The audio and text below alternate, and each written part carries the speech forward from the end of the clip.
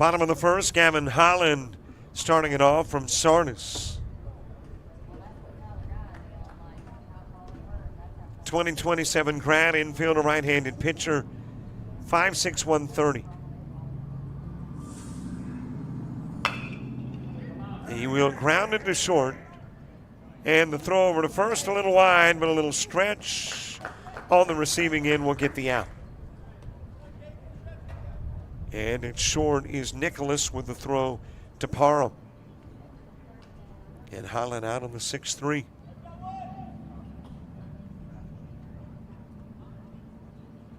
Jake Weathersby next.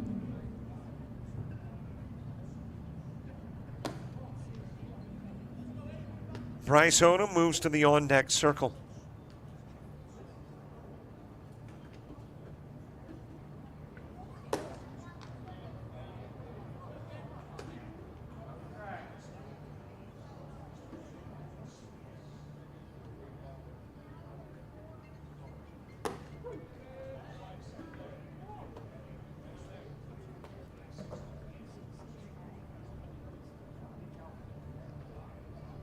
Two-one pitch. It is lifted in the direction of right field, and that will drop in as an extra base hit for Jake Weathersby. On his way to second, says he'll try third. Relay not there in time, and a one-out Jake Weathersby triple.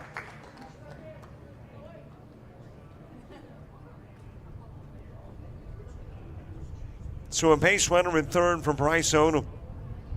Hitter number 3 here in the bottom part of the first. Kevin Freeman moving to the on-deck circle.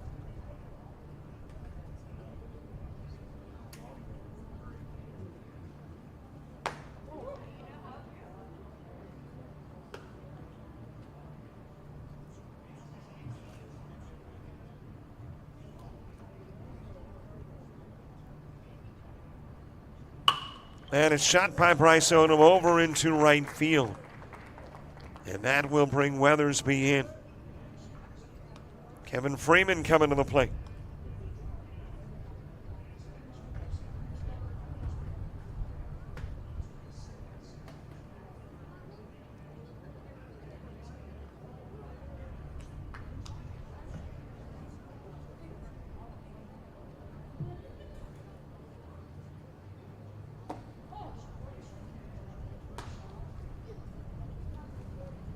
Strike delivered on the outside part of the plate to Kevin Freeman from Bradley, 28 grad catcher, 5'9", 150.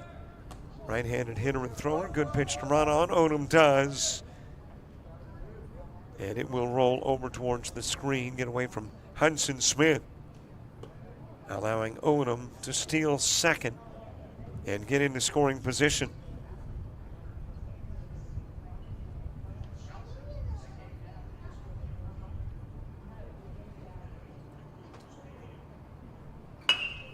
Shot towards center field.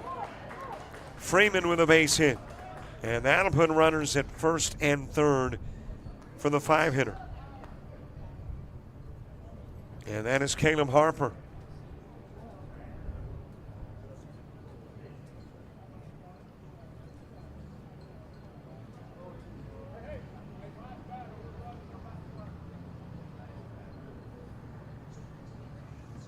Last hitter, bottom of the first, off and running is Freeman. He will get into second safely with a stolen base. Throw winds up in center. And Odom will come in and score the second run of the ball game for Team Cardinal. And for those of you unfamiliar, 5 hitters per inning. If a hitter's hit by a pitch, it'll count as a ball. And the bat will resume. Last half of the last inning played, regardless of who has the lead. And all games slated to cover a total of 6 innings.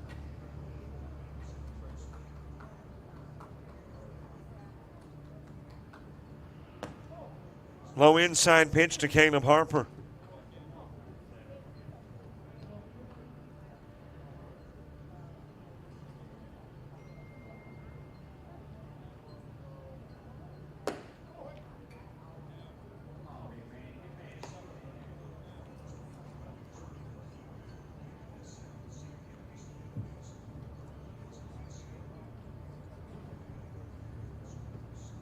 Swing and a miss by Harper. On the bump for Team Columbia is Bryson Jones from Sardis. Right-handed pitcher, 2027 grad, 6'3", 145. That is floated towards right field, and that will hit the palm of the man and bounce off of William Mitchell. Freeman will come in to score. Caleb Harper told to go on home, and I think Team Columbia has forgotten about the fact that when you got 5 hitters, keep sending them. And that's what J.D. Pruitt did.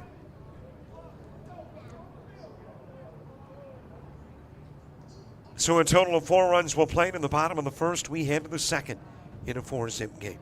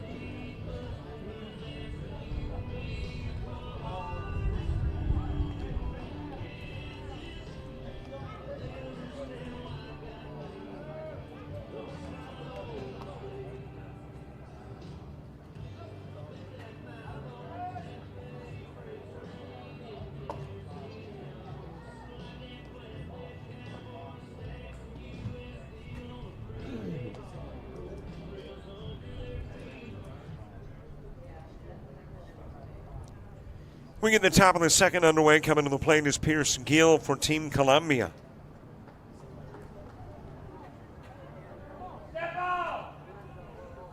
And there is a base runner report, and I think we learned in the upperclassmen event, base runners put on in the second, fourth, and maybe sixth. And that runner on advancing. So an RBI chance for Pierce Gill. We think all the technical issues have been worked out now. Not sure what they were, why they happened. They were a test of temperaments, and maybe a test of skills.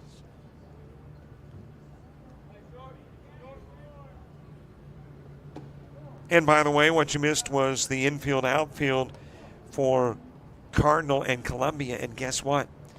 It's available on the premium channel. No, it was not to be used for a sales pitch, but heck, use what you got. So if you just got to see it, it's there.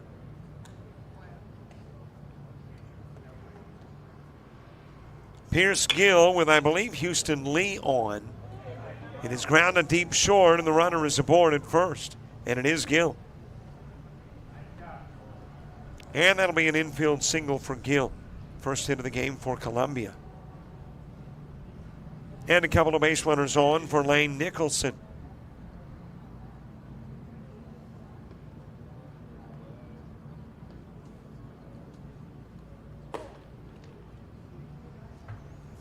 Nicholson from Oneonta, 2027 grad, infielder, 5'8", 140.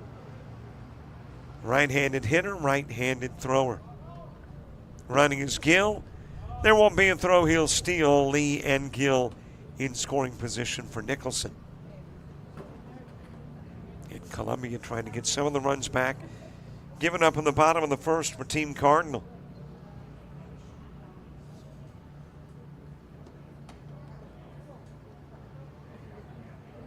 Outside with a pitch to Lane Nicholson.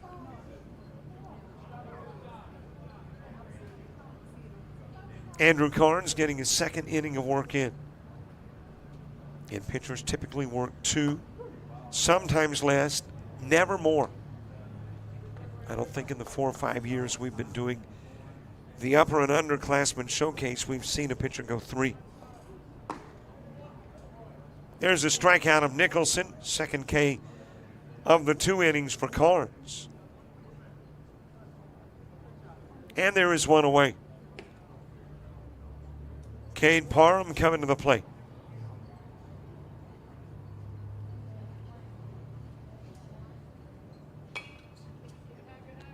He'll foul it off the screen. 4 teams this year as part of the underclassmen,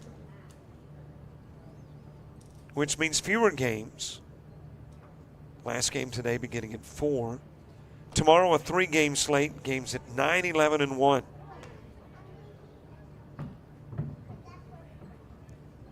And if I'm remembering correctly, with the upperclassmen, there is typically a 6 p.m. Tuesday game and a 3 and 5 o'clock game on Wednesday.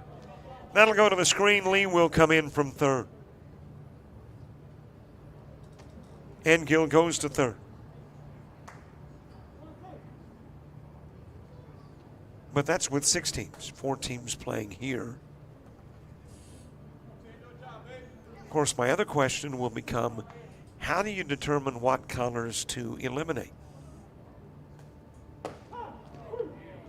There's a strike of Cade Parham. Strikeout number 3 for Carnes.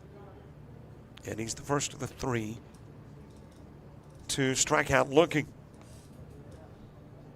Kingston Troll to the plate. Let's see, we left off royal blue and trying to think of the other color used in the upperclassmen. There's a base hit into left field for Troll. That'll bring in Gill, and the lead is cut in half.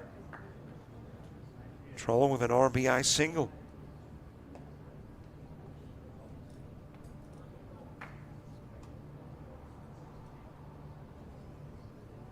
And Connor Vaden to the plate.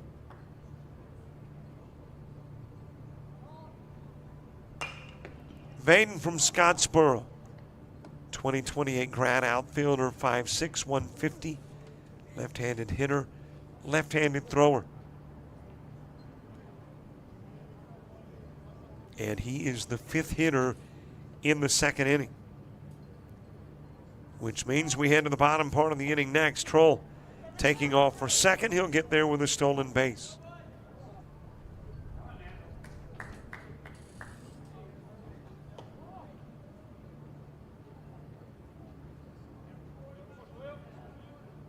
Black was the other color in the upperclassmen. So we left off black and royal blue.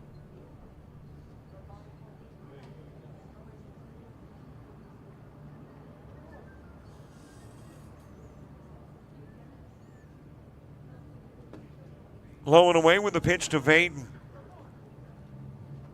First game of 3 today, 3 tomorrow as well. And our apologies for the technical issues. Don't know what they were, but we are hoping they are behind us and no more are in front of us.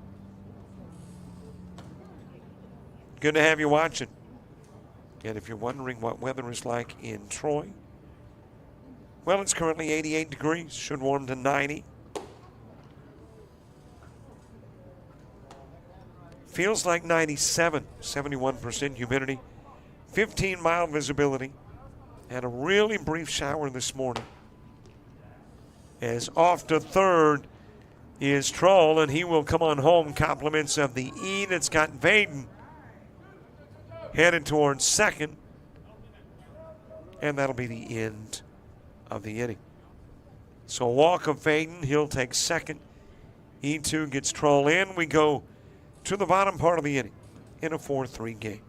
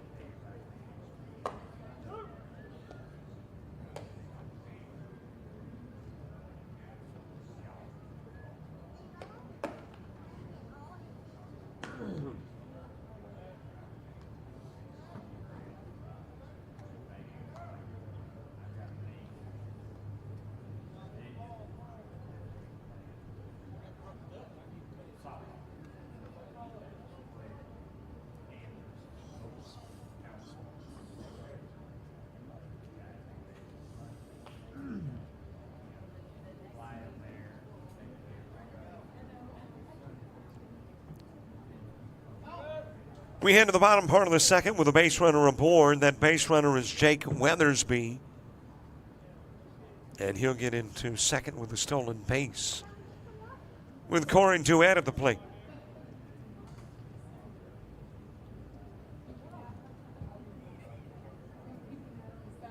Corey Duett from Holtfield, 2027 grad infielder, listed at 5'2". I'm going more like 5'6", 5'7". 155, right-handed hitter, right-handed thrower.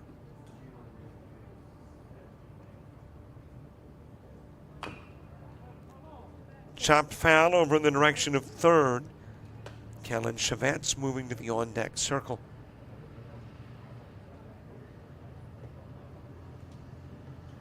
Well, I've wondered aloud when we had a player named Chin.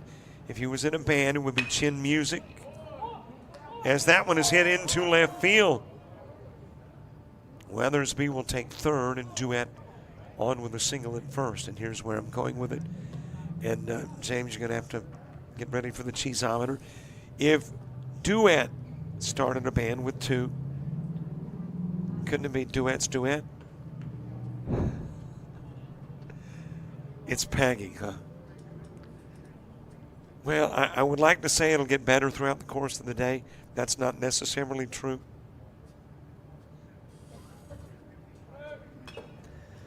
Foul back to the screen by Chavet, but it got the headgear of blue. And I know Barry Dean has told us not to make reference to the umpire as blue. It's old habits which are hard to break, Barry.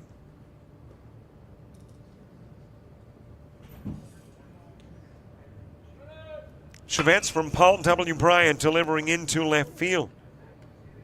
And that'll bring in Weathersby. Duett goes to second. So Chavetz with an RBI single. Turns it into a 5-3 game.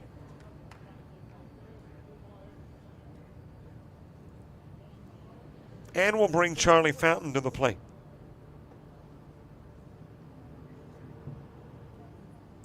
Charlie Fountain from Pike Liberal Arts, 2027 grad infielder and right-handed pitcher.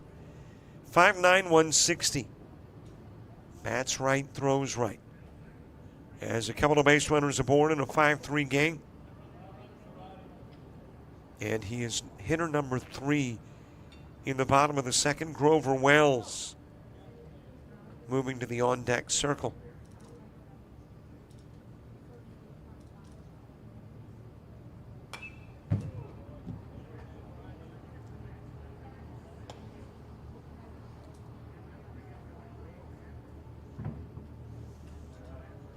Bottom of the second, the game goes 6, 5 at-bats per. Pitchers typically get 2. So we are likely seeing the end of the road for Bryson Jones. Facing Charlie Fountain with Grover Wells on deck.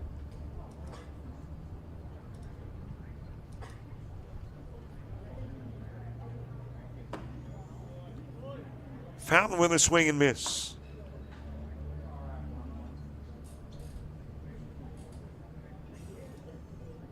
It all started last night. All-Stars gathered and heard presentations in the Adams Theater.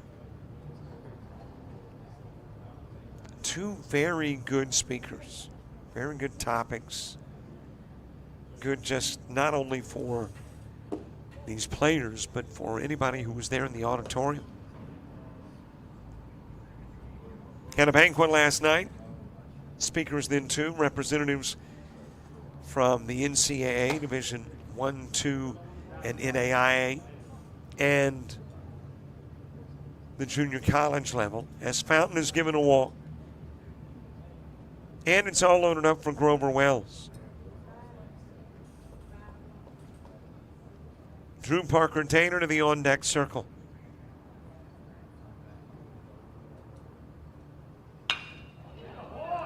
Shot into center field, base hit for Wells.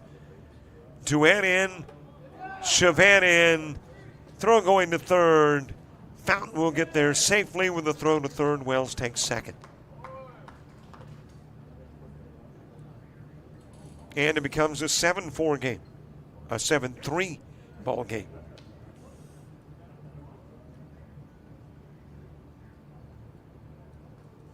So Grover Wells with a couple of RBIs. Fountain to third, Wells to second.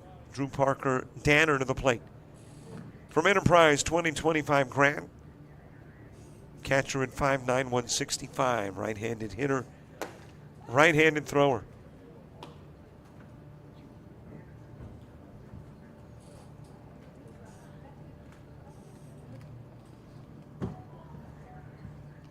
And that pitch will hit Danner, but keep in mind, hit by a pitch, it counts as a ball.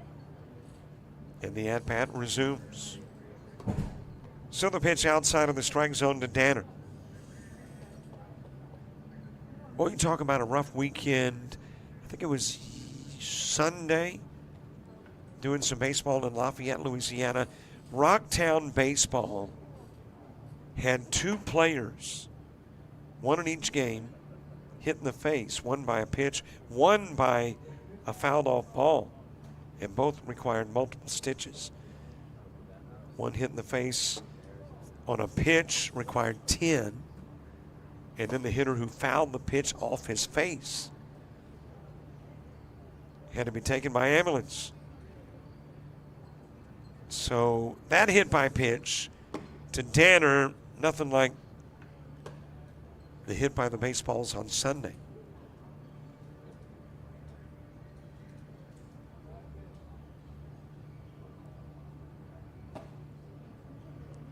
A little bit outside with a pitch. The walk is given. Bases are left loaded.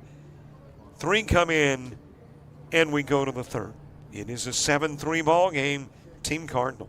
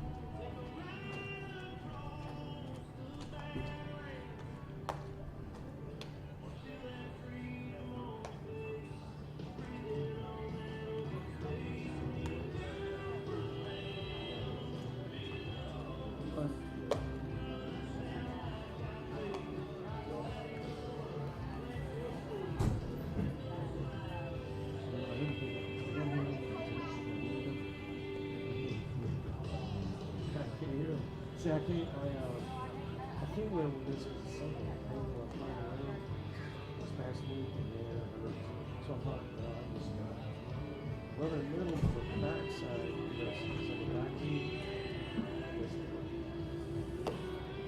part of it actually goes to the ears.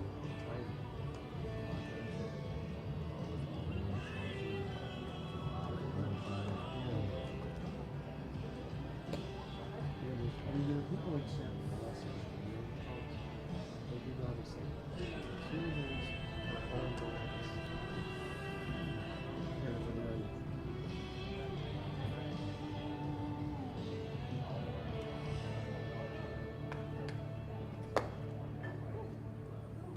And I definitely came here near as well. I thought it was going to help that much, but they do.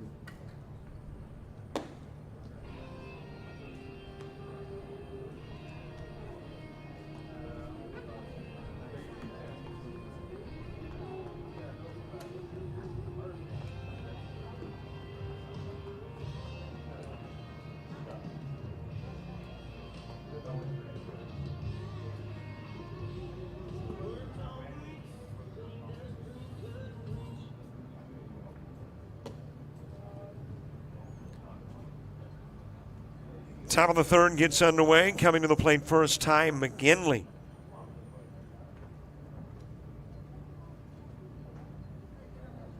Ty from Fairhope, 2027 grad infielder, right-handed pitcher, 5'11", 165.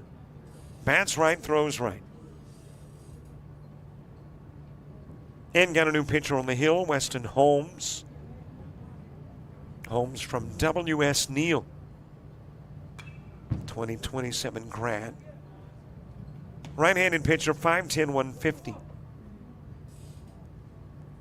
And W.S. Neal down in East Bruton, Alabama. Do not, by the way, confuse East Bruton with Bruton, Alabama. Two distinct communities that are bitter rivals. And East Bruton wants that east on Bruton. And that's where W.S. Neal, which is home to the, if memory serves me correct, Blue Eagles.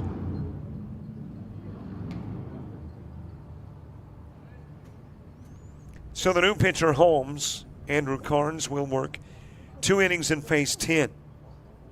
Strike out 3, walk 1, give up 2 hits and 3 runs. There will be a Ty McGinley base hit to begin the third.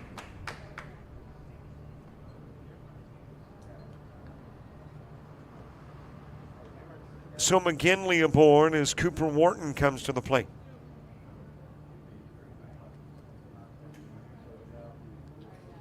And by the way, I was talking about Wharton and Boaz and Casey Underwood, Snead State coach, in Boaz. Casey's kind of the guy that got all this started for us. He was the reference point for Barry Dean during the pandemic.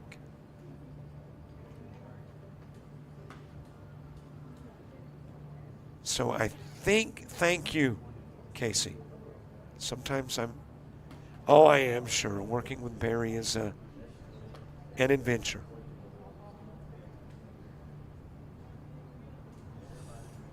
Cooper Wharton, Boaz product, 2027 grad catcher, 5'10". Roster sheet says 250. I'm thinking 150, 160. Right-handed hitter and thrower.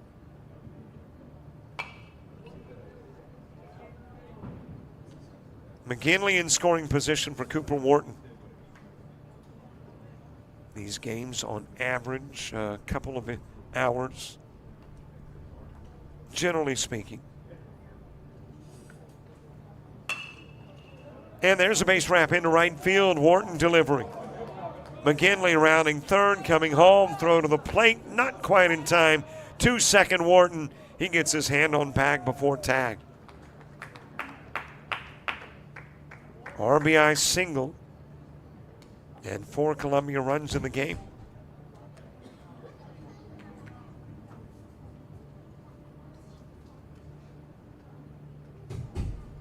Carson Inman coming to the plate. And as I mentioned earlier, yes, I have taken the liberty to switch the names. The roster actually says Inman Carson. But I'm thinking that's probably Carson Inman. Anianta product, 2027 grad. Catcher and right-handed pitcher. 6-footer, 170-pounder. Bats right, throws right.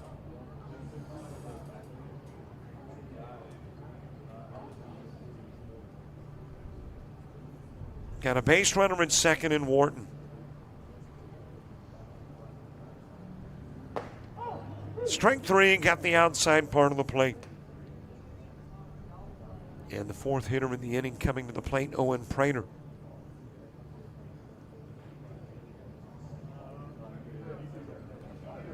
Prater from Austin, 2028 grad, infielder, 6 feet, 195. Bats right, throws right.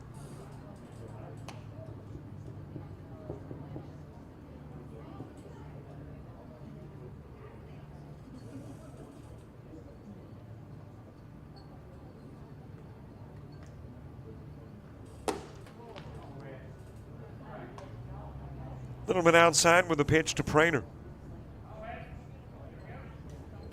Dontrez Cade moving to the on-deck circle.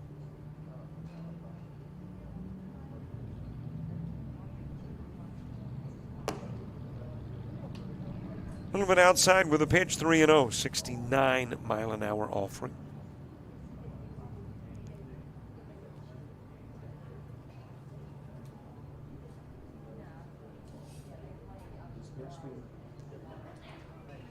So you're getting a consistent look at that pitch speed. 79. Thank you very much, James Crenshaw. He has worked his magical production skills and been able to give you a look at what we see on the scoreboard out here at Chase Riddle Field. Strikeout of Prater. And there's two going for Dontrez Cade. Well, you've got the all-names team. It's unofficial. You don't get any hardware. There's really nothing significant about it except that we talk about it. And when you've got two Z's in your name, I'm thinking you qualify. Dontrez, D-O-N-T-R-E-Z-Z.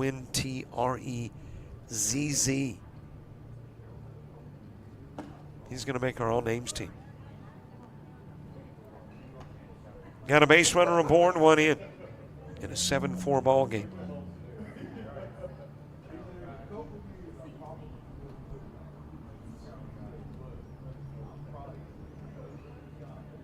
We'll head to the bottom of the third after the Cade at bat.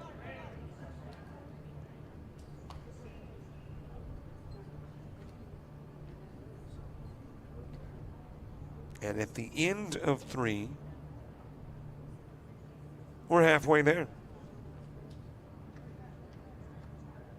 And on our way to the lunch break and back for baseball at 1:45 with infield, outfield, 2 o'clock Forest Navy game, 4 o'clock Cardinal and Forest.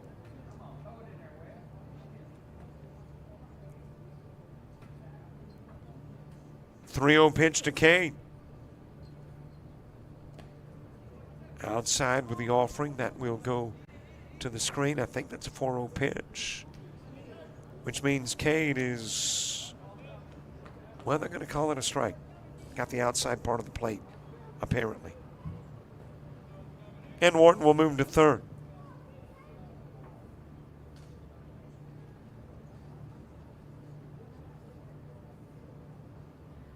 Holmes' offering swung on and missed. And apparently the scoreboard was not accurate. You don't strike out on a 3-1 count. Apparently 3-2 gets Cade. And Holmes will finish his first inning of work with 3 strikeouts in a row. We go to the bottom of the third with Team Cardinal up by a 7-4 margin.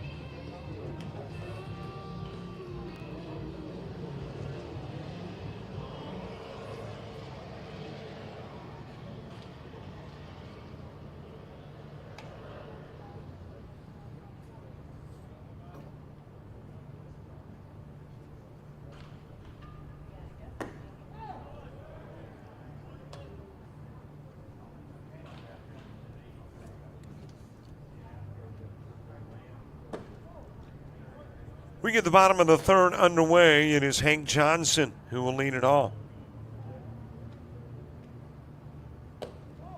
Johnson from Brantley, 2028 grad, outfielder, 6 feet 165, right-handed hitter, right-handed thrower.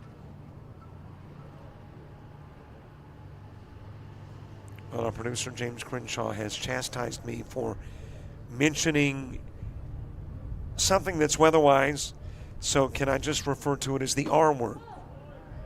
I mean, if I just say there's a 30% chance of the R word, or is that similar? Okay, he says we can try. 1 o'clock, a 30% chance of the R word. We're hoping that skips on by us. Johnson will strike out. And there is one away. But it is that time of year where you can have a lot of R in the afternoons.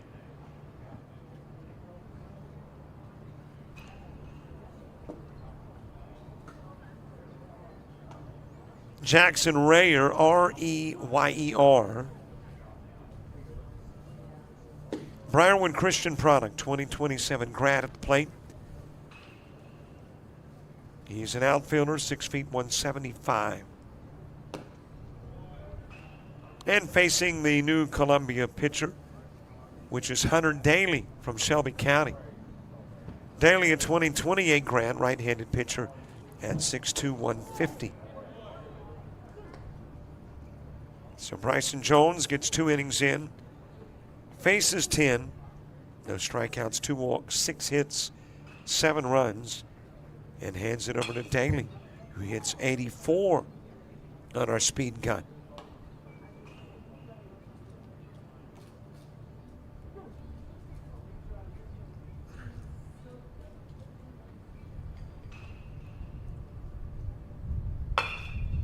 Ground to short. Throw to first from Ty McGinley. And that will get Reyer on the 6-3. And there is 2 away.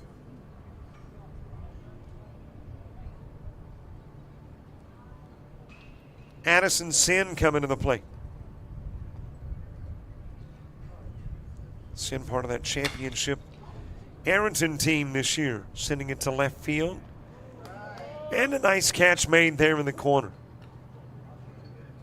If I caught 12 on the jersey when he turned to make the catch, that would be Connor Vaden. I'm not guaranteeing it was a 12, though. It was. So Vaden with a catch over and left.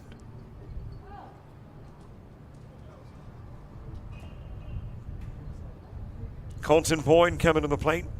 KJ Henderson to the on-deck circle. Ground to third. And the pickup by Prater over to first. Not there in time. Infield single for Colton Boyd.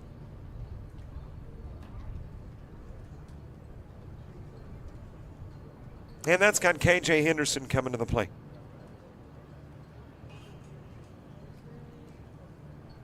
Henderson from T.R. Miller. Home of Walter Lewis. That's the most recognizable athlete that I recall from T.R. Miller. And gunned down is Boyd. Caught stealing second.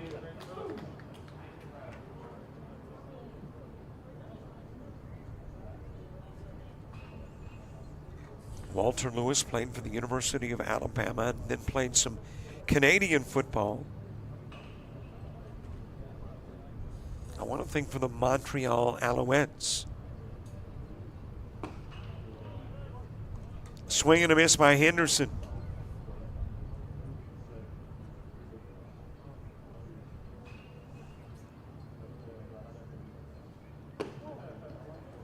When you get to the Columbia fourth, Aho, Congo, Mitchell, Smith, and Lee all due up.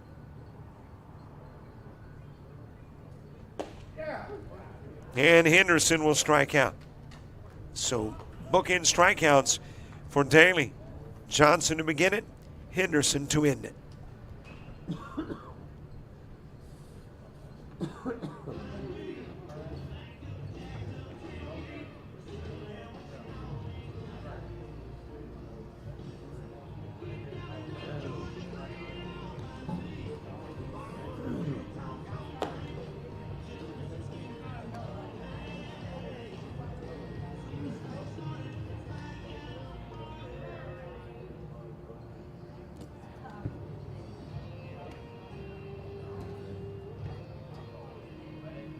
Yeah,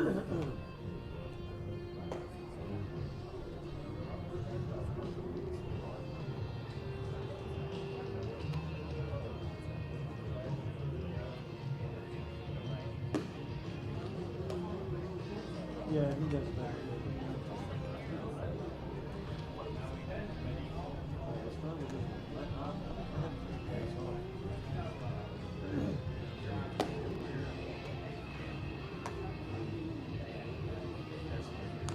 yeah, I feel okay with basketball with baseball. I wouldn't really think.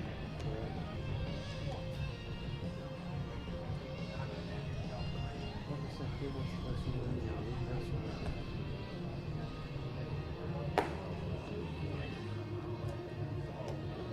yep.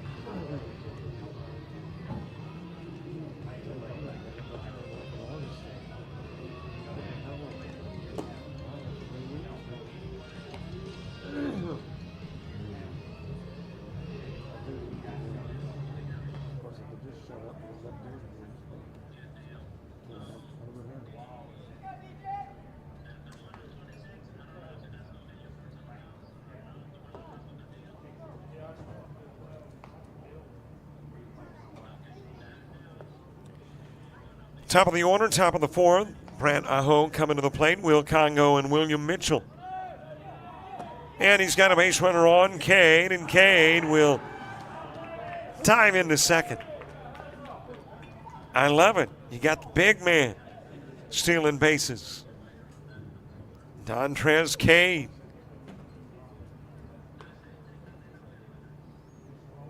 Aho struck out in the first, 0 for 1 in the game. Will Congo on deck. Weston Holmes getting his second inning of work in. He will be replaced in the 5th and 6th. Lunch, then a 1:45 Forest Navy infield outfield 2 o'clock Forest Navy game. And after the Forest Navy infield outfield, we're done with that. And nothing but games from about 2 o'clock until roughly 3 o'clock tomorrow. Strike delivered to Aho.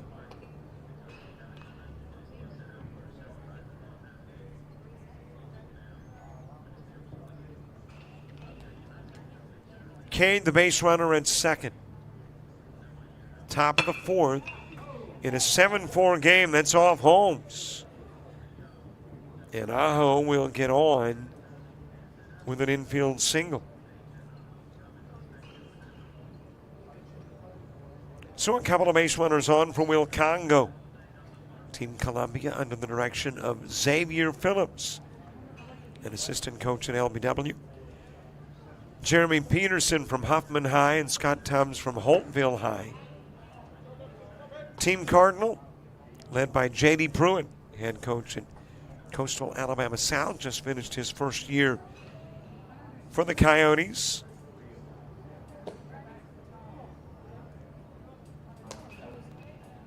Jeremy Brown from Grissom and Dimitri Dinsmore from midfield. Robbie Grace from W.S. Neal, part of the Team Cardinal coaching staff. That is hit to second, could be 2 for 6, not a 3. And you've got Cade at third as Will Congo will wrap into the 4-6 putout.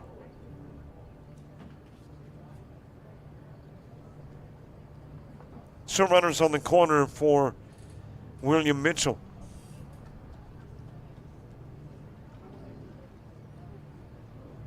Mitchell with a ground out to first in the first, 0 for 1 in the game.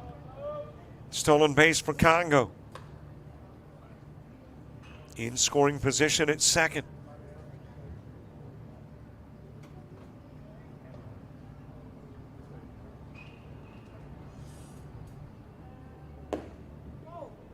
Hudson Smith on deck.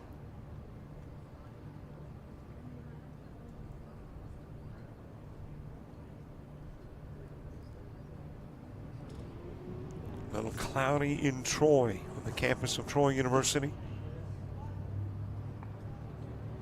And speaking of most famous athletes, it's got to be DeMarcus Ware, that played here in Troy.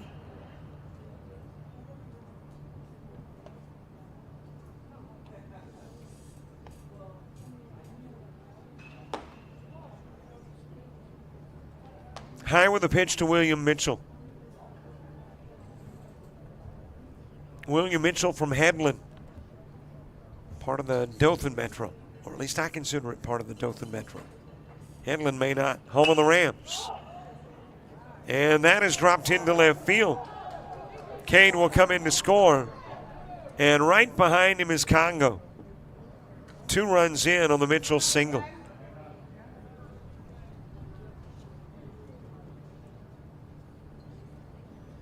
And that will turn it into a 7-6 game.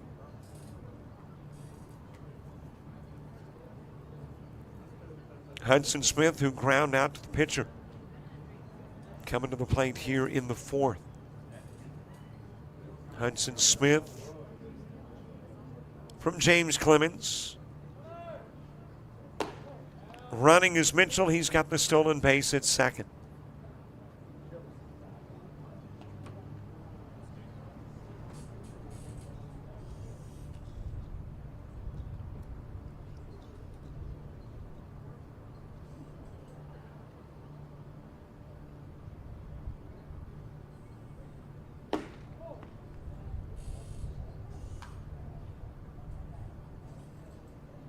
Couple of pitches missing to Smith. Hudson followed by Houston.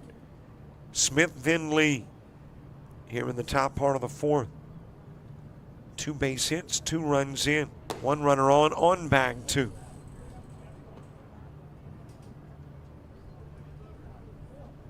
And the count runs to 3-0 on Smith. Back to the top of the order in the bottom of the 4th. Cardinals with Holland, Weathersby, Odom, Freeman, and Harper. All 2 up.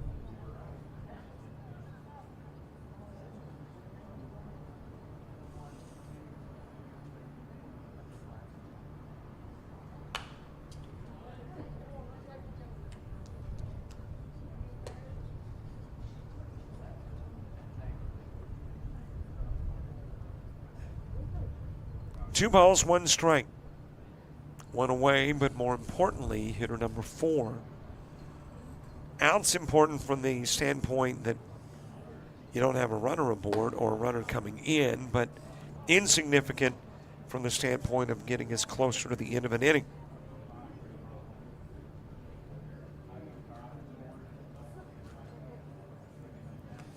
What matters, the hitters, 5 of them per inning. This is the 4th. Hudson Smith knocked down at short. That'll be an infield single.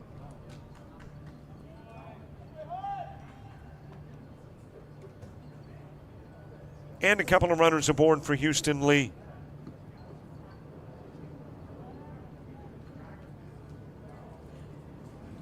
Lee reached on an error and as a runner came in and scored a run. Lee from Briarwood Christian. 2027 grad outfielder. Right-handed pitcher, 5'11", 150.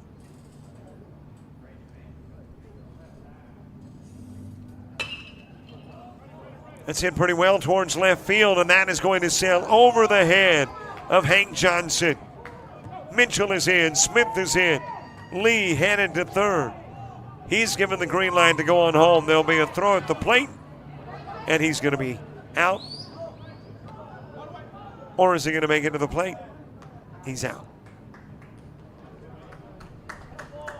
So a triple tried to turn it into an inside the Parker as the result of his last at-bat status. But he will drive in 2. And it's Team Columbia grabbing the lead, going to the bottom of the 4th.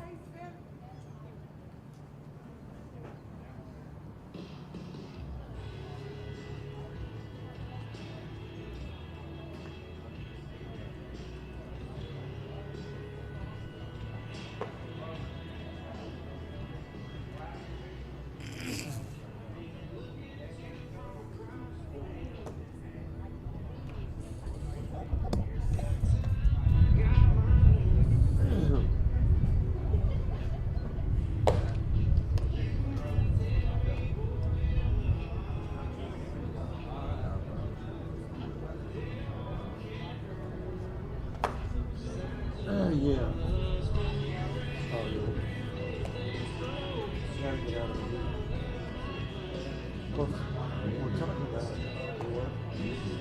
Oh, yeah. We're talking about Georgia Underclassmen playing Utah this year. I'm trying to go there. That would be October. You have to go to this. You don't have to drive.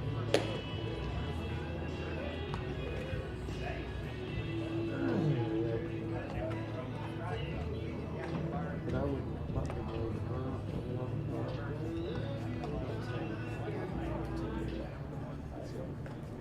That's a cool one.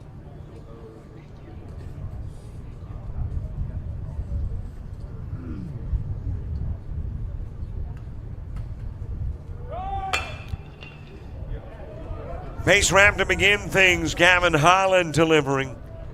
Sending it into right field with a runner aboard, and that runner, Grover Wells, making his way to third.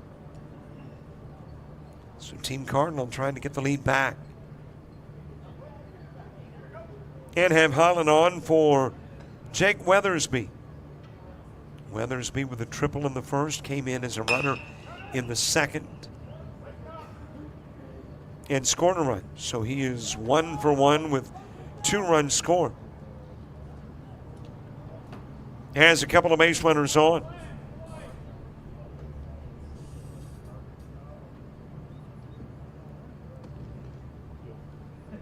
A little bit outside with a pitch to Weathersby.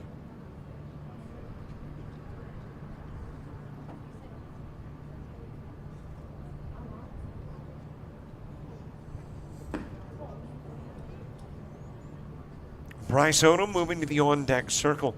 A 4-hit, 4-run top part of the fourth for Columbia. And have taken the lead, but Team Cardinal poised to get it back with Wells at third.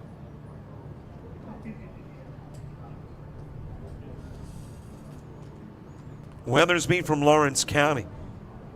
Graduates in 28. Grounds it towards third. Run is in, and you got a throwing error on the part of Kingston Trull. That will allow Holland to take second. 25 responsible for the runner in and the runners on. Bryce Odom to the plate, third hitter in the inning. Hunter Daly wrapping up his stint on the hill.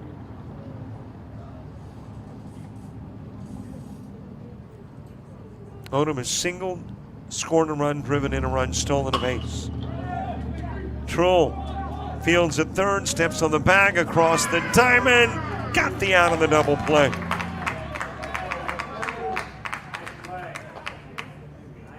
So talk about making amends. Trull turning the double play.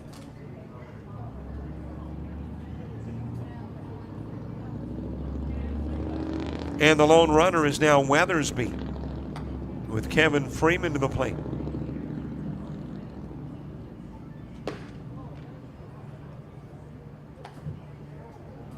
Freeman from Brantley. 5'9", 150, catcher. Trull another opportunity at third, and he's got Freeman on the 5-3, while to third goes Weathersby.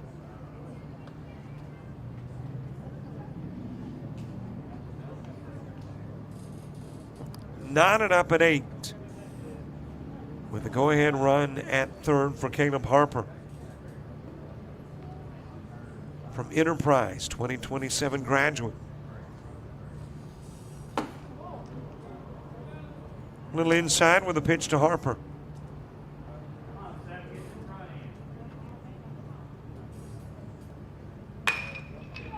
Wow, what a play by Trull. Trull's like, yeah, talk about me making an error. Turns the double play, the 5-3, and then makes a stab at a Harper line drive and gets him 2. 1 run will play it. It's 8-8 going to the 5th.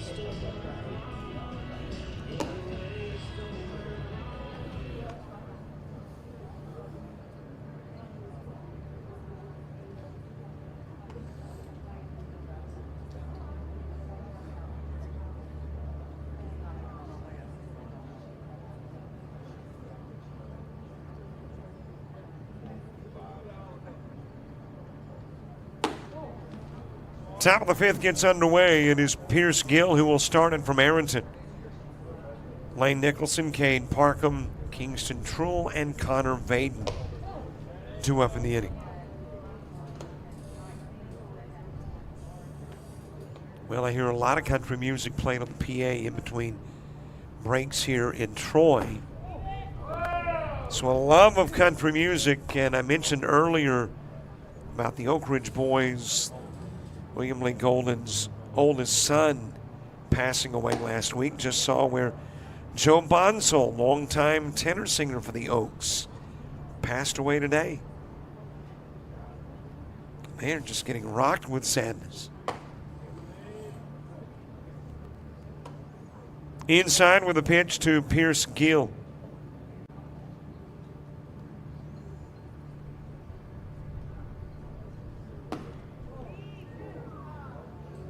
A little bit outside with a pitch to Gill. Gill singled and scored a run. That is nibbled but fouled into the mitt of the Cardinal catcher.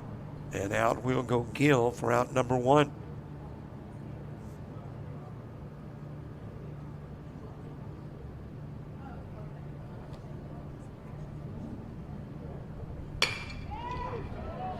Base wrap into left field. Will it be more than one for Lane Nicholson? He is on his way to second. The throw right behind the slide, and he's in with a double. The new team Cardinal pitcher is Asher Brown.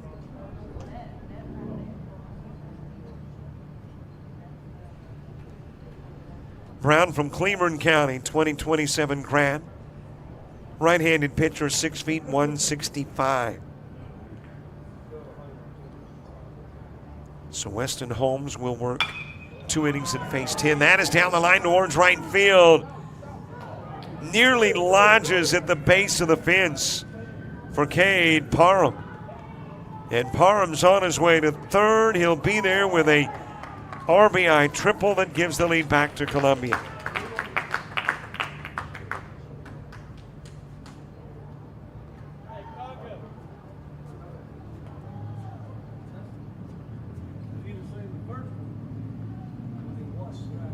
And it's a 9-8 lead.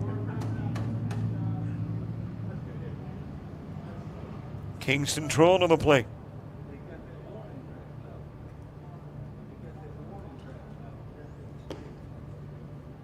Weston Holmes, 2 innings worked, 10 faced.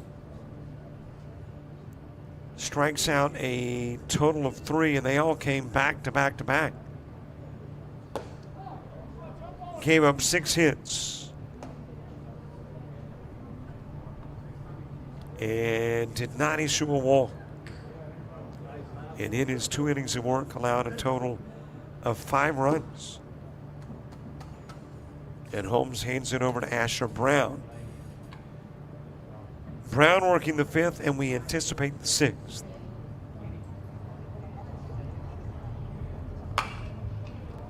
Fouled away by Trull.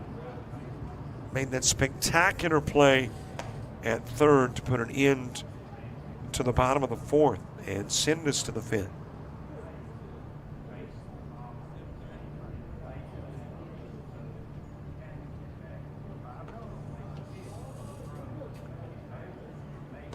Connor Vaden on deck. Trull from Sipsey Valley. Graduates in 27. Infielder 5'7", 150. Right-handed hitter, right-handed thrower.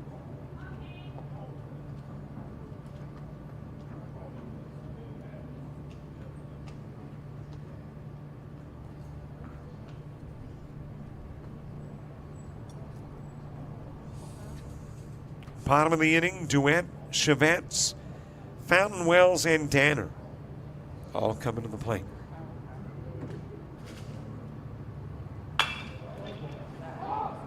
Sent towards center field. Should be deep enough to bring in the run. Parham tags from third, and he'll score on the Troll sacrifice.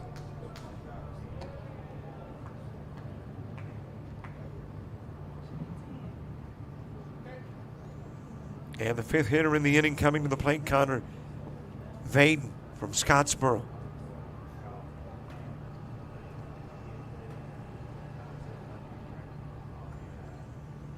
Vaden walked in the second, back to the plate in the fifth. On the inside part of the plate with the opening pitch.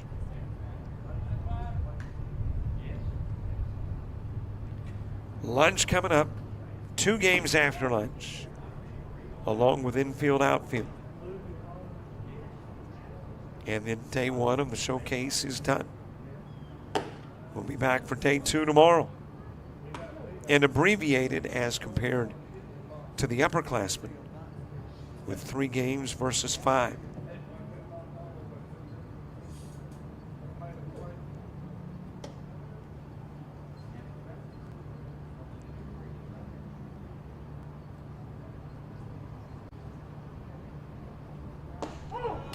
Strike delivered on the outside part of the plate to Vaden. Strikeouts to begin and end the inning, in between a double, a triple, and 2 runs for Columbia. And they lead it by 2 going to the bottom of the 5th.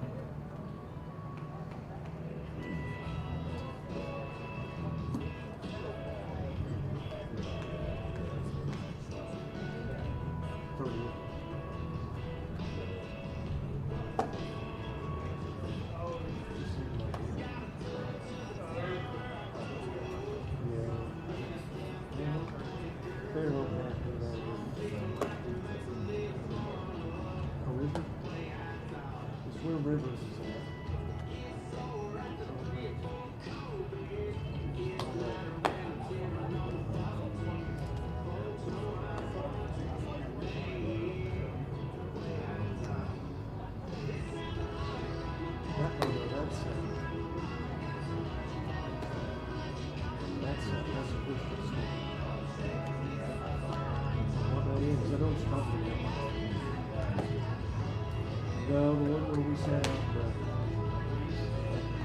the ribs, right?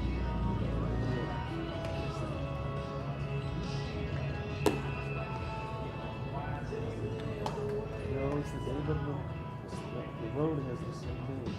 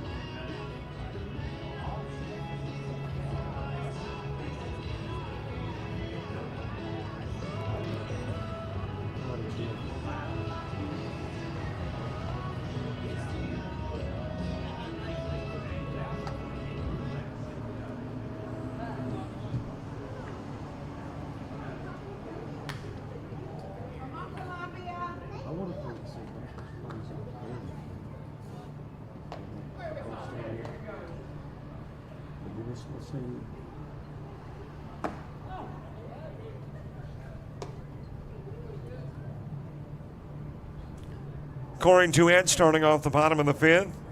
Kellen Chevettes, Charlie Fountain, Grover Wells, Drew Parker, Danner due up in the inning 2. As we are in the bottom part of the inning with a new pitcher on the hill for Team Columbia. Hunter Daly will work 2 innings. Face 10. That's driven towards the gap, right center field.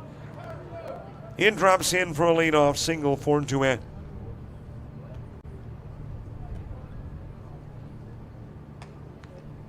Jackson Kimberly is the new pitcher.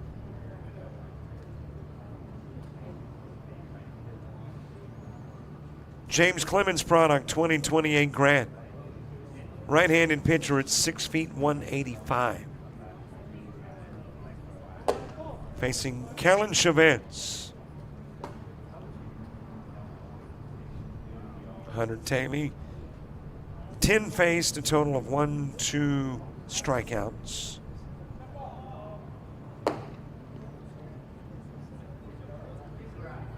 Duet takes second in scoring position.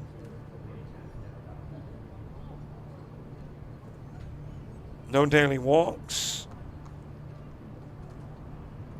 And he gave up a couple of hits and a run. And hands it over to Kimberly.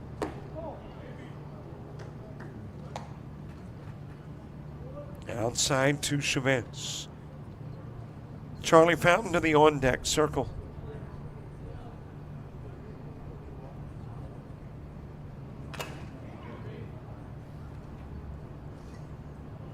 Well, that was fouled off of somebody, but either Blue or catcher, but unfazed. The gear did its job, protected both.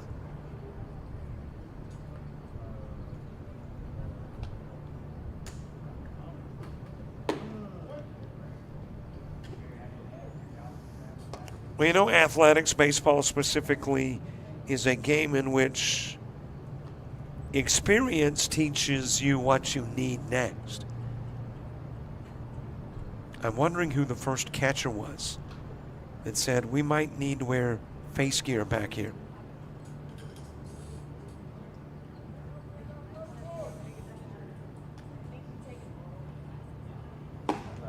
Strike delivered on the outside part of the plate to Chavez. 2 hitters, 1 out. Charlie Fountain to the plate.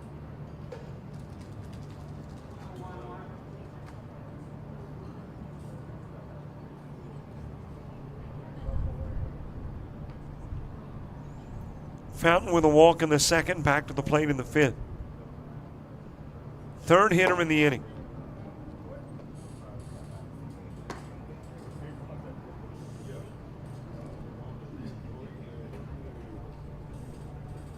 Sixth inning for Columbia has the last 5 in the order.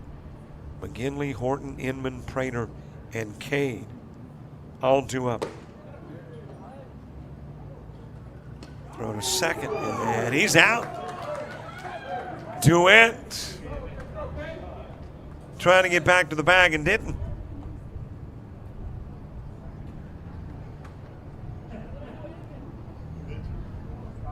Well, that's one of those situations where the Columbia catcher just about fooled everybody.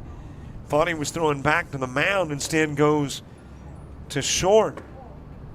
And Duet tagged out. Well, again, that's Kingston Trull, too, playing a role in a big play.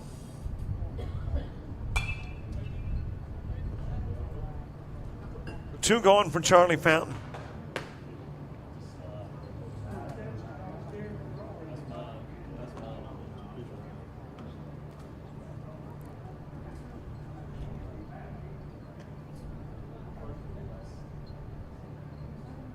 (10-8) ball game. Inside with the offering to Fountain. Columbia nothing in the first, 3 in the second, a run in the third, 4 in the fourth, 2 in the 5th. Team Cardinal got the bulk of their runs in the first 2 innings. 4 in the first, 3 in the second, and added 1 more in the fourth.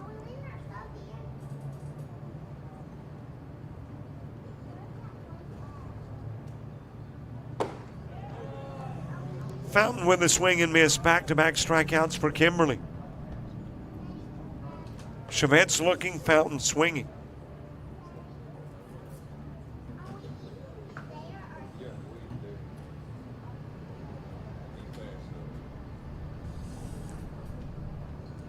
Fourth hitter in the inning, Grover Wells to the plate. Wells with a single that drove in 2, also came in as a runner and scored a run. From Andalusia, grounding it to second. And the throw to first is out. Number 3, hitter number 4.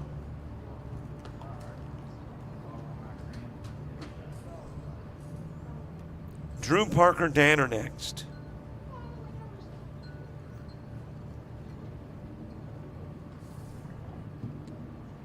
Last hitter in the bottom of the 5th, and then we head to the 6th.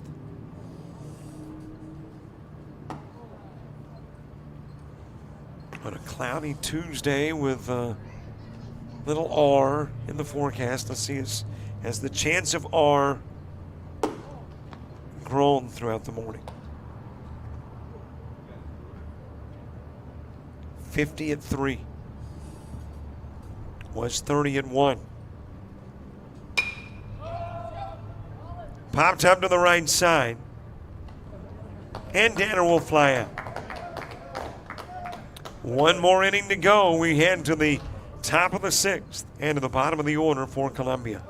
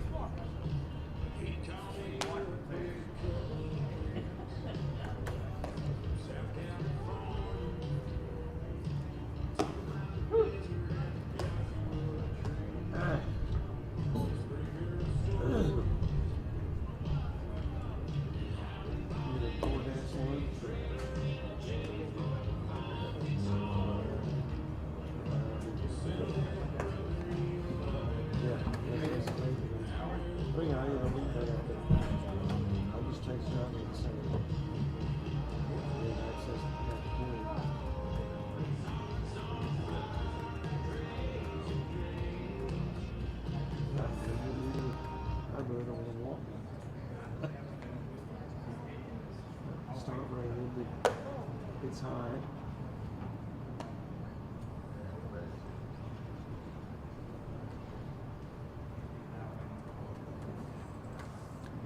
Ty McGinley starting off the top of the 6th. Cooper Wharton, Carson Inman, Owen Prater, and Dontrez Cade due up in the inning 2.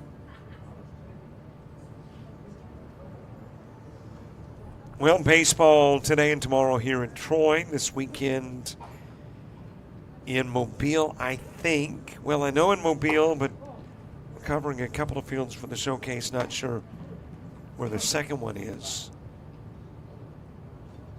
Heading towards the latter part of the month. Got Dixie Youth Softball World Series in Virginia. James is headed to, is it Birmingham for Media Day? For the Gulf South Conference Media Day, which I'm assuming is on Flow Sports on the 26th. And it'll be August before you know it. And we'll be playing football before you know it. First game on our schedule, the 23rd. With Bayside Academy, 24th with Georgia Military, August 30th with ACCA, and I think the first Allen University game may be September 1 or 2. And it's got a walk given to Ty McGinley. I think it is September 2nd. First game with Allen University, which, by the way, is about to become a Division II NCAA school. I did not know that they were an NAIA and have been going through the probationary period. Popped up, coming off the mound to make the catch is Brown. And I think this is the first year they are actually an NCAA D2 official school and can compete in postseason.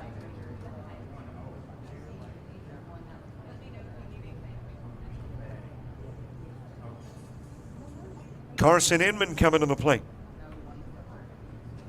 And no, I do not recall what games we've got for Allen this year. I guess I could refer to the Google Calendar, which I should do before I talk, versus vice versa.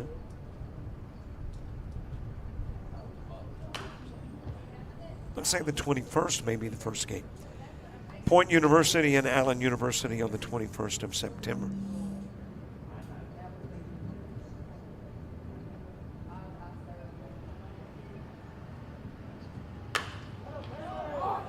Carson Inman floating this one towards center field. Tagging is McGinley. And boy, that was close. Got there, but almost didn't. What a strong throw in center field from Caleb Harper.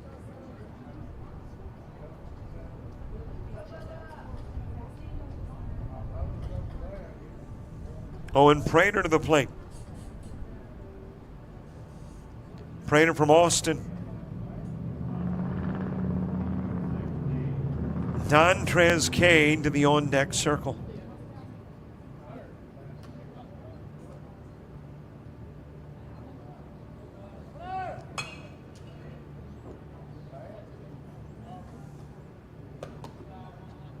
Bottom of the order, bottom of the sixth, and then we'll call it a ball game. Get some lunch. Come back at 1:45.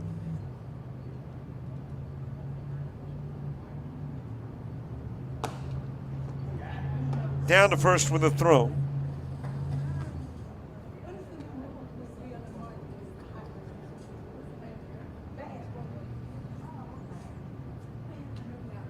Owen Prater struck out in the third.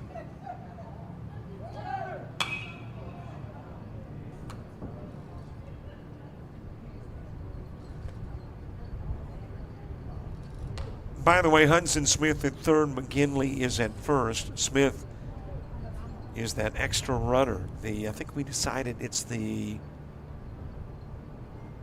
we had a name, zombie runner. Shot into center field. Owen Prater delivering with a single that brings in Smith.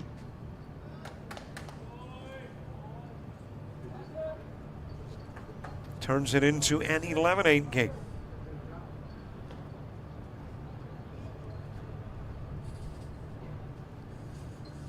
And has Dontrez Kane coming to the plate.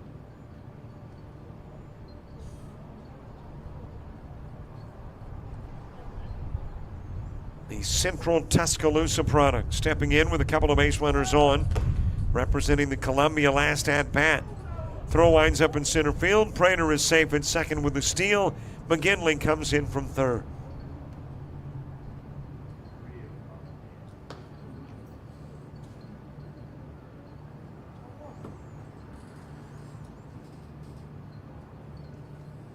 Well, the Cardinals began things with a 4-run lead. Still got a 4-run lead, but it's swapped places. Now Columbia leading by 4.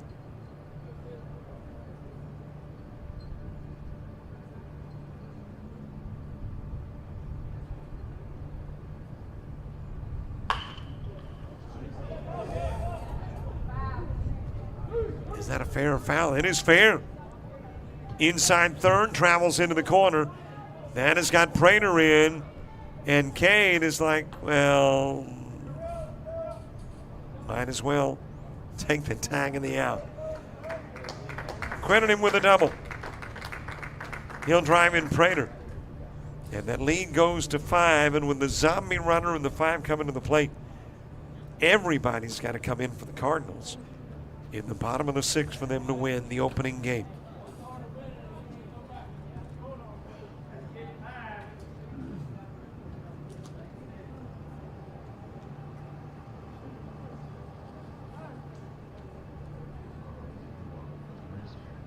No.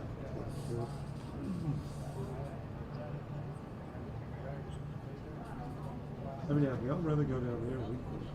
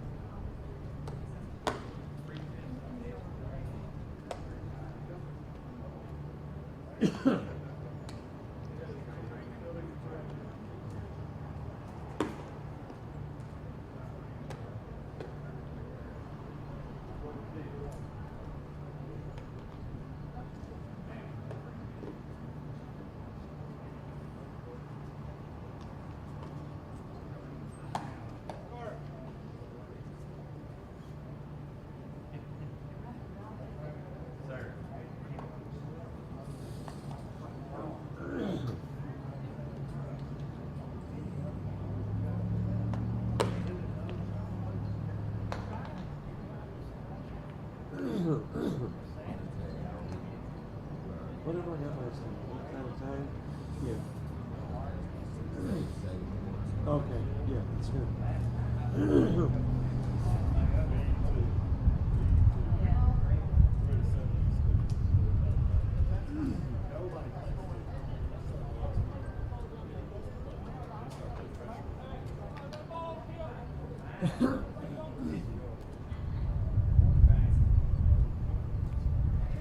We head to the bottom of the sixth. Hank Johnson will start it.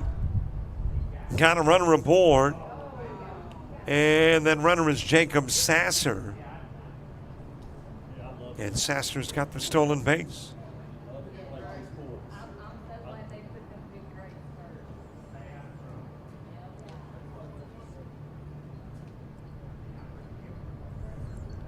Johnson struck out in the third. Asher Brown for the Cardinals finishing his 2 innings in the top of the inning. And obviously faced 10, 2 strikeouts, 1 walk, 4 hits, 5 runs. And now if you are Cardinal and you want to win this one, you've got to get all 5 hitters and your zombie runner in to win it. You've got to get 5 out of 6 to tie it. 4 out of 6 and you've lost the game.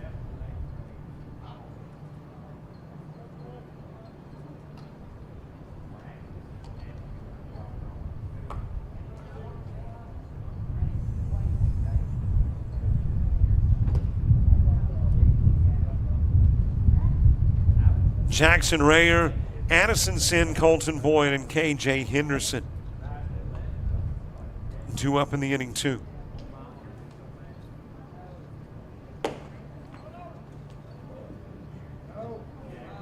That throw will wind up in center field. Sasser is on his way to third. Throw to third won't get him. And he's 90 feet away.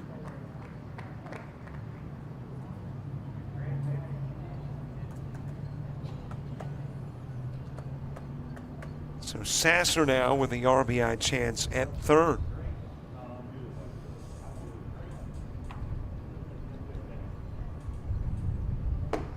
Columbia already in double digits with hits.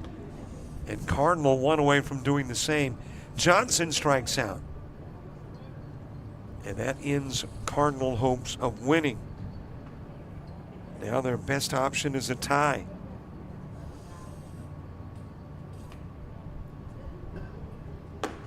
Jackson Rayer, a little inside with the pitch from Briarwood Christian.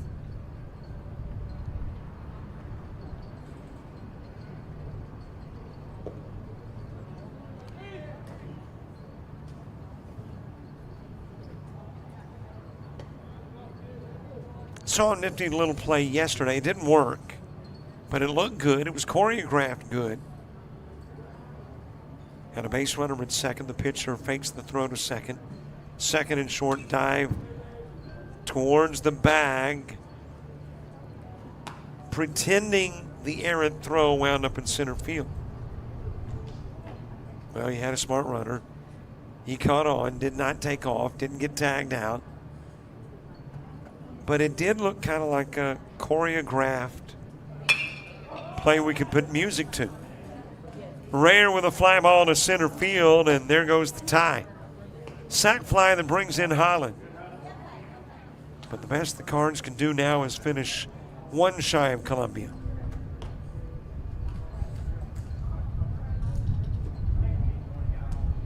Rayer picking up the RBI that brings in Sasser.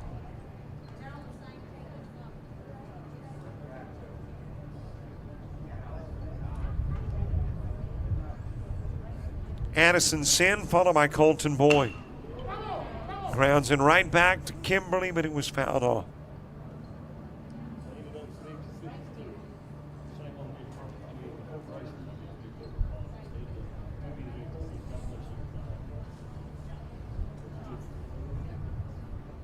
Sin with a fly out to left field. He was the 3rd out in the 3rd inning.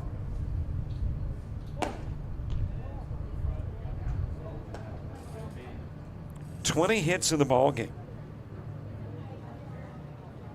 and 22 runs.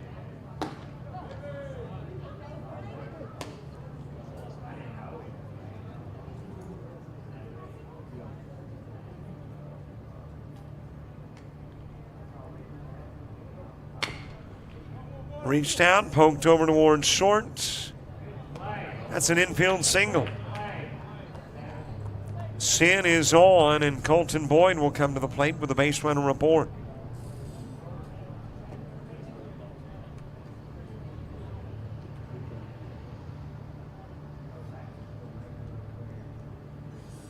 Boyd with a single in the third. And by the way, that base hit now puts both teams in double digits. 10 for Team Cardinal, 11 for Team Columbia.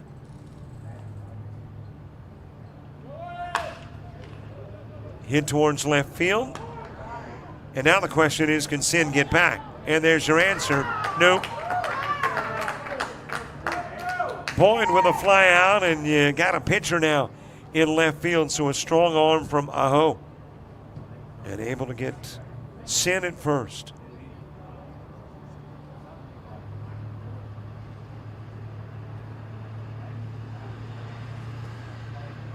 And the last hitter in the inning coming to the plate in the form of K.J. Henderson.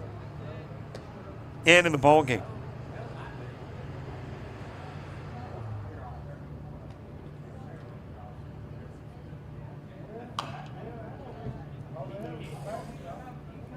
In between games, the 1 hour lunch break, the link will stay live. And a splash screen will stay up. When you see the splash screen pulled at about 1:45-ish, that means we're coming back to the baseball.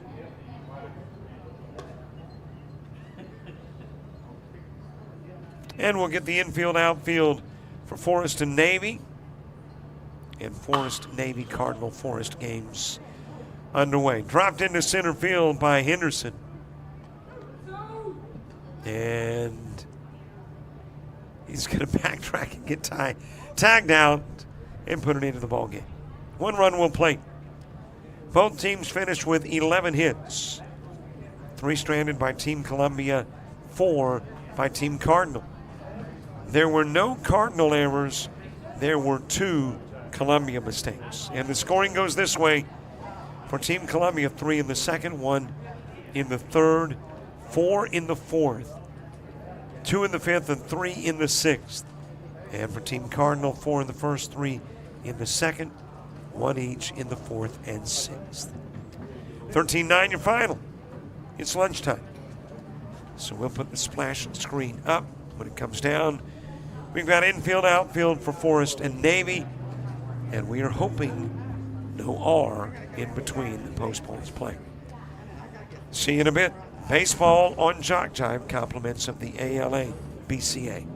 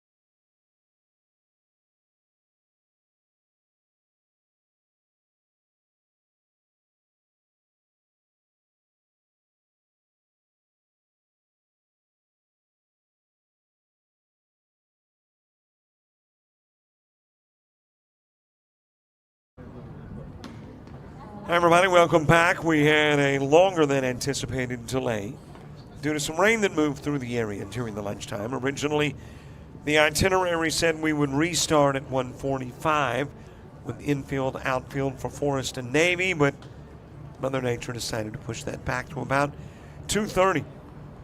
But you got infield, outfield between a couple of teams that will be playing in about 15 minutes.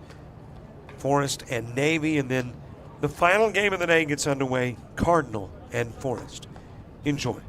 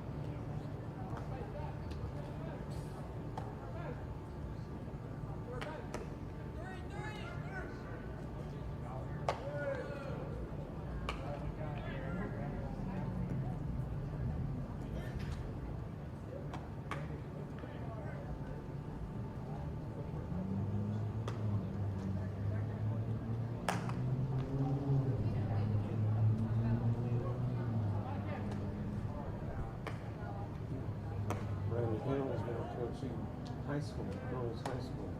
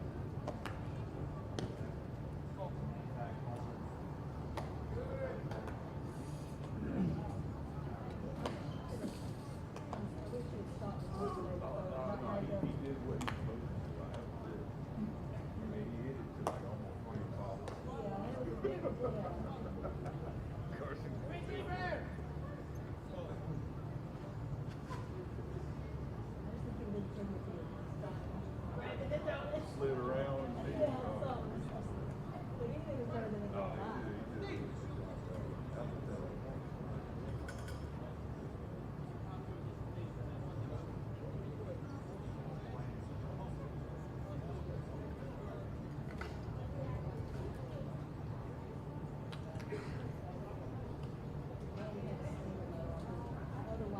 rug burn.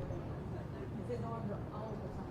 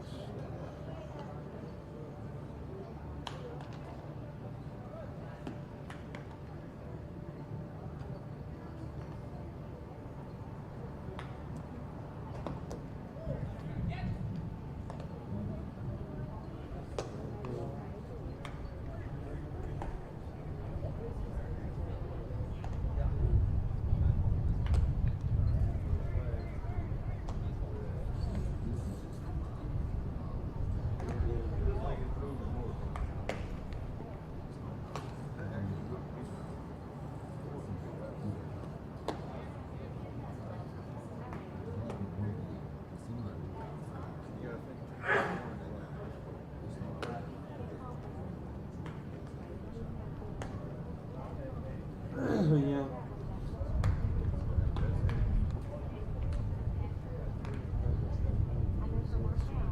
I had to think about it. I had to think about it. Six.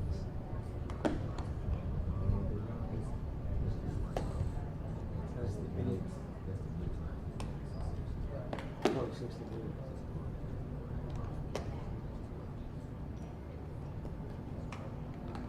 This is push one in, push one in.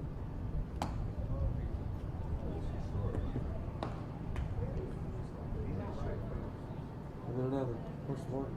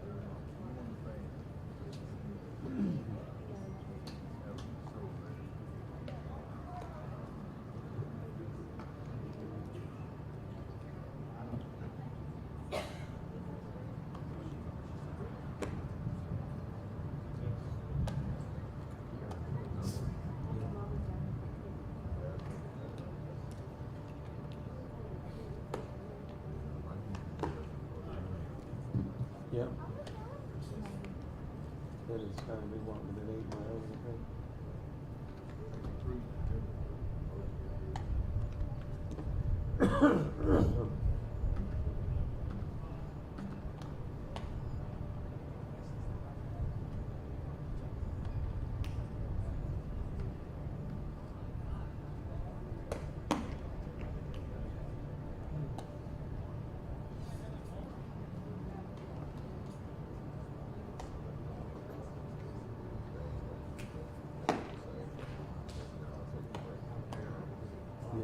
Yeah. Yeah.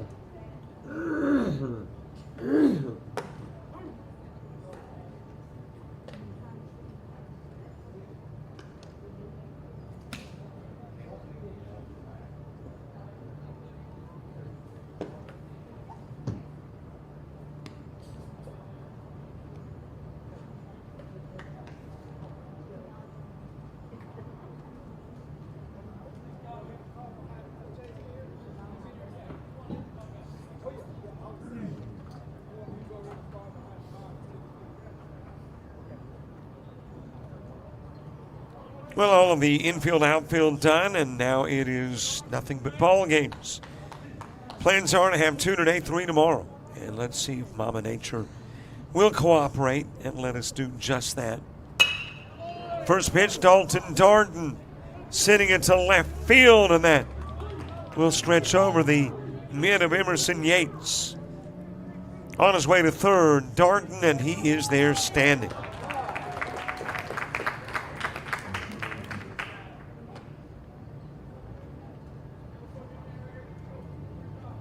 So Dalton Darden with a leadoff triple in scoring position for Navy.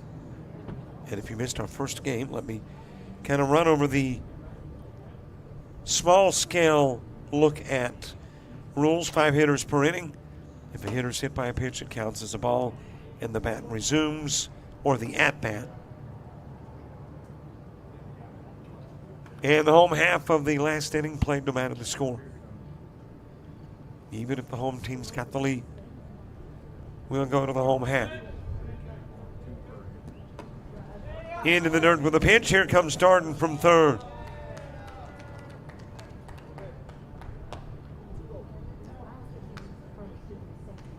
Well, we had a field up, didn't have a plane up. We got a plane up now.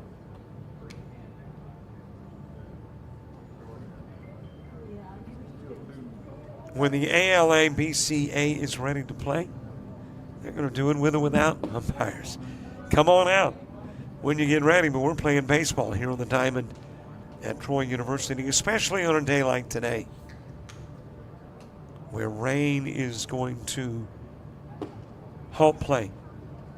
And though it technically didn't halt it, didn't help it with the rain that came through earlier, postponing the resumption of play. Trey Harville, Austin product, 2028 grad, outfielder, left-handed pitcher. 5'10", 130.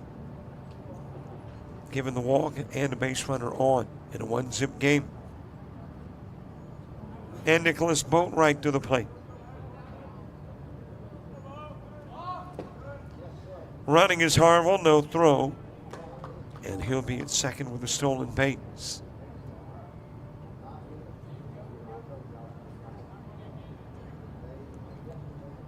Boatwright, a Headland product, 2028 grad. Infielder, right-handed pitcher, 5'11", 150. Right-handed hitter and thrower that is sent out of play.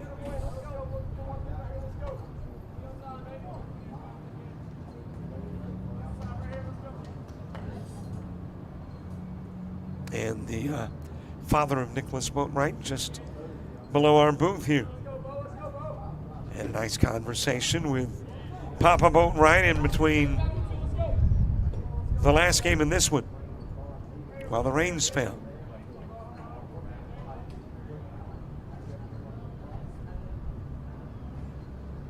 On deck is Hogan White.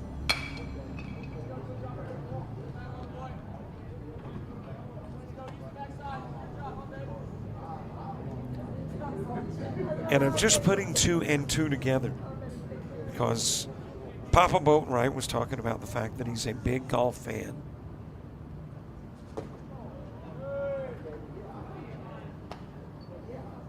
And I'm thinking that maybe Nicholas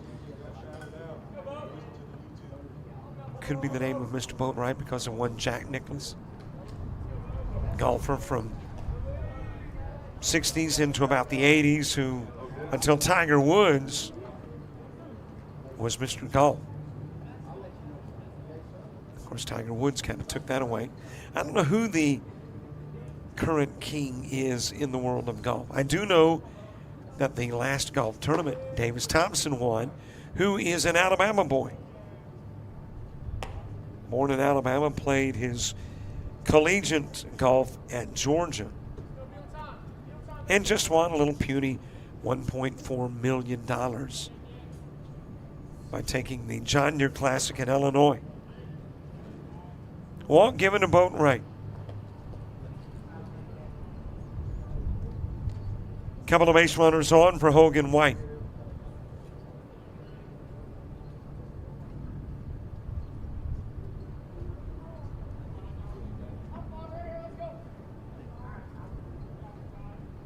Brody Rhodes moving to the on-deck circle.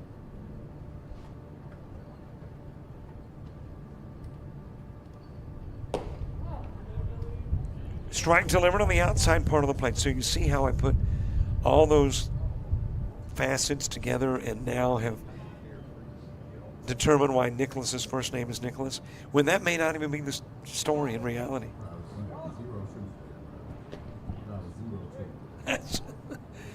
James is assuring me there probably is nothing to that, but you know, it's what I put together. All based on the fact that his dad has a love of golf. When in reality, heck, it's probably a grandfather named Nick or Nicholas. Boatwright taken off into scoring position. And a couple of base runners aboard. One at second, one at third. Hogan White with an opportunity to drive in 2. And Navy already with a 1-zip lead. On the inside part of the plate to White. How did Jack Nicklaus spell his name? Let me look that up.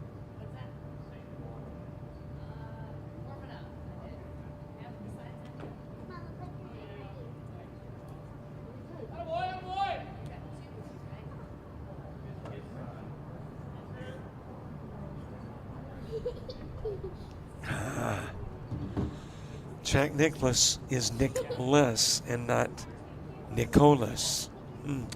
James could be right after all the work I put into coming up with the origin for Nicholas Boatwright's name. In just one fell swoop, James may have just shattered the entire process. Jack Nicklaus spelled his name Nicklas. As White will ground this to second. Stumbles a bit coming out of the box, guaranteeing the 4-3. Does pick up an RBI. As Harville will come in to score. And 2/3 goes Boatwright.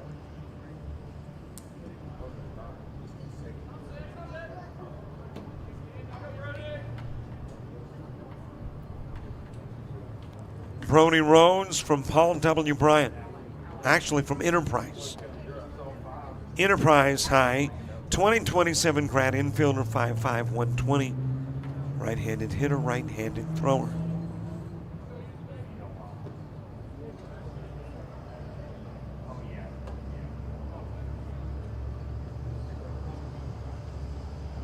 Fifth at bat. This will do it. No matter what Rhodes does, this at bat puts an end to the top of the first. Cruz, Gibes. Jibes. He's an Enterprise product too. This is a Wildcat pitching to a Wildcat. Pitching for Team Forest, 2028 grad, right-handed pitcher, 5'9", 140. Here's the worst part about it. Inside with a pitch to Rose.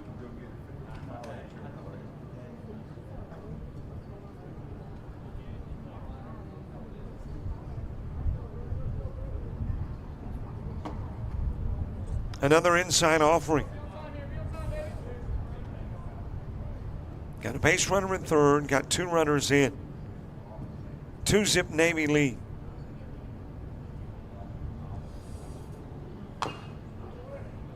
Fouled away, and a nice play by the umpire. Of course, he's rested. Got here a little bit late, so he's rested. And I'm not sure why that was the end of the inning on a fouled off pitch, but apparently Team Navy or Team Forest or Johnny Johnson says let's move along. We'll do it to the bottom of the first with Forest coming to bat.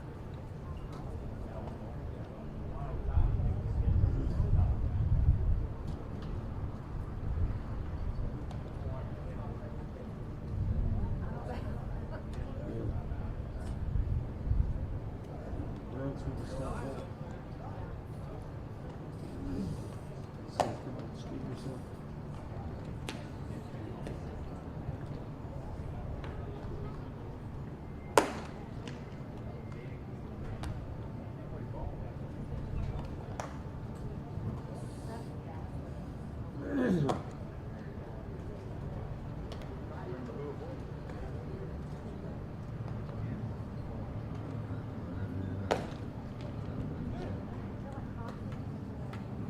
Sounds like he's representing the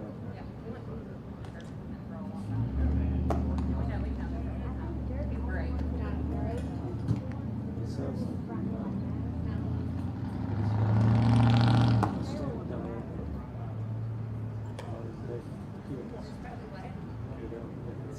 it's not working with his old school.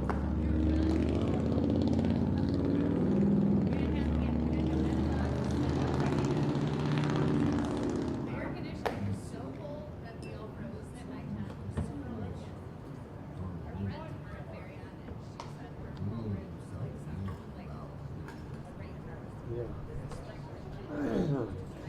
From collegiate.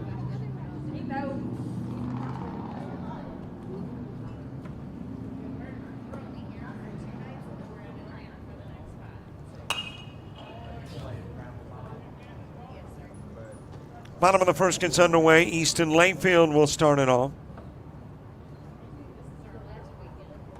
And again, there is no starting lineup card, no swapping of lineups from coaches prior to the ball game.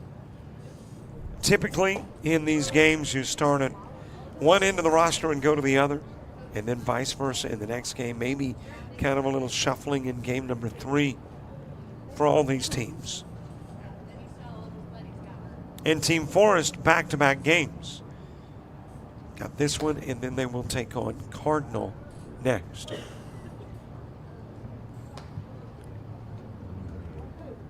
Brooks Campbell on the hill for Team Navy. He is from Mars Hill, 2027 grad. Right-handed pitcher, 6'1", 160.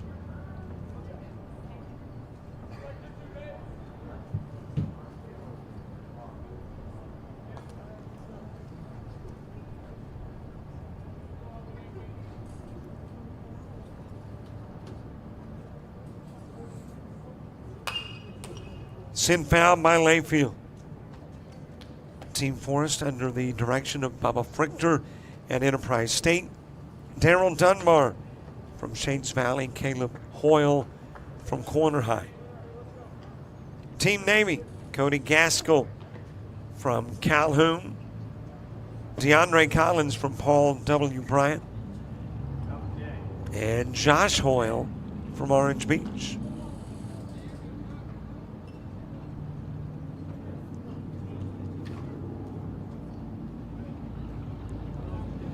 Leadoff hitter, bottom of the first. One more game before we call it a day and come back tomorrow at 9 for a triple header. Layfield strikes out. And there is one away. Emerson Yates coming to the plate.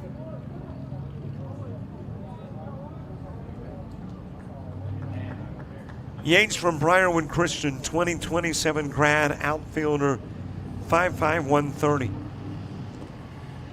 Right-handed hitter and thrower.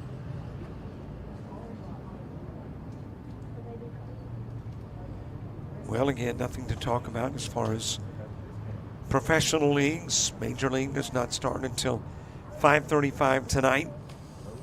WNBA, first game is at 9 p.m. Eastern. I guess we can talk about Rookie of the Year in the WNBA. Right now, it would belong to Angel Reese. 13 double-doubles.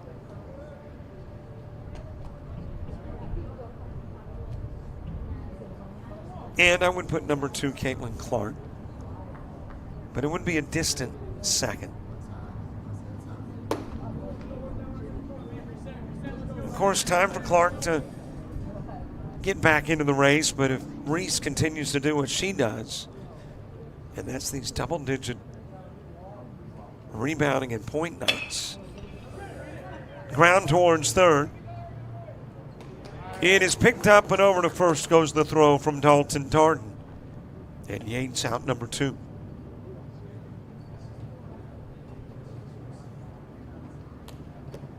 Jan Ramirez next.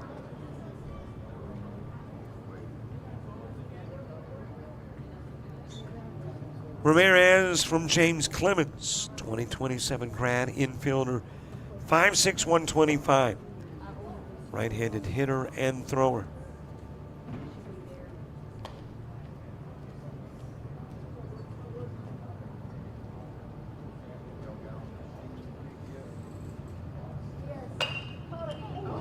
Over towards the dugout, and that might have got somebody. And a couple of coaches nearby, and I think it did.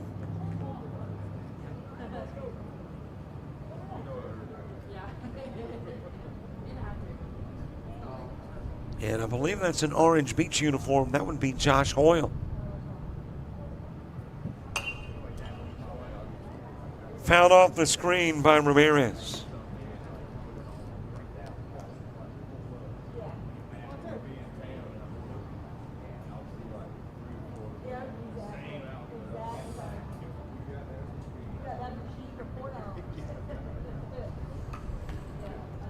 Outside to Ramirez. On the campus of Troy University, where if you were to send something out of the park down the lines, you're looking at needing to swat at about 310. And of course, to right, you got a mammoth wall to clear. Center field, 400 feet away.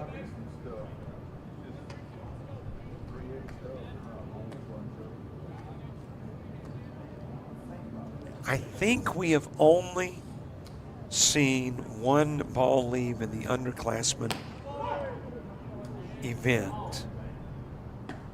Now, the upperclassmen, different story. But I remember distinctly who it was, Kenneth Jackson from Florella, who did not look like a 9th grader. Entering, by the way, his senior year, and last year was the 1A Player of the Year in the state of Alabama. Strike delivered on the outside part. After Ramirez goes down.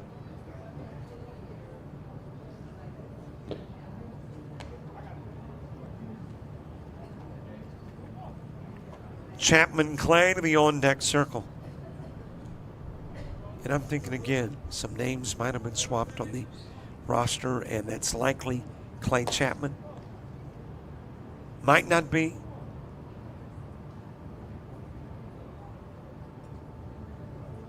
I think we had an Inman earlier, Carson Inman, who I believe the names got flip-flopped on.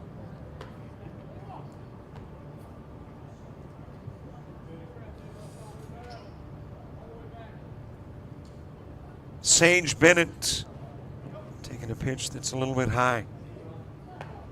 3 balls, no strikes.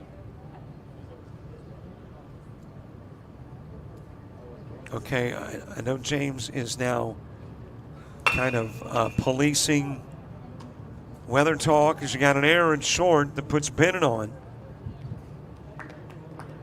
Can I give the weather without mentioning the R or the possibility of R? Can I just talk about the warmth and all that stuff? Light rain starting and stopping in 13 minutes, starting again in 8. Well, we know that's not totally accurate. It's not raining now, or not here. Could be very nearby, though.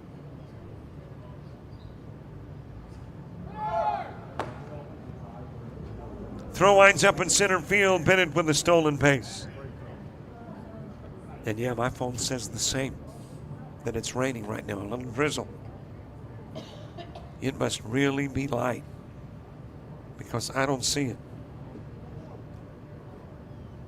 87 degrees. Winds out of the southwest at 9, gusting to 20. Still feels like 97.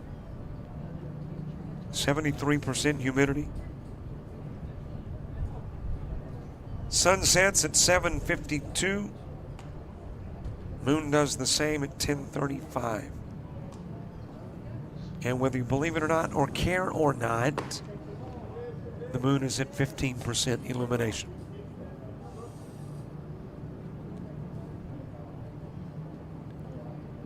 And the temperature is actually a degree below normal for this time of year. On the outside part of the plate to Clay Chapman. The Gadsden City product, 2027 grad. Outfielder, 6-footer, 150.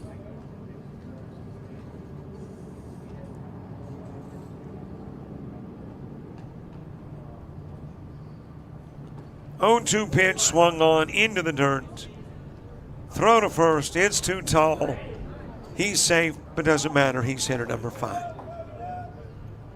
So in the scorebook, still a strikeout. And we'll go to the second in a 2-zip game.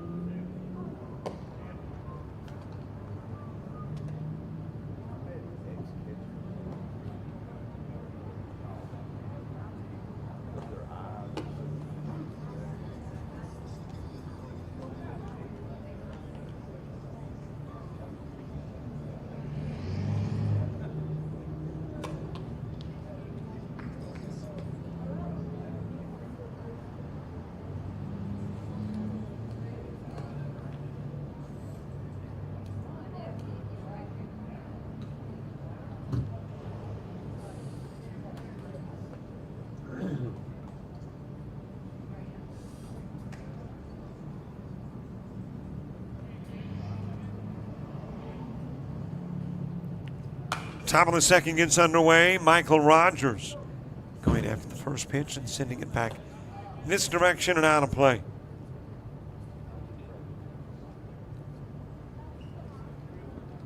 Rogers from Paul W. Bryant, graduating in 27, an outfielder, 5'9", 145. Right-handed hitter and thrower. Got a runner, and that is Brody Rhodes. Rhodes will take off for second.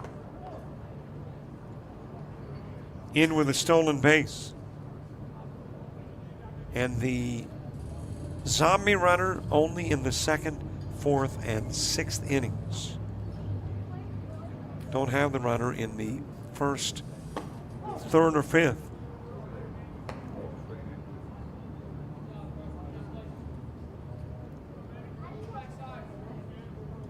Cruz Gabiz, that's what I'm sticking with until Mama comes up to the open window of the press box and says, that ain't it. To third goes Rhodes, getting his final inning of work in for Forrest.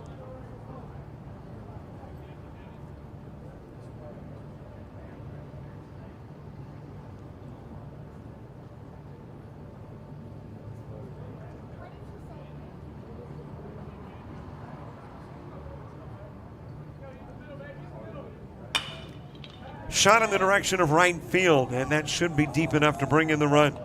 Tagging from third is Rhodes. Wow, that was a great throw. A lot closer than it should have been. Or, well, we thought it was going to be. Strong throw from Tanner Rice. In right field, Rogers getting the sack and the RBI, Rhodes the run.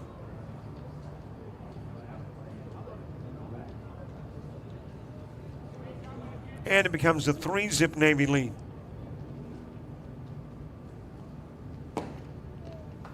This is Desmond Ruffin.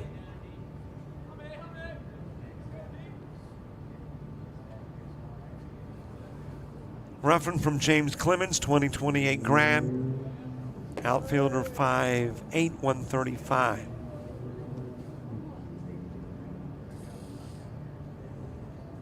And another of the players delivered to Troy by the 7A Coach of the Year, Johnny Johnson. Fouled off towards first by Ruffin.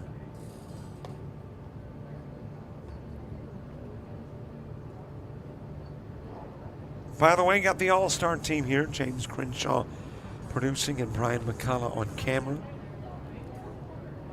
A reminder that if you want a copy of the game or games or BP or infield, outfield, strike three, and there's the strikeout of Ruffin. Best option is to go to the premium channel, buy a year's worth of access.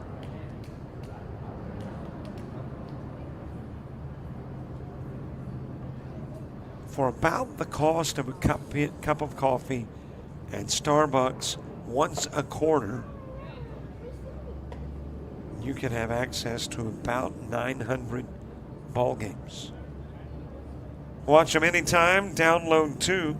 Of course, you need to email us about the downloads, but we can fix you up.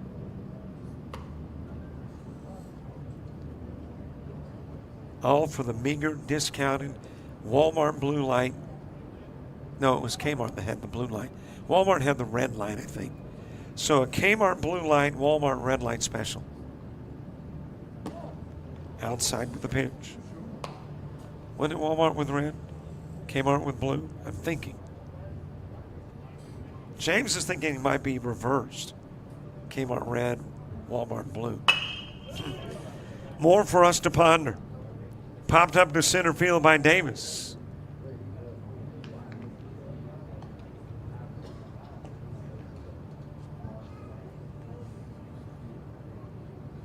Three hitters to the plate, three hitters gone.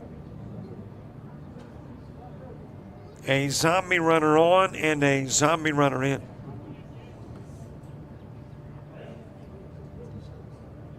That is Kmart blue light. They have t-shirts. Heck, if they've got t-shirts, it is official.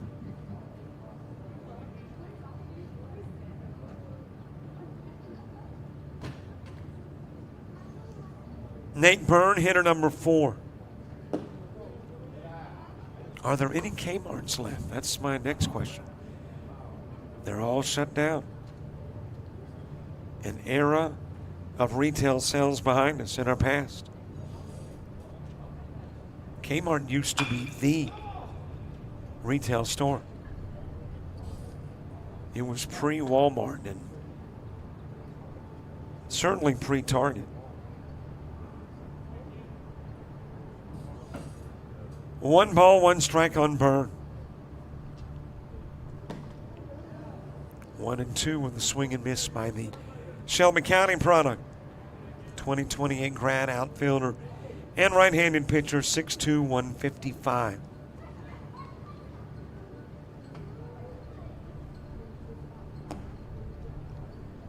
I made the mistake of looking to my right, by the way. It looks nasty to the right.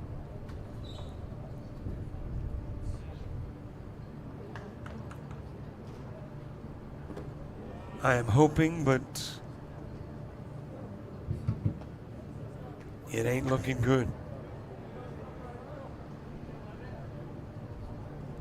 And that's got kind of that nasty look that could be a lightning delay before a rain delay. High and away with the pitch to Byrne.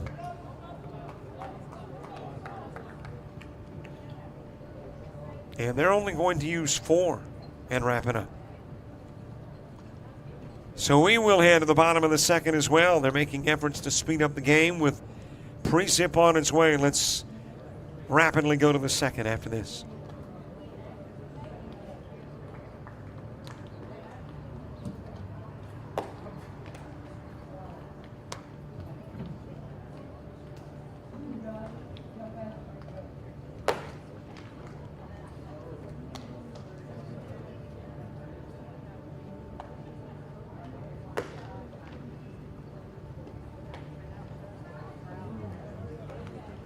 Not looking good.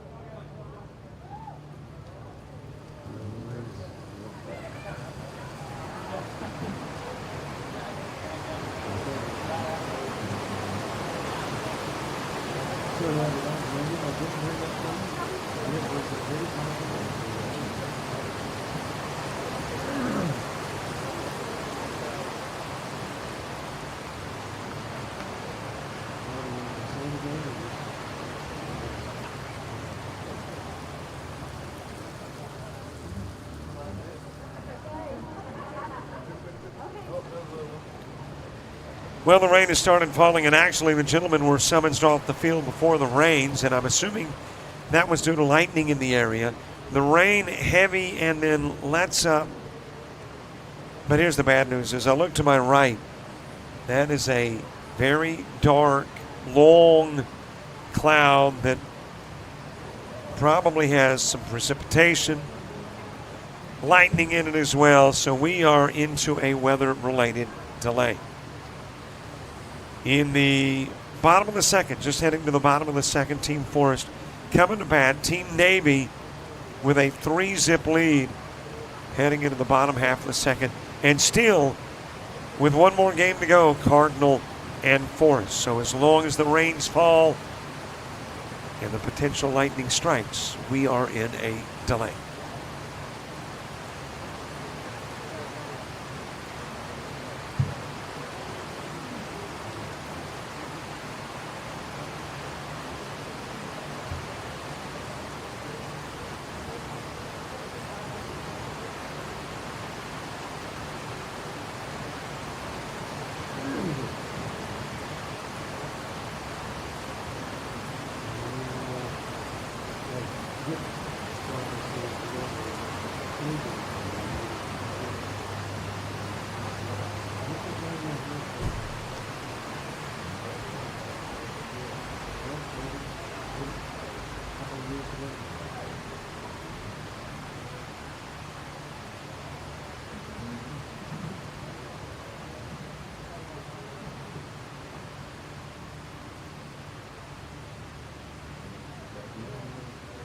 One more after this.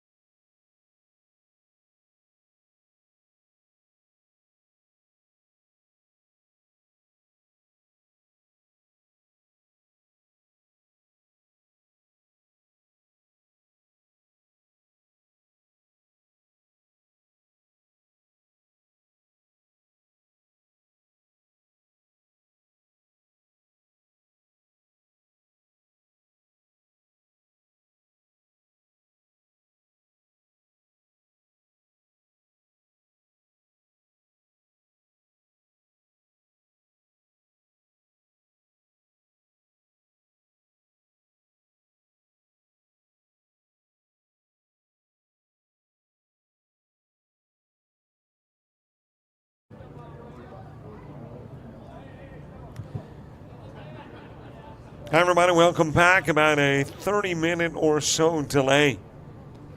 Compliments of the rain. I'm looking to the right where the rains came moments ago. It looks pretty good to my right currently. And let's hope it will stay that way for about a game and 3/4.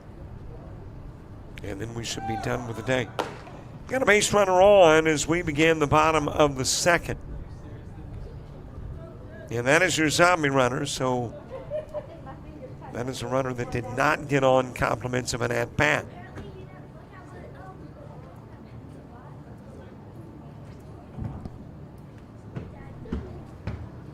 And that runner is Sage Bennett, as that one is lifted foul by Bryce Hatley.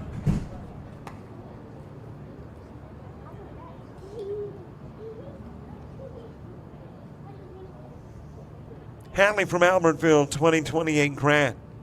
Catcher, 5'7", 150, left-handed hitter and a right-handed thrower. And has got Sage Bennett on here in the bottom part of inning number 2. Well, I would assume, based on the fact that we had an at-bat that was cut a little bit short in the first, we had 4 hitters come to the plate in the second, that there will be a deliberate effort on the part of organizers to try to get back on schedule, as Hatley will strike out. And there is one away for Tanner Rice.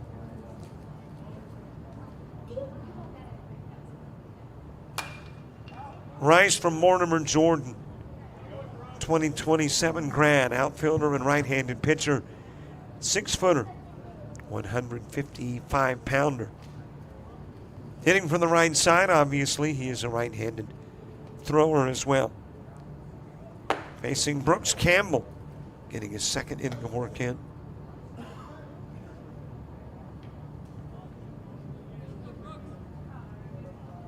Three-0 advantage. 2 runs played in the top of the first, a run in the second for Navy, as that one is fouled away.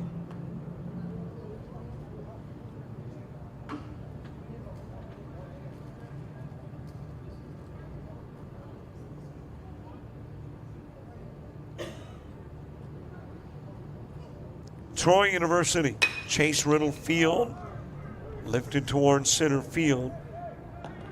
Bennett tagging, takes off for third. And he will get there safely.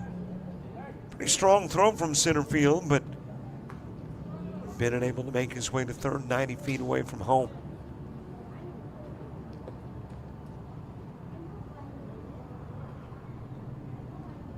Two gone, Declan King next.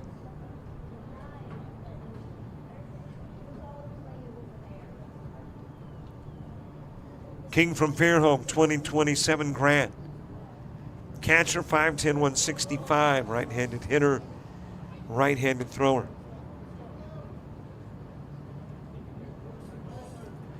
Well, I have got my marching orders. I know where I'll be this weekend. I'll be at Mims Park. Dallas Renzi will be at the University of South Alabama. Nice stop at second by Brody Rhodes. But King will drive in Bennett, and Forrest on the board.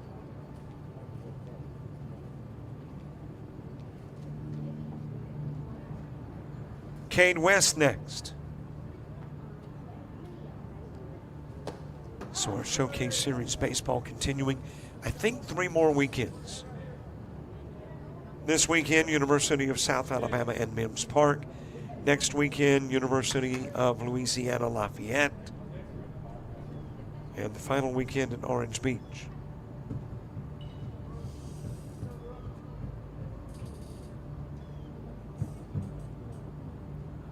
Cade West taking an inside pitch. Eli Richardson to the on-deck circle.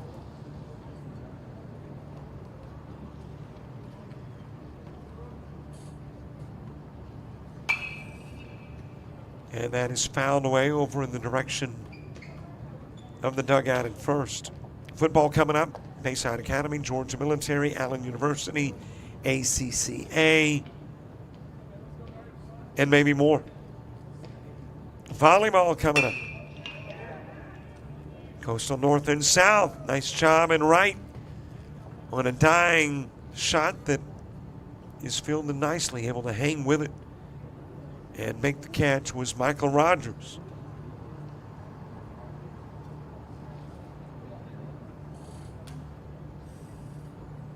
And that's got Eli Richardson coming to the plate.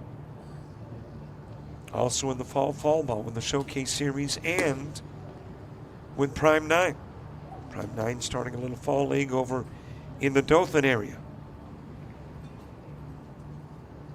And then, of course, James busy with a conference that, well, we can't say anything yet because it's not official, but I think it's going to happen. And is working with the Gulf South Conference Media Day coming up. And some championships with them.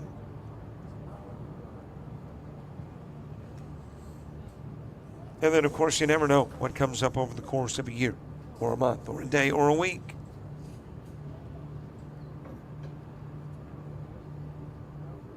Eli Richardson. Another shot in the direction of right. And another one that fouls off. And another one that Rogers tracks down, but can't quite get there.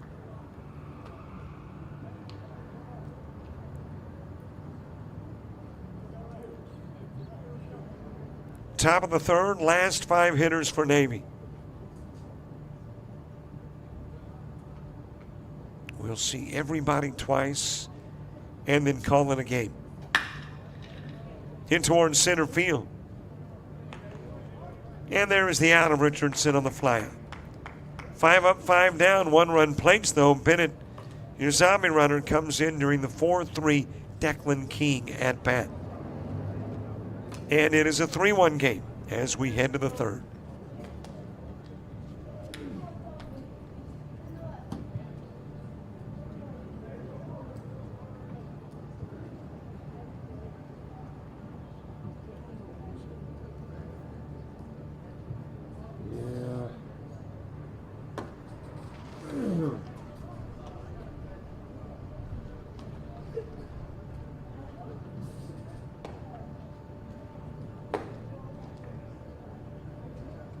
I guess it could be worse, but it'd still be in the first one.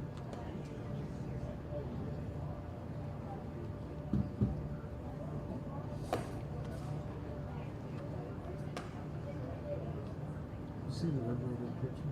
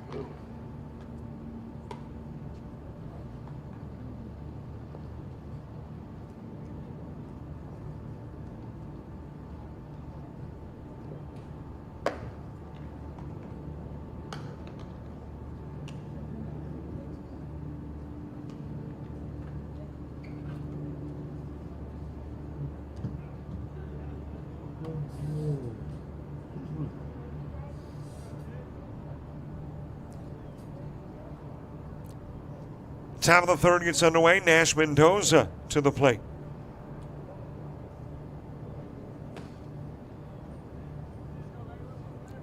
Mendoza from James Clemens. 2028 grad outfielder, 5'8", 165. Right-handed hitter and thrower. Facing the new Forest pitcher, Cole McMillan. McMillan from T.R. Miller. 2028 grad, right-handed pitcher, 5'10", 160. Bats right, throws right. In towards third. And the throw offense mark on is Mendoza. Braylon Paul not able to get it over. And the runner aboard, Mendoza, as Ethan O'Meara comes to the plate.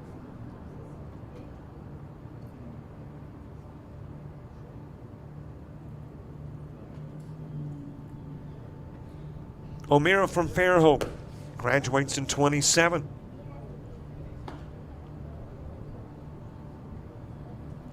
Infielder and right-handed pitcher, 6'1", 165.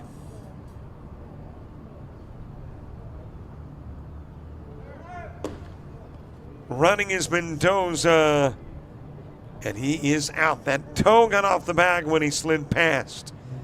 Got there safely, but slid on past the bag and tagged out.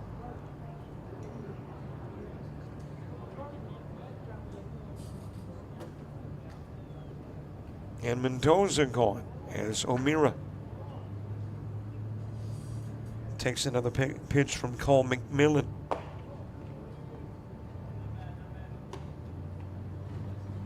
Cruz Gibes, 2 innings of work prior to McMillan.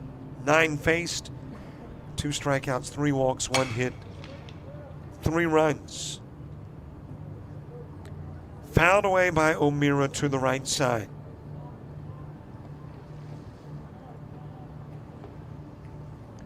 Well, a couple of rain delays have us about an hour 30 behind.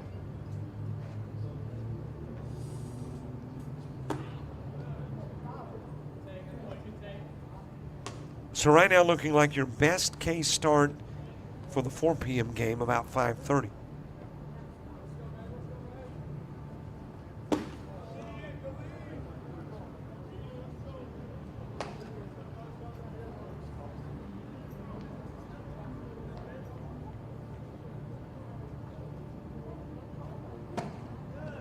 Low and inside, O'Meara given a walk.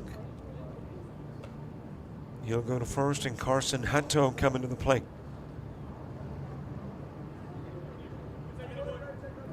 Hutto from Headland, 2028 grad, catcher, 5'7", 145. Right-handed pitcher, right-handed hitter.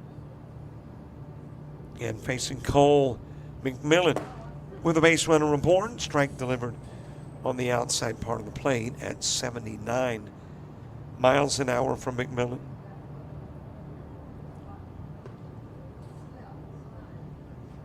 And don't forget to subscribe to our YouTube channel. Good chance you're watching on YouTube, as this is popped up behind the plate.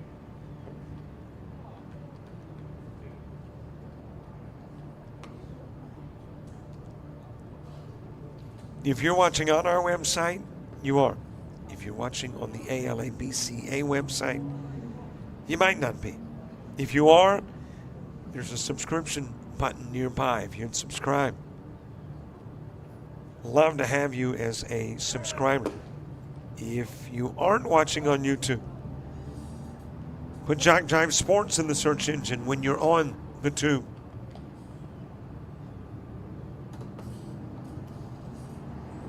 And trying to grow the numbers. The current goal, 4,400. And yes, when we reach 44, we will shoot for 45. We are never satisfied. Always wanting more. Lifted foul by Hutto. But you will have our appreciation. You'll be our new best friend. We'll say lots of good things about you.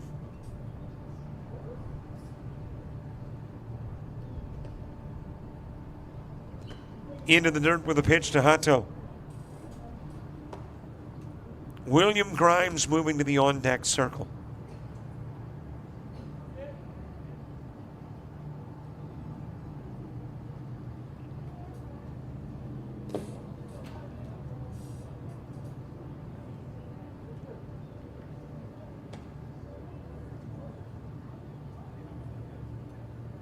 Two hitters up, 3 hitters to go, 1 at the plate. 2 to follow. Grimes on deck.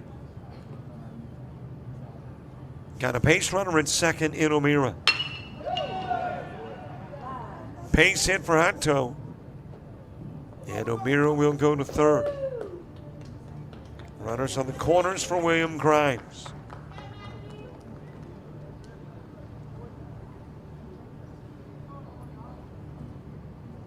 Luke Greenhill to the on-deck circle.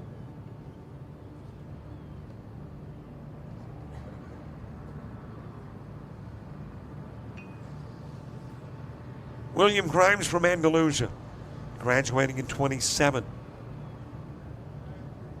Catcher, 6-footer, 180-pounder. Right-handed hitter. Right-handed Throw. Well, I thought someone was coming over to give me some information. And went the other way to take a picture. So I was sitting here anticipating, well, here's the right pronunciation. Here's where he actually goes to school.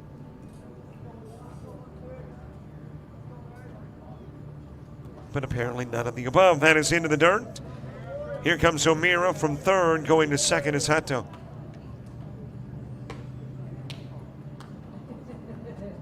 And Navy plates their fourth run.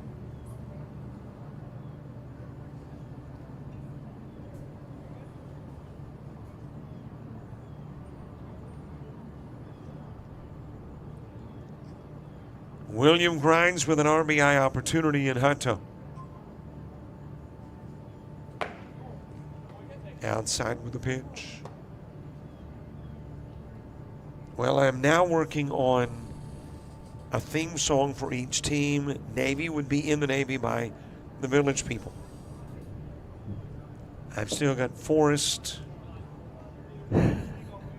Cardinal. That wasn't good either. You're saying that goes into the waste can for non-future use. Is that?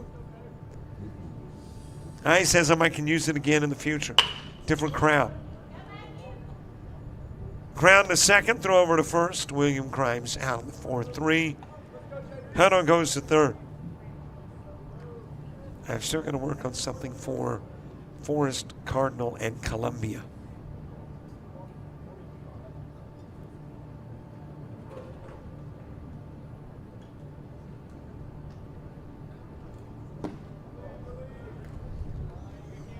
Luke Greenhill from Russellville, 2028 grad. First baseman, right-handed pitcher, 5'10", 205. Bats right, throws right. Ground to short. Throw over to first, and out will go Greenhill on the 6-3. And Hutto was on, but apparently driven in. And I guess, an inning back prior to the rains, we had a 4-at-bat inning. And apparently we are atoning for that here and having a 6-at-bat inning. Justin Henderson.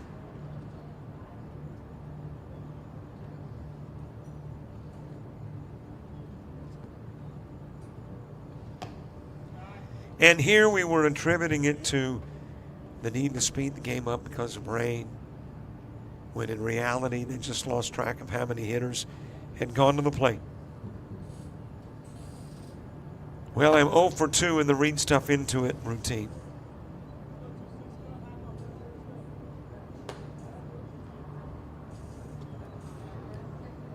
Henderson from Asheville, 2027 grad. First baseman, 5'9", 205. Wow, what a stop at third. Off the mark with a throw across the diamond by Hutto. Gets an A+ on the stop and a little less than that on the throw. And actually that was Braylon Ball with a throw across the diamond. So great stop by Braylon. Throw misses by a little.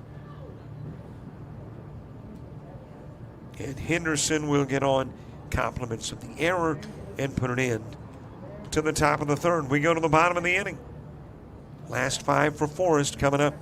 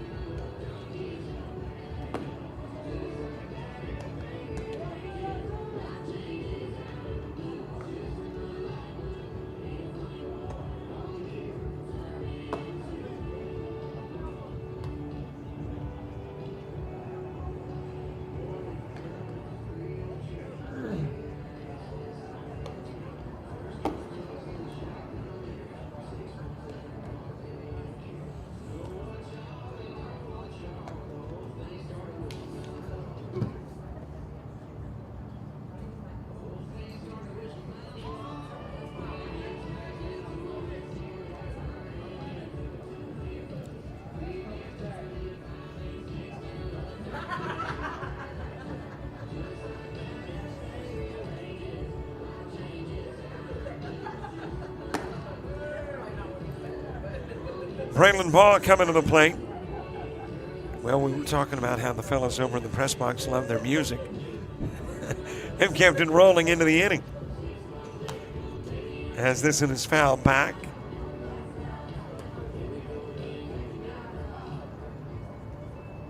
The umpire's just indicating to the press box.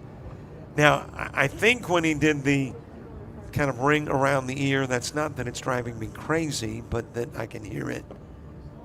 And it needs to be turned off. That used to be an old sign for driving one crazy. Well, apparently it didn't stop. It's still rolling. And Ball, to the beat of the music, drops it down the line into left field. And he's on his way to second. Gets tagged out. Had a single 1 and 2, tagged out in second. And there is one away. William Grimes coming to the plate.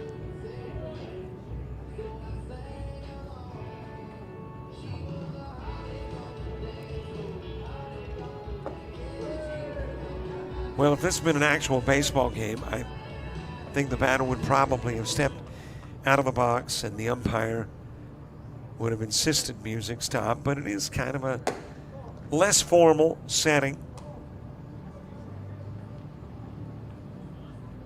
And hey, if we were the Savannah Bananas, that would be part of the routine. I mean, they'd play the music. And I've got to go to a Savannah Bananas baseball game. That's all there is to it. I know it's sold out most of the time, so you got to get tickets way in advance. But I think I saw where they are taking their show on the road. So maybe some games away from Savannah. Oh, they do? Have a traveling entourage.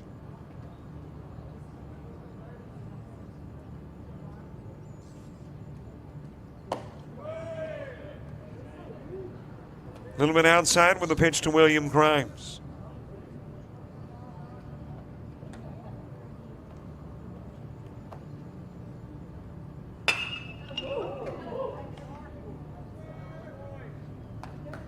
There's out that goes 4-3.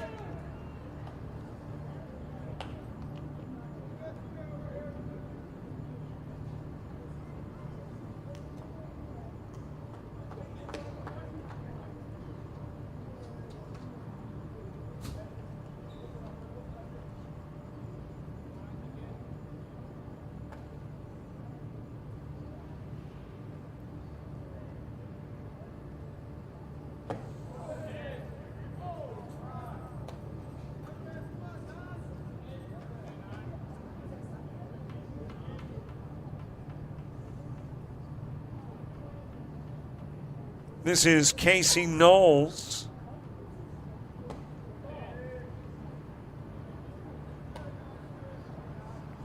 Well, and I just noticed, by the way, that I've been looking at one roster and not two.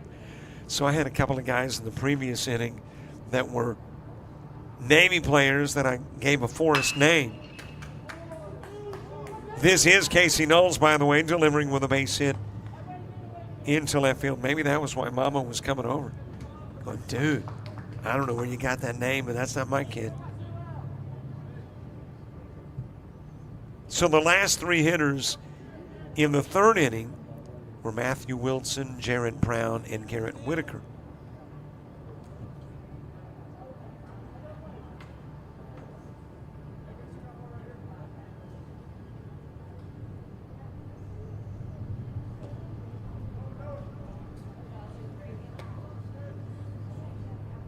And this is Luke Greenhill coming to the plate.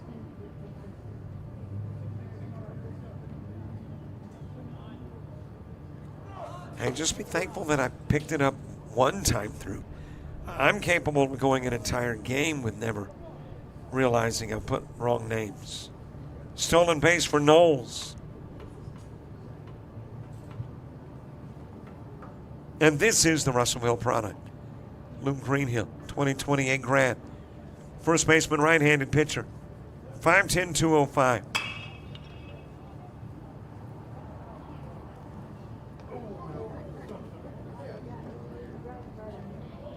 And that apparently got very near a vehicle traveling through the roundabout.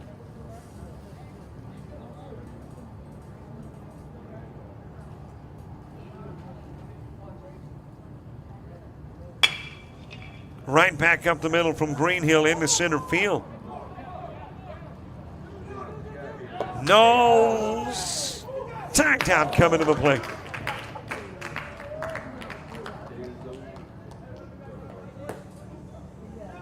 Lou Greenhill wanted a single with an RBI. He got the single. And this is Justin Henderson.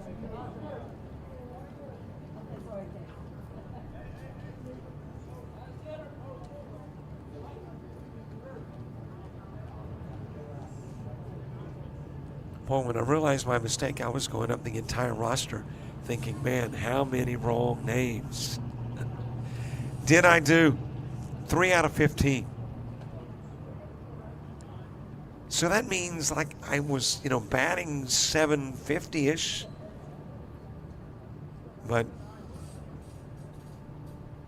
my apologies for the 3 that were wrong. They will be right in the bottom. I'll make that top of the 6th.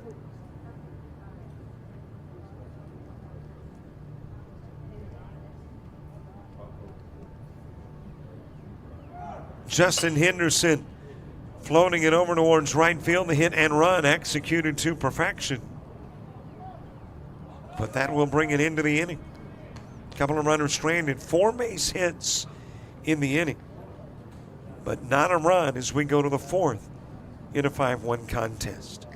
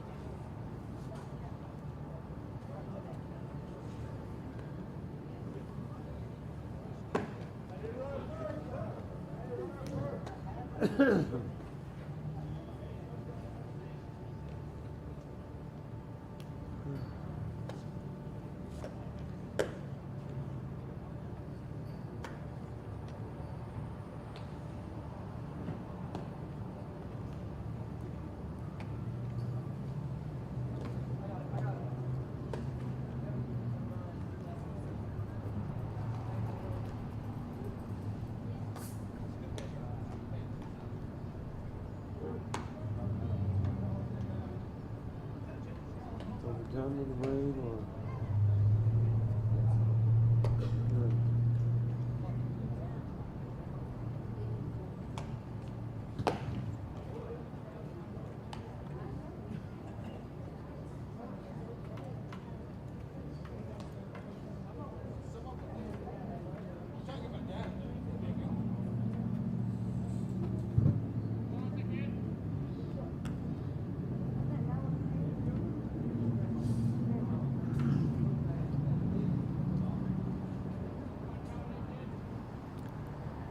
back to the top of the order for Navy as we get the 4th inning underway in a 5-1 game. Dalton Darden, Trey Harville, Nicholas Boatwright, Hogan White, and Brody Rhodes all due up in the inning.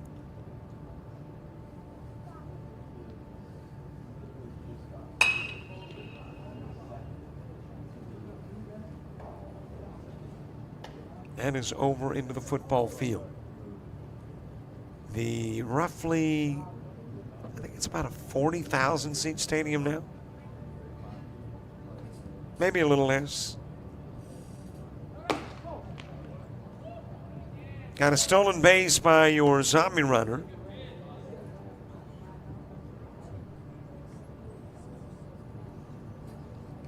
And that is 15.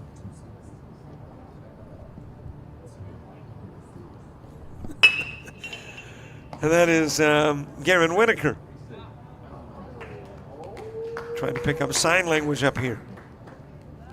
Some of the sign language after the 3 mistakes were not, kind sign language.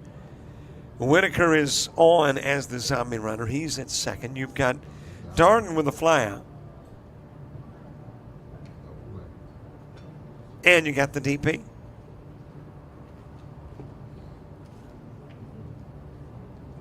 So the line out, and Whitaker caught off the back at second.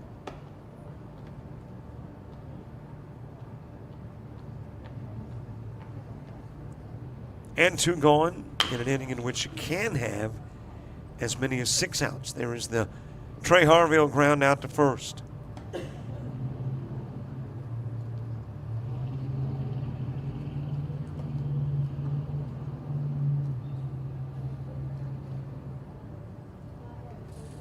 Nicholas Boatwright next. Boatwright with a walk in the first. Hogan White, Brody Rhodes due up in the inning 2. High inside pitch to Boatwright.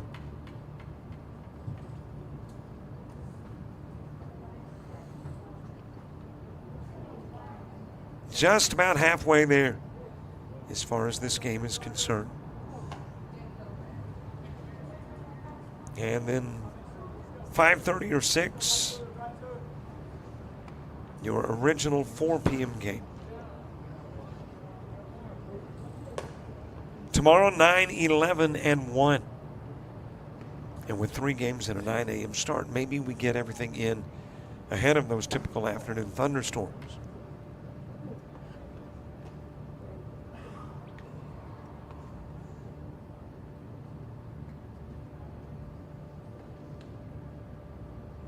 At the moment, my forecast for tomorrow says plenty of sunshine, no rain.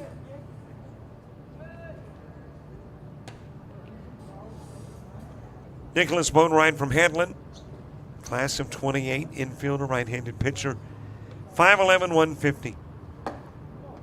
Over the head of Boatwright.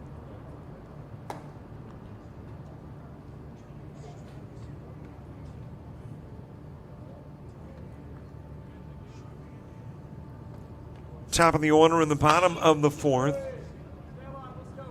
Easton Layfield, Emerson Yates, Jan Ramirez, Sage Bennett, and Clay Chapman.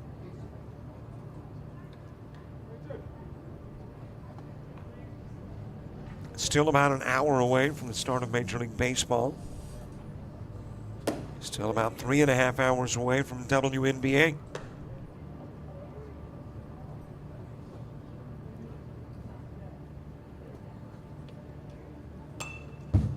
Check swing, and Boatwright will wind up fouling it away.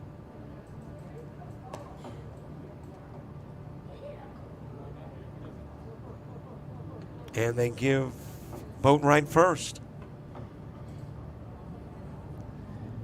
Well, as I mentioned, a little different in the showcase.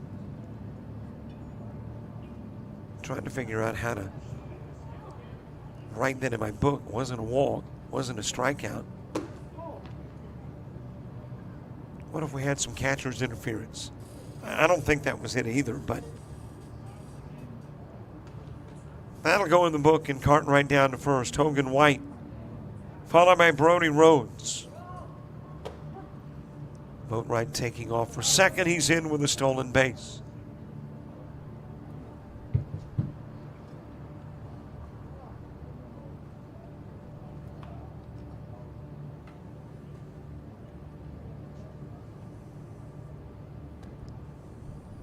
By the way, next game will not have infield, outfield before it.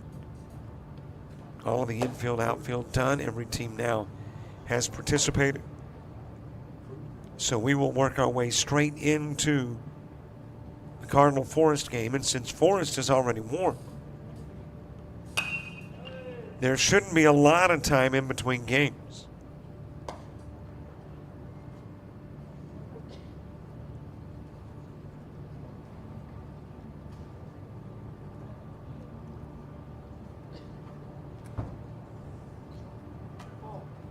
That'll go to the screen, and Boatwright will go to third.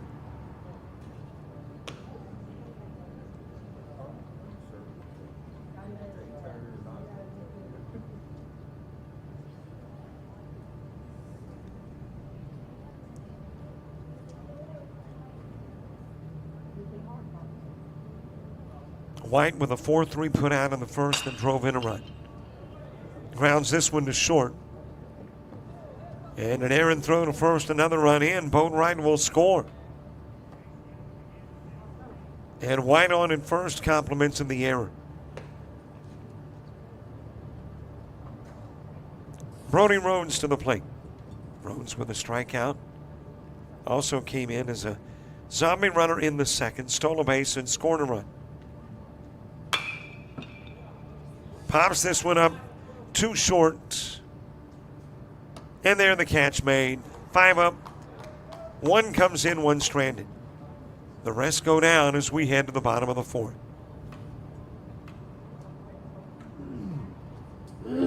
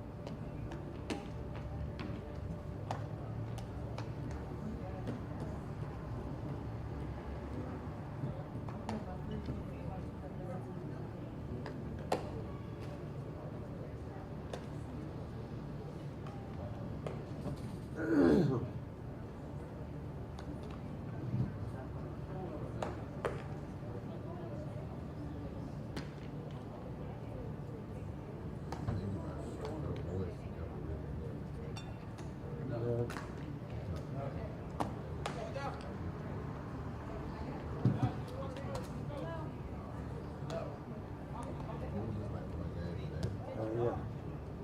Voice will be fine. But it's 5 and 6 wins. Well, it's 6. It's 3 to 5 every day.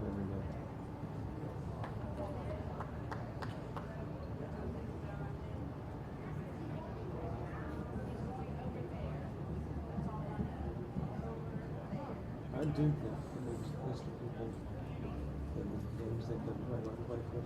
I'm talking about have to be in the top 10.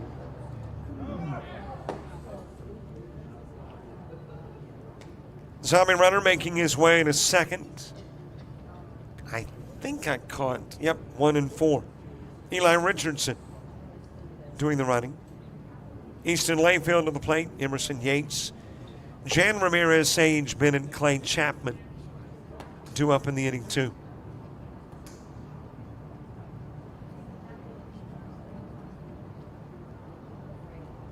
Layfield struck out in the first. Has a base hit in the 4th, drives it into right field. And that'll put runners on the corners. And Forrest poised here in the 4th to plate some runs down by 5.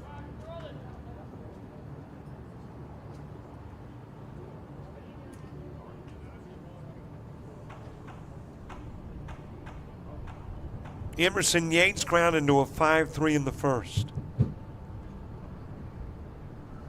A little bit inside with the offering to Yates.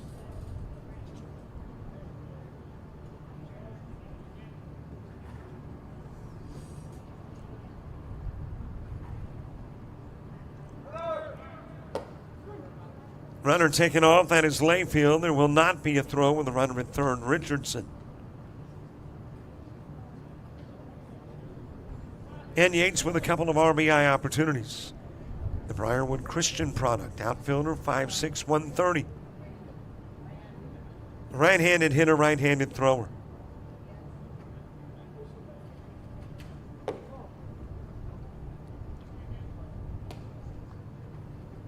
little bit outside for the new pitcher, Ford Rottenberry.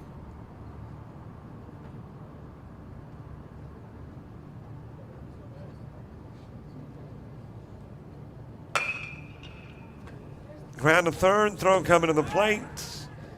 Wasn't a force out though. Got to tag the runner. And you're going to have the runner come in. Richardson and everybody else is safe.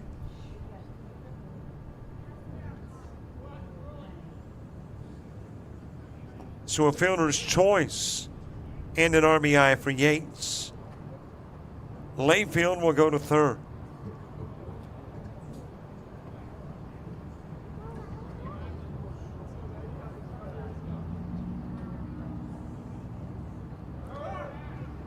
Yates on his way to second. And again with a runner at third, no throw from Carson Hutto.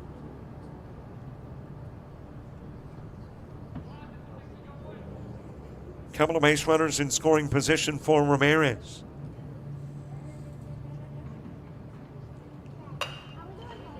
Muscled over towards first.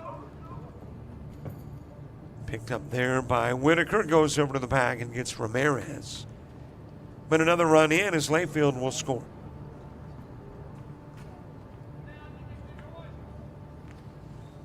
And Yates goes to third.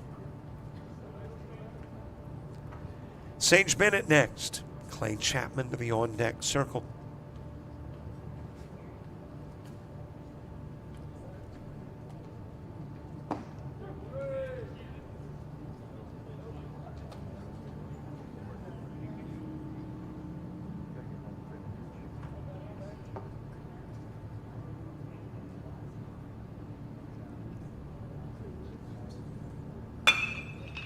Base wrap into right field. That's got Yates in. 3 runs have plated. And Forrest taking a nice bite out of what once was a 5-run lead. It has been trimmed to 2.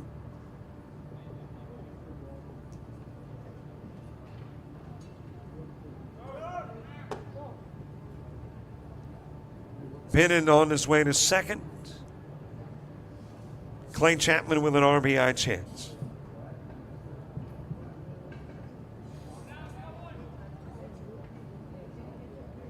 Three runs plating in the inning.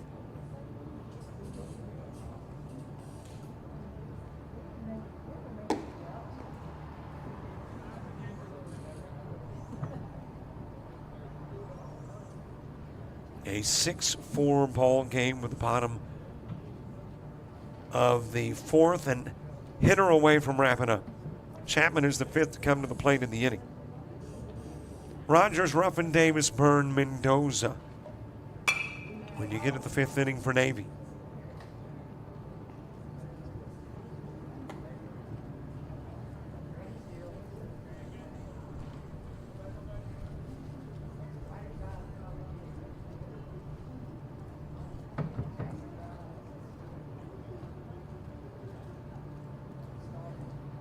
Chapman struck out in the 1st. Outside with a pitch.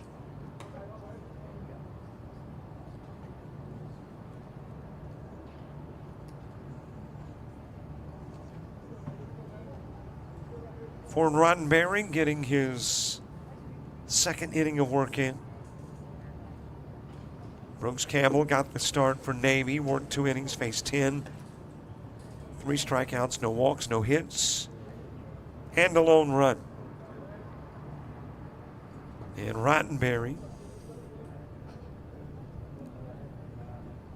after working the 3rd, now the 4th. Fouled away by Chapman.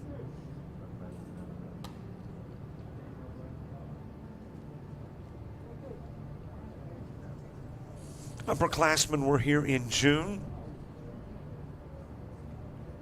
Underclassmen here in July. And there is the strikeout of Chapman. 1 runner stranded, 3 runners in. It's a 6-4 ball game as we head to the 5th.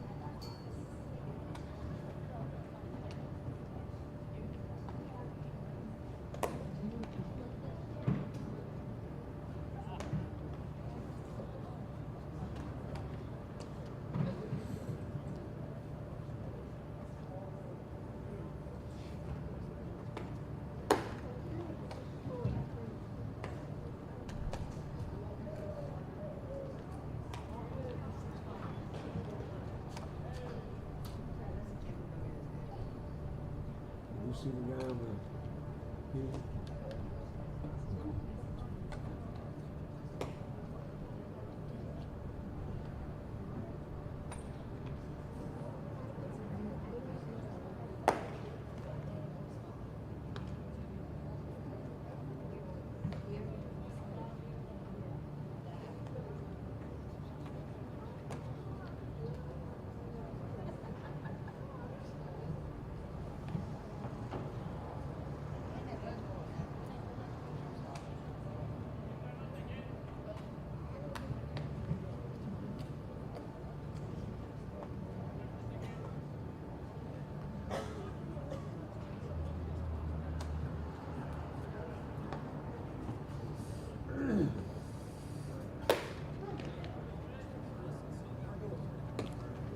Top of the fifth gets underway. Michael Rogers will start it. Desmond Ruffin, Colton Davis, Nate Byrne, Nash Mendoza.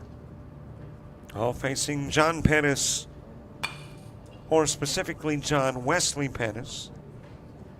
Cole McMillan will work 2 innings, face 11. And that is because his predecessor faced 9. We got back to the norm of an average of 5 per inning. McMillan, 11 he faced. No strikeouts, a walk, a hit, and 3 runs allowed. And John Wesley Pettis will take over. Pettis from W.S. Neal. 2027 grad right-handed pitcher. 6'3", 205, right-handed hitter and right-handed thrower. Facing Michael Rogers. Rogers with a sacrifice in the second. And strikes out in the fifth. 1 away for Desmond Ruffin.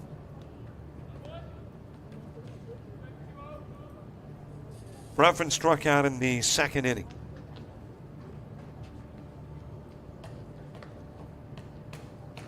John Wesley Pettis. I'm doing a little more pondering. He is from W.S. Neal, East Bruton. We've already talked about how big country music is in the Bruton area. William Lee Golden, Hank Lachlan, the Goldens, all from Bruton, East Bruton area. As Ruffin will ground into the 4-3. And I will concede that this is somewhat of a stretch. But from Bruton, bear with me. From Bruton, big in country music. His name is John Wesley Pettis.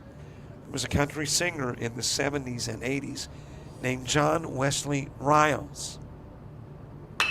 Is it possible? Ground to third by Davis. Over to first goes the throw. Davis out on the 5-3. Nate Byrne to the plate.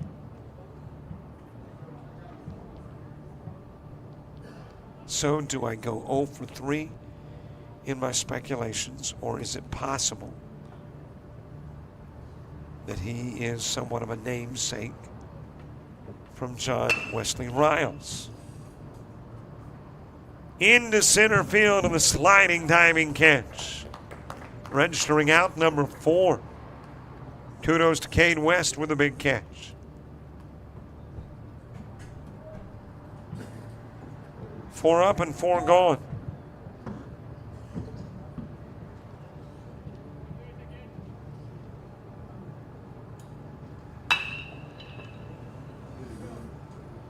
To left field, and there's the catch by Mendoza. Or check that. Mendoza the hit. And looks like a back's not going to be turned in time to credit the fielder in left. But Mendoza with a fly out. And it's a 5 up, 5 down, top of inning 5.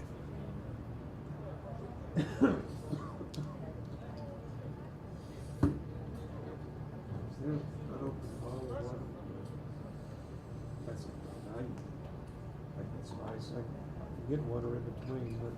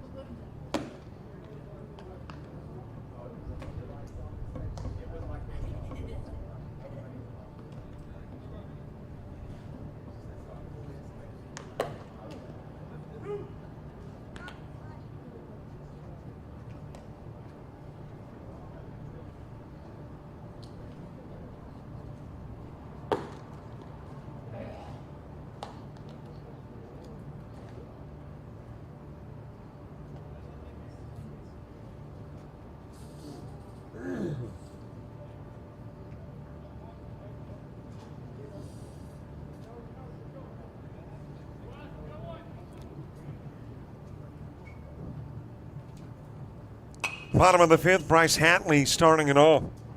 Tanner Rice, Declan King, Cade West, Eli Richardson due up in the inning 2. All facing the new pitcher, Dalton Darden. He is from Grissom, 2027 grad infielder, right-handed pitcher, 5'10", 130. Right-handed hitter and thrower. For Rottenberry, who preceded Darden on the hill, worked 2 innings, faced 10, 1 strikeout, no walks, 6 hits, 3 runs.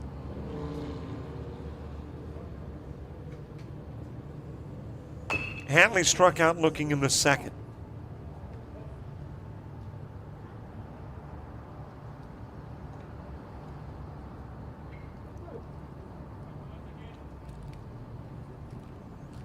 Tanner Rice on deck. A 6-4 ball game. Here in the bottom of the fifth, and out will go Hatley.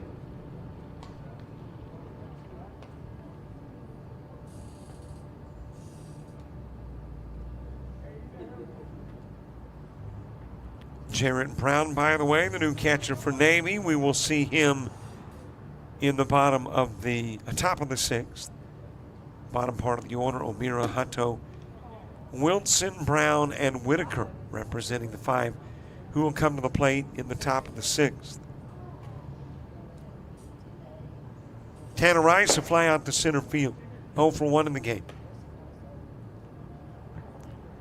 A little different than that first game we had today, in which the 2 teams both had 11 hits, 22 between the 2. In this one, you've got a total of 8 hits, the 2 teams combined.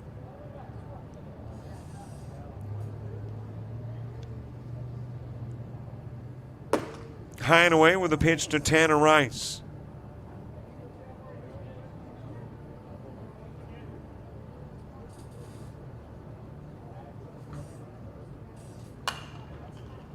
That is floated back this direction and out of play. But I'm going to assume again, maybe catcher's interference, as Rice will go down to first. That's twice we have seen a fouled off pitch result in a runner at first. And I'm thinking about the only thing that can get him there is catcher's interference in that scenario. Strike delivered on the outside part of the plate to Declan King. He drove in a run in the second with a 4-3 putout. It brought in Sage Bennett. Rice off to second with the stolen base.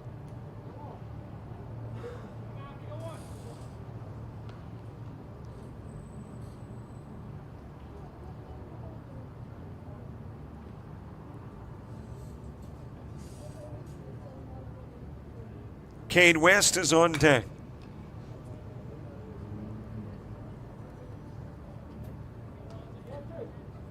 I've already mentioned subscribing to our YouTube channel. That would delight us to know you. And also be sure to follow us Facebook, Twitter, Instagram, TikTok, and Threads.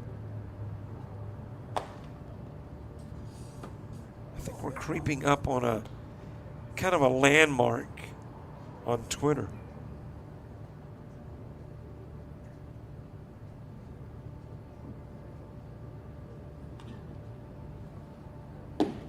Low and away with a pitch to King. 20 away from 5,000. So we could use about 20 more Twitter followers. One hopped right back to Darden instead of first. He'll go to third and the throw off the mark and the base is loaded.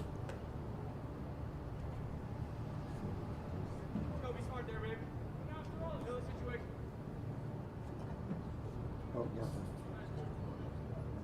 What happened? Okay, you're right. By the way, runners on the corners not loaded. You can't go from 2 to 3 with 1 at bat. So King getting on with the fielder's choice and going to third. James producing, never knew that he was also going to have to provide extensive guidance to the play-by-play guy. That'll wind up in center field, and Rice will come in from third.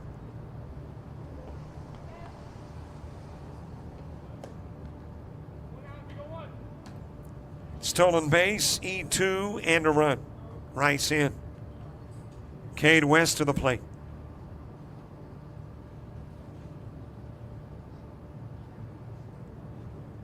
Eli Richardson on deck. That got the inside part of the plate.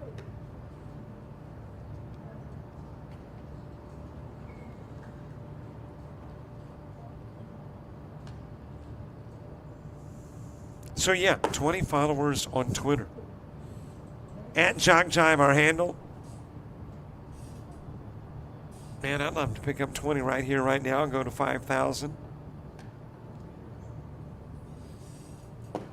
Go home a happy camper. And you would get all kinds of information, specifically where Twitter is concerned, highlights. That's kind of the medium for Twitter for us, is all the highlight plays.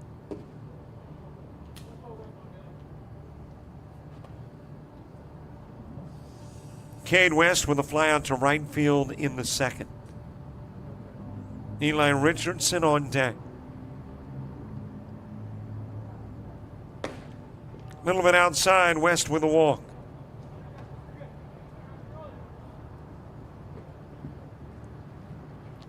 Two aboard for Eli Richardson. Eli Richardson has flown out and came in as a runner in the fourth and scored a run.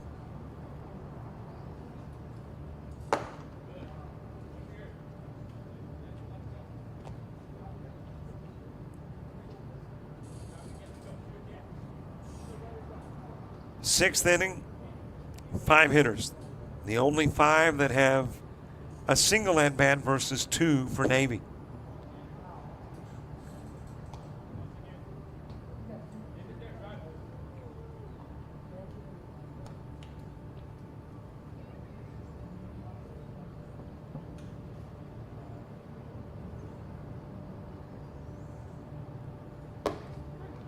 Strike delivered on the outside part of the plate. Eli Richardson flew out to center field in a second inning that saw Forrest have 5 go up and 5 go down. Put out and we'll go 6-4. Take care of West, leave a couple of runners on, 1 comes in, and we have got a 1-run ball game headed to the 6th.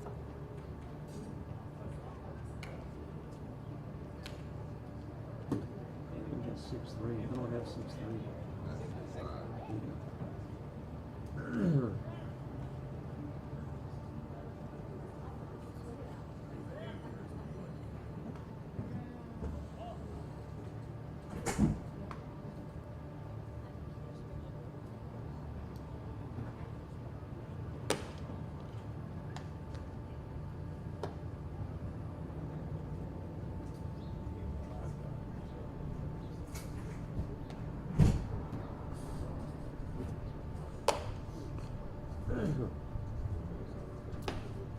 You're a man. I appreciate that.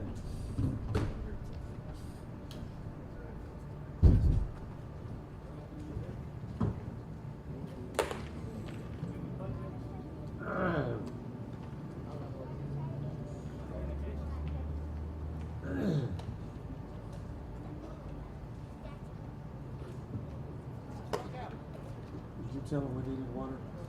Appreciate that.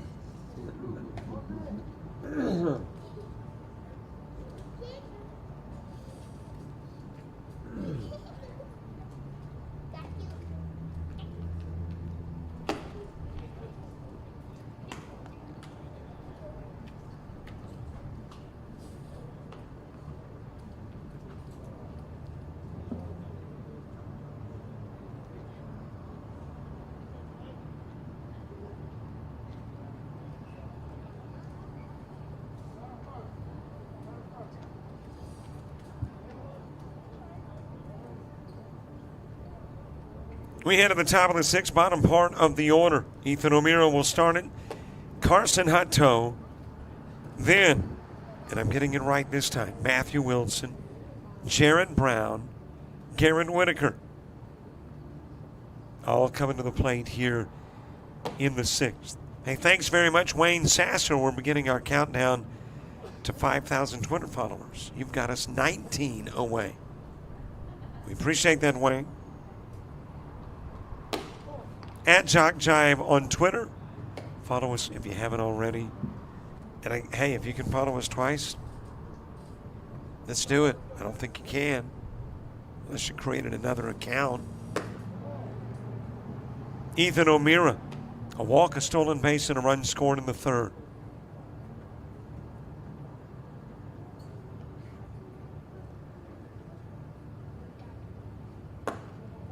And you do have a zombie runner over at first. That is Nash Mendoza. Mendoza takes off and is fouled away by O'Meara.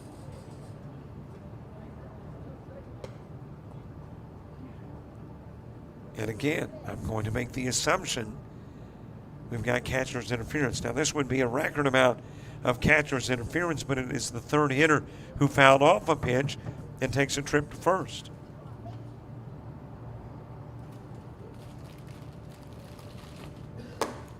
So unless there's another way to get on at first outside of catcher's interference in that scenario, then that's what we'll go with. Carson Hutto had a single in the 3rd and scored a run.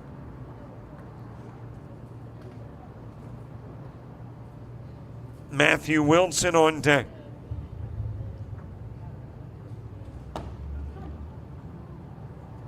Couple of strikes delivered to Hutto.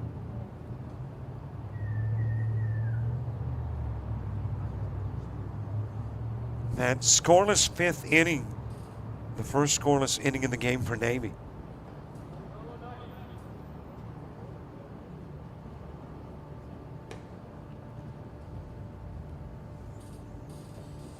John Wesley Pettis.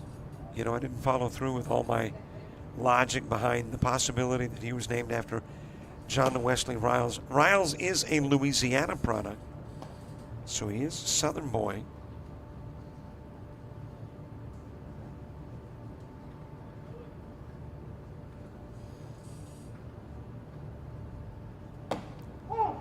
On the outside part of the plate to Hutto.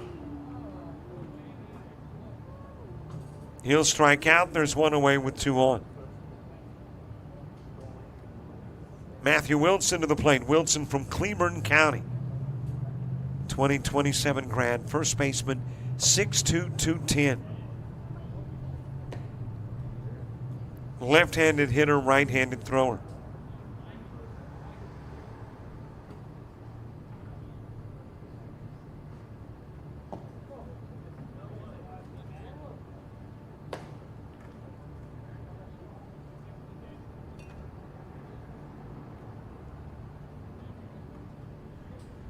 But I can't think of any other logic, by the way, that he would be named after John Wesley Riles, the country singer, other than John's first name is John, second name Wesley. Same true for Mr. Riles.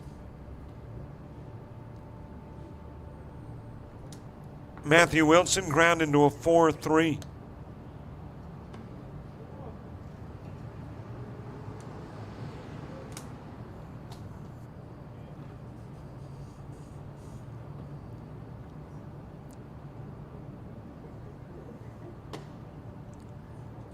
A little bit inside with the offering.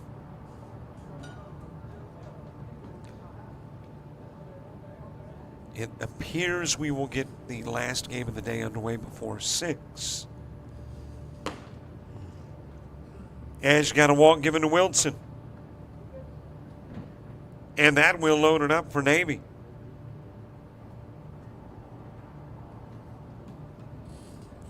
And bring Jared Brown to the plate. Jared Brown from Grissom, 2027 grad. Catcher, 5'11", 225. Right-handed hitter, right-handed thrower. And speaking of right-handed thrower, I saw him during rain delay throwing a football. Man, you talk about a tight spiral. He was throwing some bullets.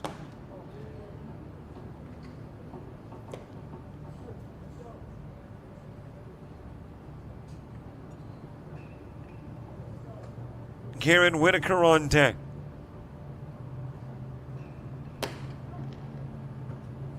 Bases loaded, Navy trying to build some comfort. 1-run lead, not particularly comfortable.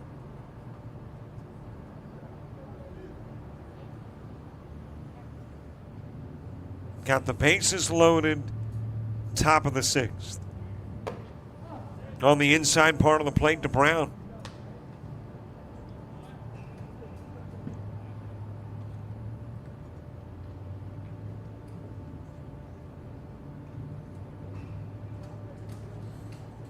A little bit inside with the offering.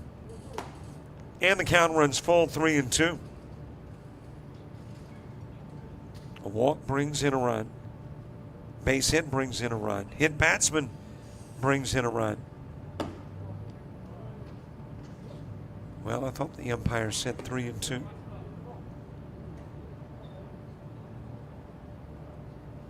Apparently did not.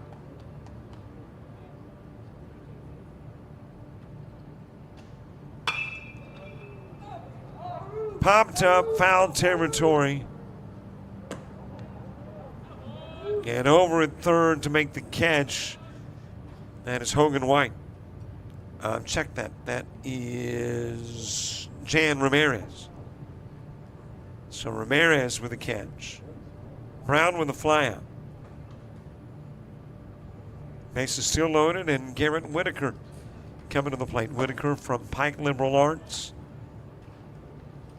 2027 grad, first baseman. Right-handed pitcher, 6-footer. 210, right-handed thrower, as well as right-handed hitter. Strike delivered on the inside part of the plate to Whitaker.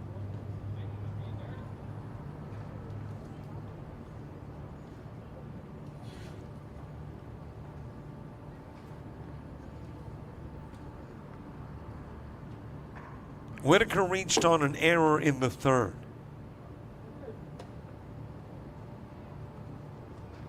Has the bases loaded with 2 away.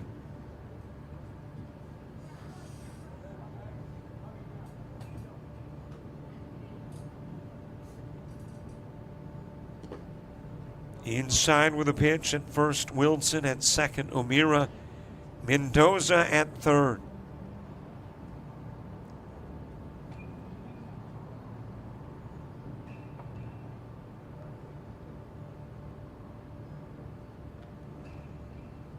John Wesley Pettis trying to put the finishing touches on his second inning of work and the top of the 6th.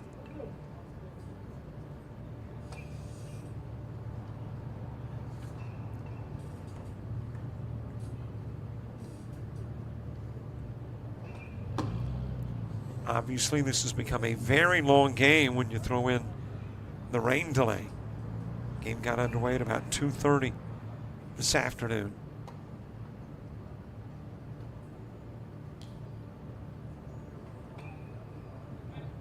And we are about 2 hours and 50 some odd minutes away from that first pitch. That's hit pretty well towards center field, but able to backtrack and make the catch. Is your Forest center fielder. Whitaker will go down, leaving 3 stranded. Bottom of the 6th coming up. Last of the ball game. Ball, Grimes, Knowles, Greenhill, and Henderson.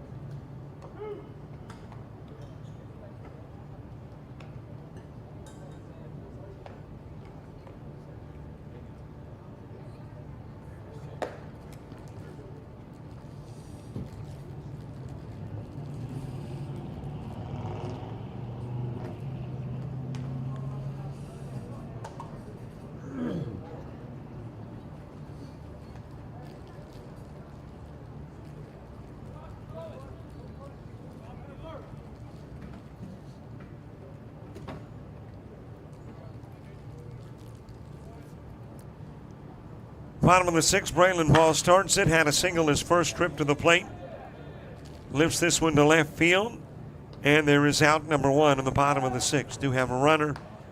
And that is Tanner Rice running at first. Ball with a fly out. William Grimes to the plate. Casey Knowles, Luke Greenhill, Justin Henderson. And then we'll wrap it up, get ready for Forest and Cardinal, and call it a Tuesday. For us, day number one of our coverage for these young men, it is day two of their all-star event. Arrived, registered at a banquet, heard from guest speakers yesterday. Playing baseball today.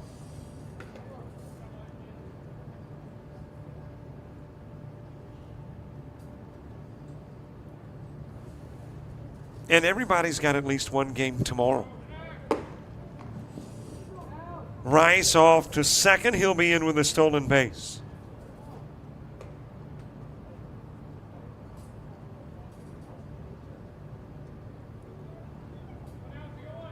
Tomorrow at 9, Columbia and Navy. Navy and Cardinal at 11.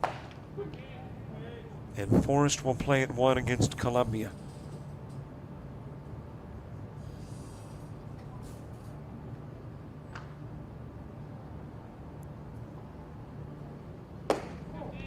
$80-mile-an-hour pitch outside to William Grimes. Ground into a 4-3. Casey Knowles, Luke Greenhill, Justin Henderson due up in the inning, too.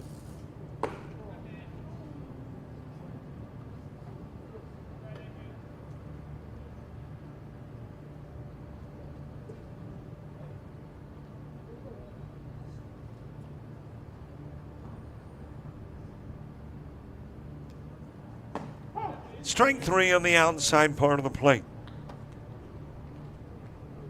Two gone, Casey Knowles next. First trip through the rotation. Knowles, Greenhill, and Henderson were all base hits.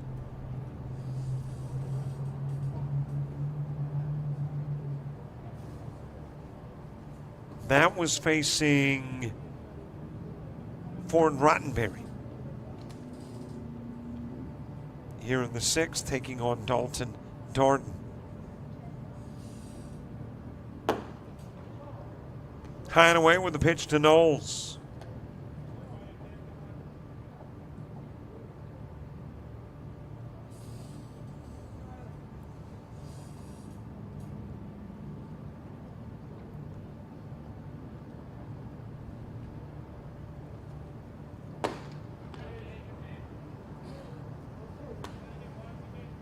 One ball, couple of strikes. Total of 6 Forest hits. A total of 2 Navy hits. Strike three and out goes Knowles. And for Dalton Darden, that is strikeout number 2. They've come back to back to Grimes and Knowles. This is Luke Greenhill.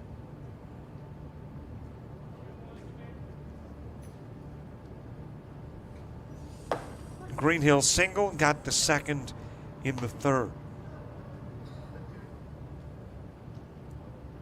Still got a runner aboard, still got a 6-5 game.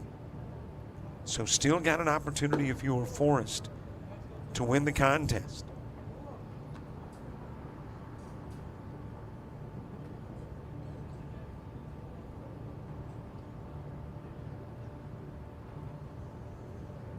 Justin Henderson on deck.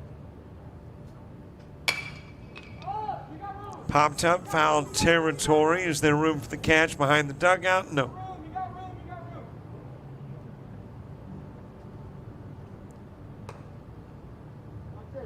Chase given, but running out of room over there was, I believe that was Garrett Whitaker.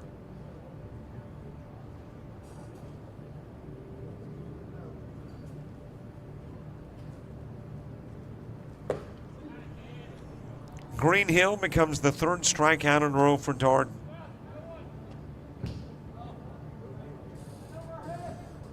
And the last hope for a Forest win lies in the at-bat of Justin Henderson. Henderson with a single in the third, got a runner at second. Rice. 6-5 game. Hit by the pitch, but that's a ball. And the count goes to 1-0. Justin Henderson, a big fella. 5'9", 205. It's, yeah, got me right there, but, you know, no big deal.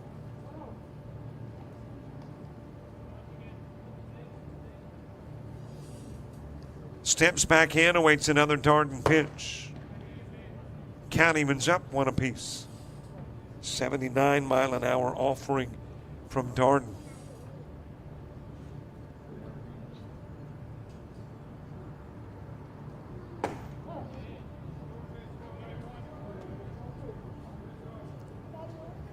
Couple of strikes on Henderson, the Asheville product. Graduating in 27. Little bit high with the offering.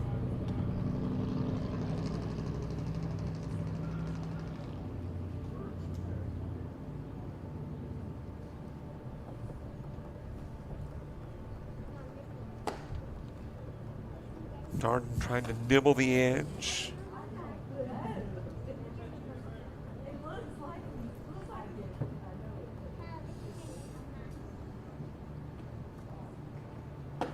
And Henderson will go down, and that's your ball game. One runner stranded, a total of 9 left on by Forest. 6 hits and 3 errors. Getting a run in the second, 3 runs in the fourth, and 1 run in the fifth. For Team Navy, 2 hits, 7 left on, 2 errors committed. 2 runs in the first, 1 in the second, 2 in the third, a run in the fourth, and you've got a 6-5 final. And a game that ends at 5:27 that began at about 2:32. Rain creating a little havoc. But we're hoping it has reared its ugly head no more. And we can get the last game of the day in. Cardinal and Forest, I would say roughly 15 minutes. About 5:45, we'll get the last game of the day underway.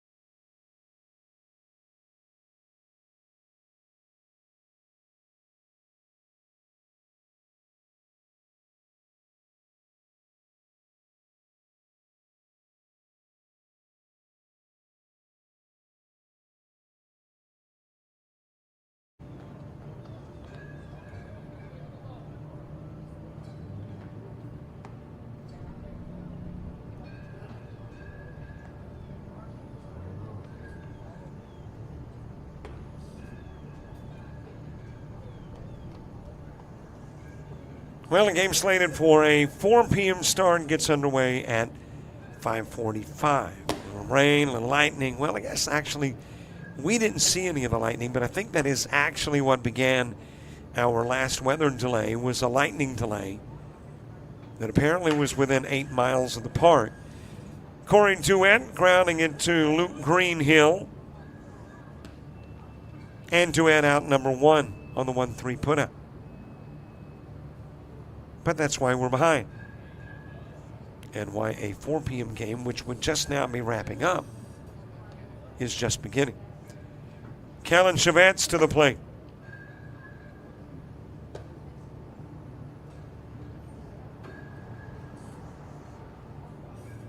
Last game today, 3 tomorrow, 9, 11, and 1. As that is ground foul by Chavetz from Paul W. Bryant. 2028 grad infielder, 5'8", 150. Right-handed hitter and right-handed thrower.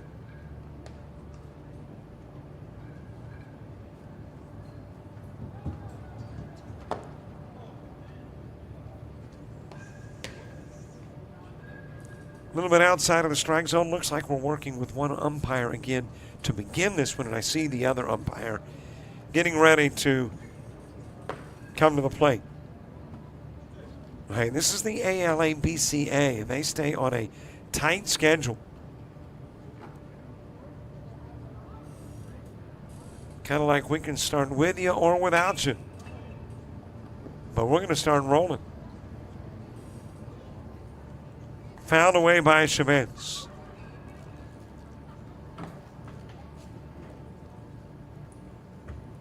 Charlie Fountain moving to the on-deck circle.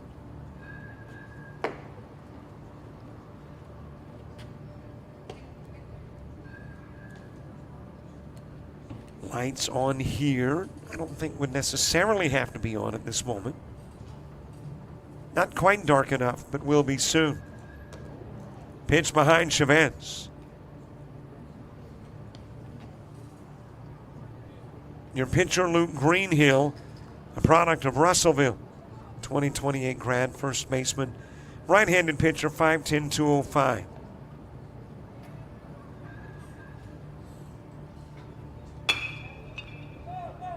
Popped up on the infield. And coming over from short to make the catch. That is Eli Richardson. And Chavetz out number 2.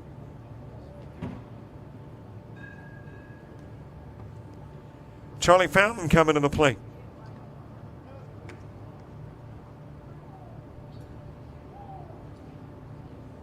Grover Wells moving to the on-deck circle.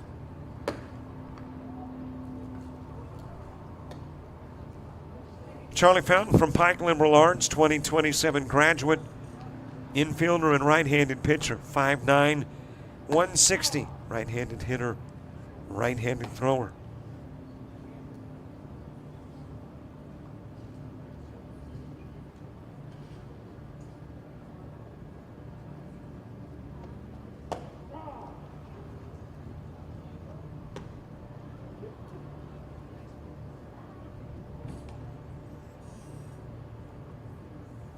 Grover Wells on deck. Here's the offering to Fountain.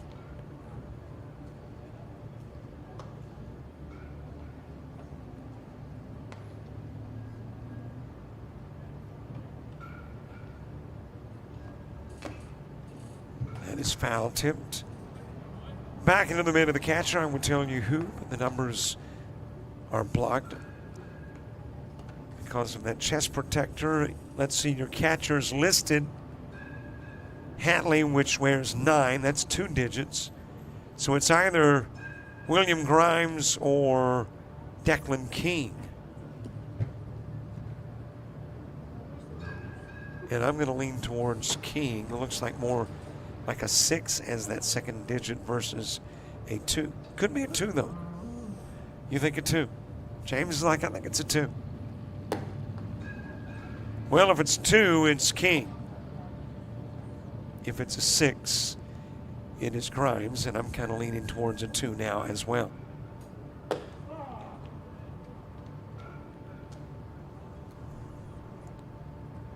Grover Wells, followed by Drew Parker Danner.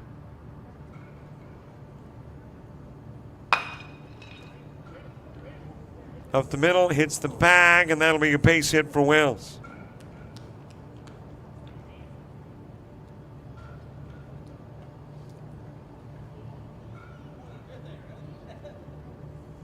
And a base runner aboard for Danner. Danner from Enterprise, 2027 graduate. Catcher, 5'9", 165, right-handed hitter, right-handed thrower. High inside pitch to Danner.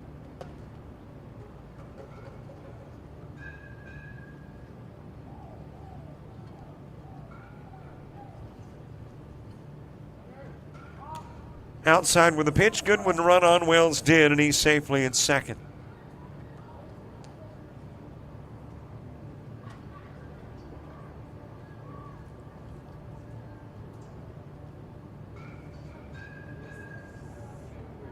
.550 on a Tuesday evening. 9th day of July. Better than halfway through the year. That's the good news, I guess, if you want the year to go quickly. Here's the bad news. We are not halfway through the summer or the heat. Still got plenty of it. I had thought about requiring that we only do productions in domed athletic facilities, but we wouldn't get to work much. So we kind of scratched that. Said, all right, we will work out of the heat.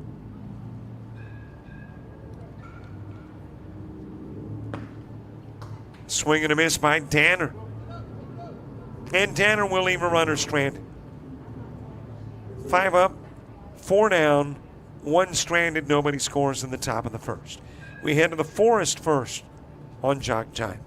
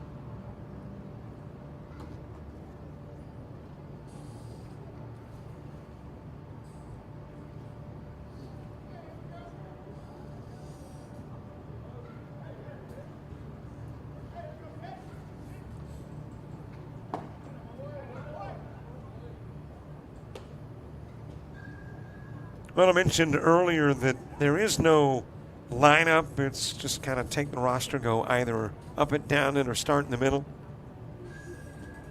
Forest playing their second game, started at the top in game 1, and will start at the bottom in game number 2. Cardinal has started about midway through their order.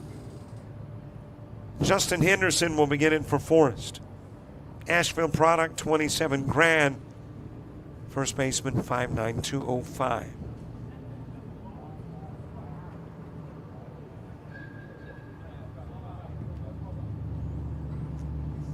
Hit by the pitch is Henderson, and as you know, when you're hit by the pitch, it is a ball. You resume the at-bat, but you don't have to immediately resume the at-bat if you're in pain, and apparently Henderson is. then you can come back later. So Luke Greenhill will step in. Henderson will try to recover.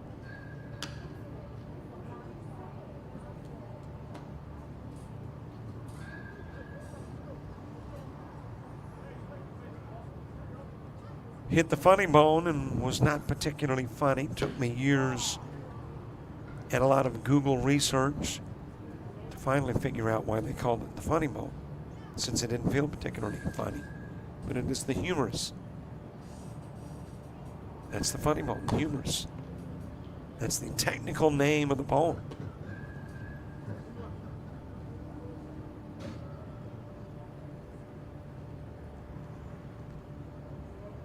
It takes me a really long time sometimes to catch hold of these things. Ground to first, and the putout will go 3-1 to get Greenhill. Let's see if Henderson comes back. Doesn't look like he's ready yet. So still in the recovery mode.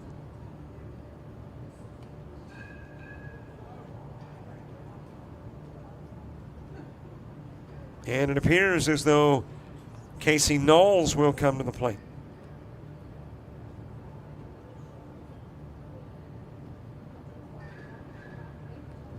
Knowles from Headland, 2028 grad, outfielder, right-handed pitcher.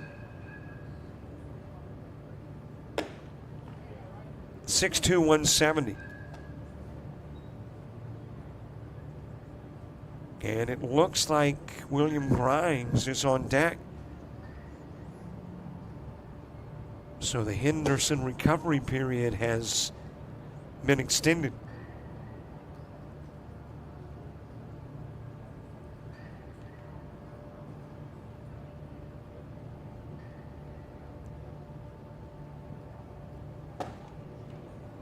Jacob Sasser on the hill for Team Cardinal. He is a Fairhope product, 2027 grad. Right-handed pitcher, 6-footer, 170-pounder.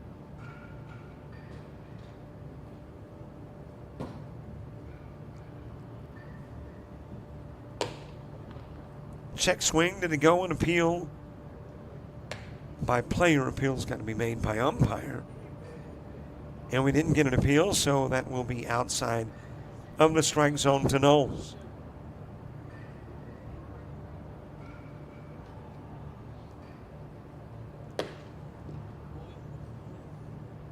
Low and away with a pitch. Well, the rain has cleared out, and it's gotten kind of muggy here in Troy, Alabama. 84 degrees. Feels like 91, 74% humidity. Winds out of the southwest at 9, gusting to 17. UV index 1 and low. Got a heat advisory. Heat indices could reach triple digits. 7:52 sunset. 8:35 moonset. Well, there's another fouled off pitch and a runner going to first. I'm just not thinking that catcher's interference is the reason. That's now 4 in the last 2 games.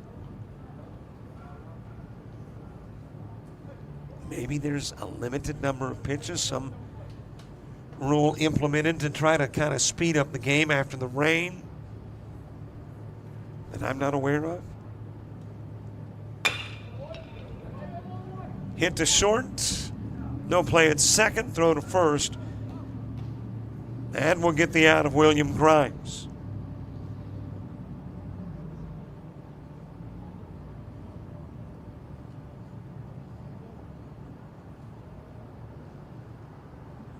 So a 6-3 put out for out number 2. Hitter number 5 coming to the plate. Braylon Baugh, but Justin Henderson never got to finish his at-bat. So we will see how that is handled.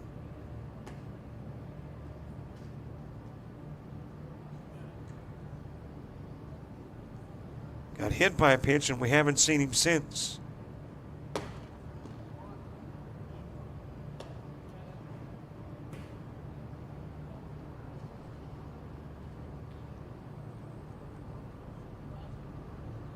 Braylon Ball from Albertville, 2027 grad.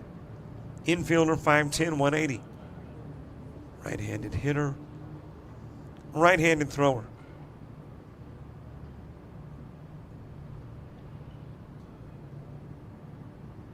A little outside with a pitch. Tomorrow, Columbia and Navy at 9. Navy and Cardinal at 11. Forest and Columbia at 1.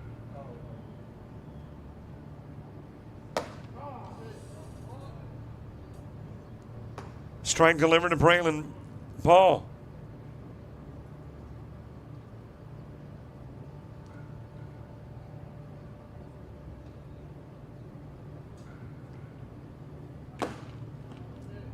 And there is the strikeout of Ball.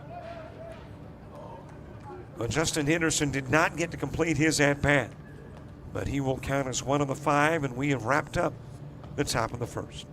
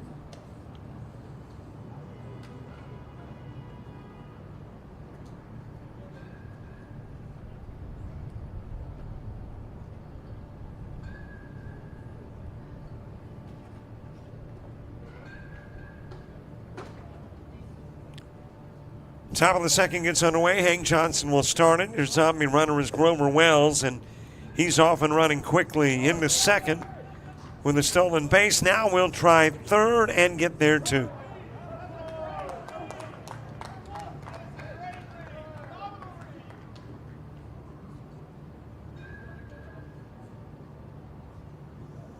So a base runner 90 feet away.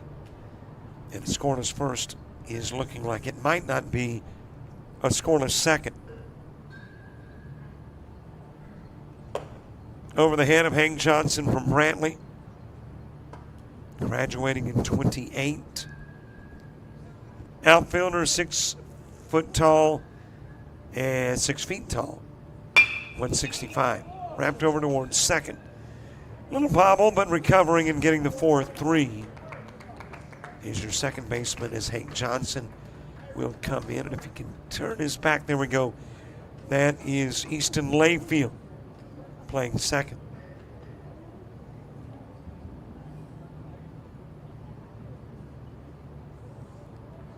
So Johnson will pick up the RBI, driving in Wells.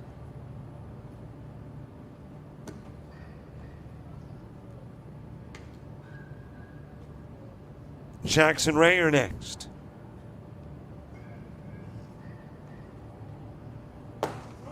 From Briarwood Christian, 2027. Grad outfielder, 6 feet, 175.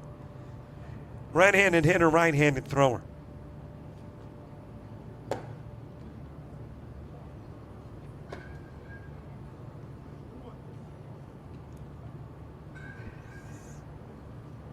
And don't forget to follow us on Facebook, Twitter, Instagram, TikTok, and Threads. And we've kind of got a bigger interest and focus on Twitter right now, as you got the Raider fly out to Layfield at second. Picked up another follower, so now 18 away from a landmark goal, 5,000. So if you haven't followed us on Twitter, at JockJive, please do. Popped up to short. And you've got out number 3.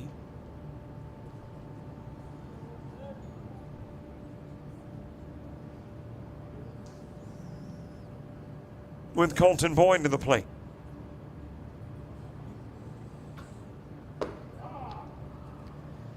Boyd from Orange Beach, 2027 grad, catcher, 5'10", 195, right-handed hitter and thrower.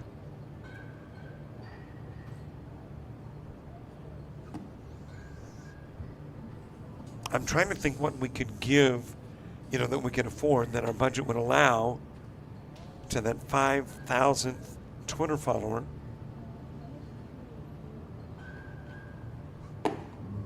All I can come up with is a thank you, is a gratitude. Is you'll be our new best friend. I mean, we don't have a big expense budget. Wrapped over towards left field by Boyd, and right near the foul line, the catch made for out number 4.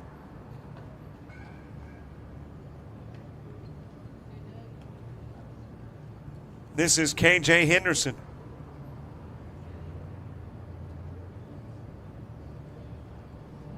Henderson from T.R. Miller. 2027 grad, outfielder, right-handed pitcher. 5'10", 165. I'm not sure how much our gratitude or our new best friendship will motivate Twitter followers.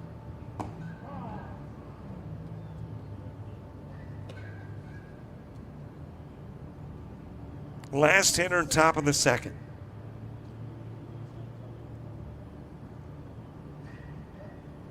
How about a shout out when you follow us on Twitter? James says that's better. That's better than our friendship. It is better than our gratitude. It is a show of great appreciation. Henderson delivering into left field, and he's just going to run till they tag him. He's safe at second, but doesn't matter. Hitter number 5, and a runner will be stranded. One runner in, Team Cardinal taking that 1-run lead into the bottom of the second.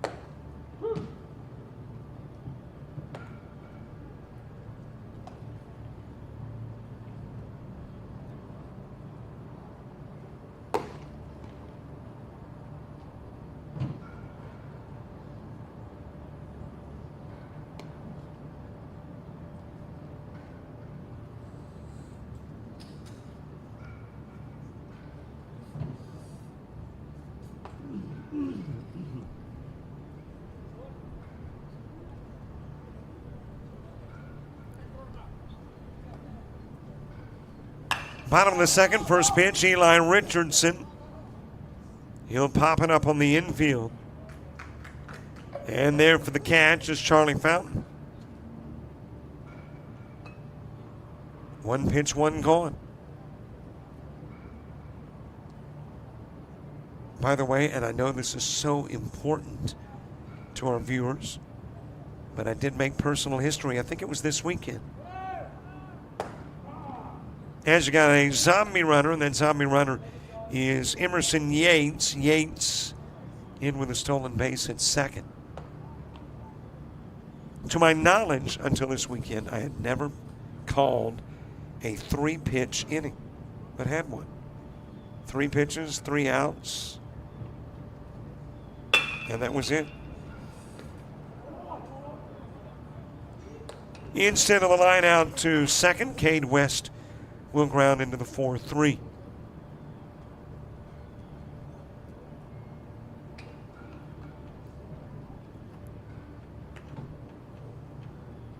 Declan King next. Now, there are some things I've never done in calling games that I would prefer I never do. Jim DeWitt says he called a 33-inning ball game in about 1965, I think it was, in the Grapefruit League. Have no desire. Jim can hold the #1 spot in that category. I'll stick with being way down the list at 7 or 9 innings.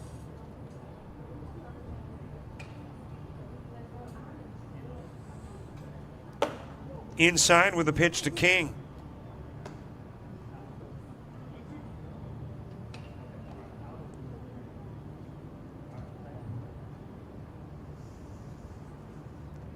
Declan King from Fairhope. 27 grad, catcher, 5'10", 165. Right-handed hitter, right-handed thrower. Still haven't seen Justin Henderson since getting hit by that pitch. As King will go down for out number 3.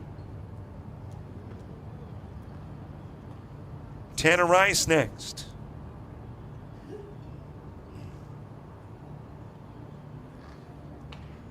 Tanner Rice from Mortimer Jordan, 27 grad, outfielder. Right-handed pitcher, 6-footer, 155-pounder.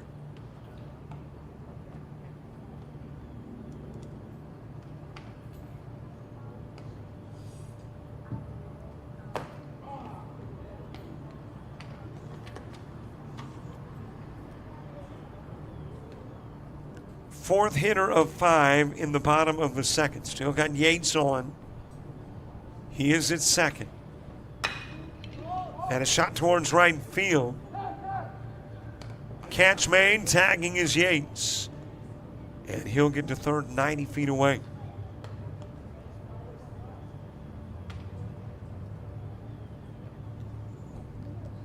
Bryce Hatley coming to the plate.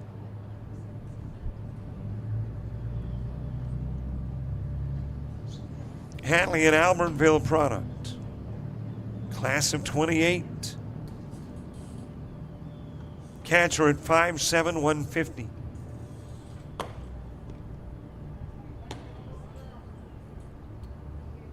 Left-handed hitter, a right-handed thrower. Tying run at third. Last at bat, bottom of the second. A reminder, if you hadn't figured that out, 5 hitters per inning. Hitter hit by a pitch, it counts as a ball. The at-bat resumes. Ground to third. Throw over to first by Chavetz. We'll get Hatley. And left on is Yates. Through 2, it's a 1-zip Cardinal lead.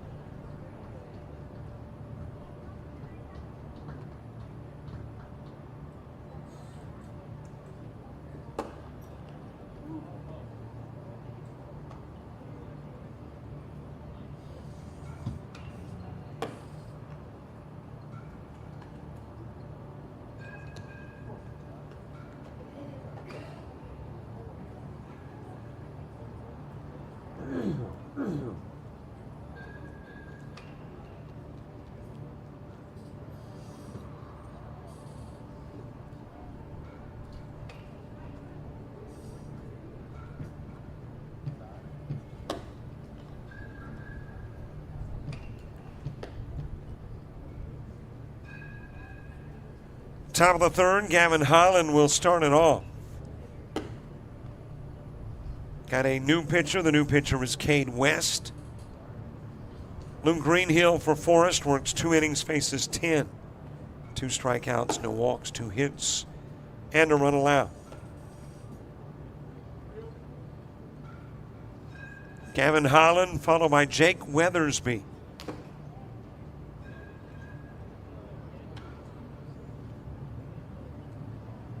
And by the end of 3, we will have seen every Cardinal and Forest hitter once. Outside with a pitch, Holland given a walk.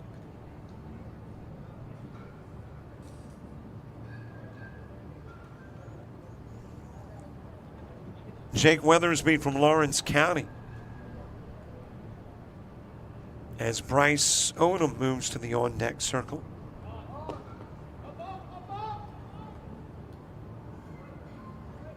Holland making his way to second in scoring position.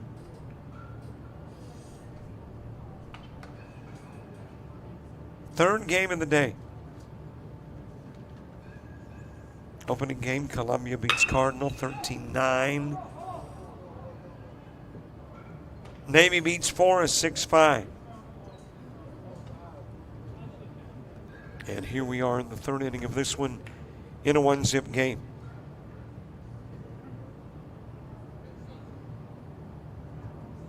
Team Cardinal coached by J.D. Pruitt, former Spanish Fort coach. Now the coach at Coastal Alabama South. There's an E that Weathersby will benefit from going to first, and Holland will coming in from third.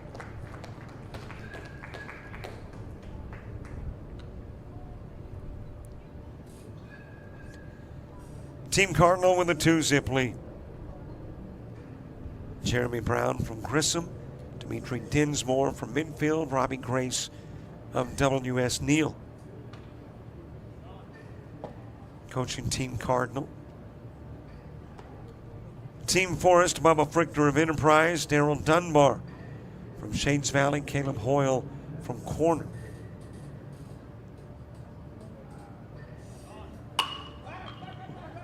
Popped up.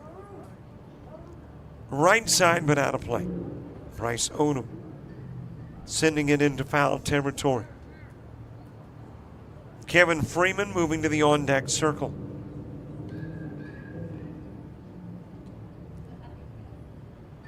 So Bubba Frichter at Enterprise State, J.D. Pruitt at Coastal South see one another fairly often in the ACCC, although now they are no longer in the same division.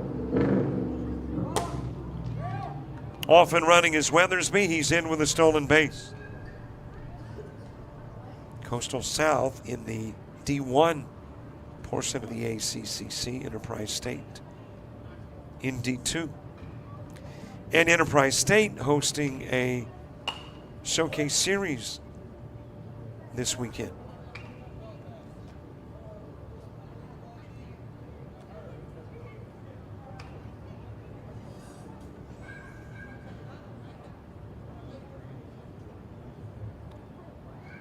Bryce Odom, then Kevin Freeman. High and away with a pitch from West.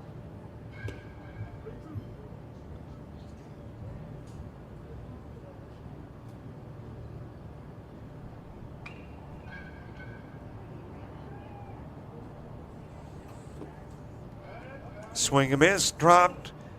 First unoccupied, throw goes down. Odom is the out, but with the drop, Weathersby will go to third.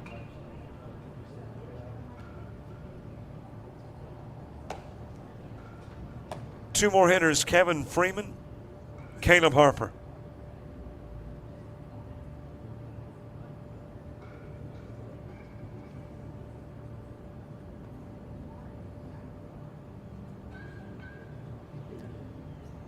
Kevin Freeman from Brantley. 28 grad catcher, 5'9", 150.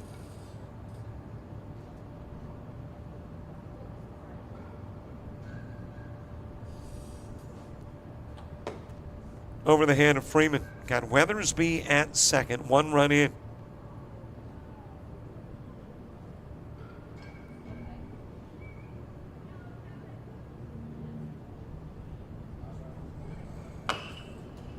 Ground foul in the direction of third.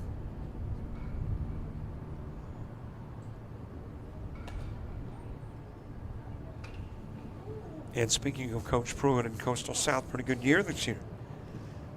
Near the end of the year was atop the division, then kind of faltered late within the last couple of weeks of the year and fell, I think, to the 3 spot behind Shelton State and Snead State. And eventually in D1, Shelton State would win it. Dropped into center field, Freeman delivering an RBI single.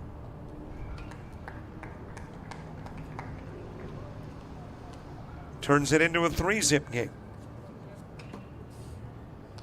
And then Shelton State goes to Grand Junction, representing Region 22, loses 2, and comes home early.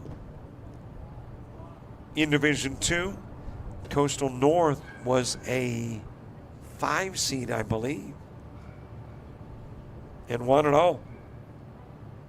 But in 2, you've got a best 2 out of 3 district series to determine who goes to the World Series in Enid, Oklahoma, and Coastal North lost there 2-1.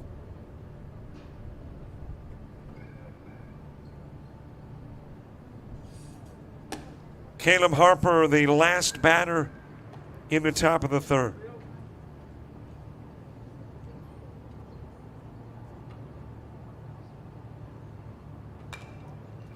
Back to the screen, foul.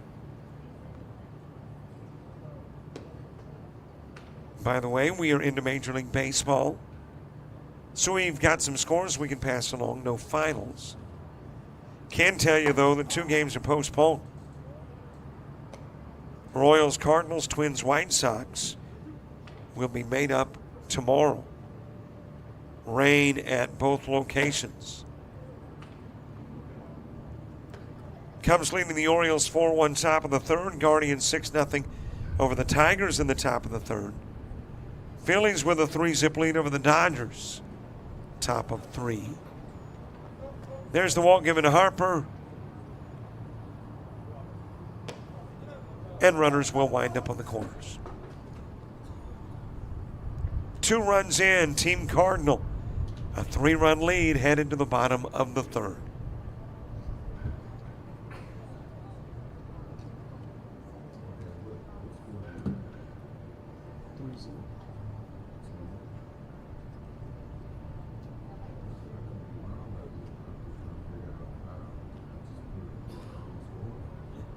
I don't have them scoring anything. Yates, was their zombie runner. He was left at third.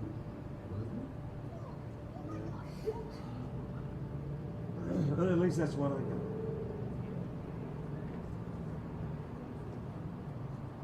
Can you scroll back further?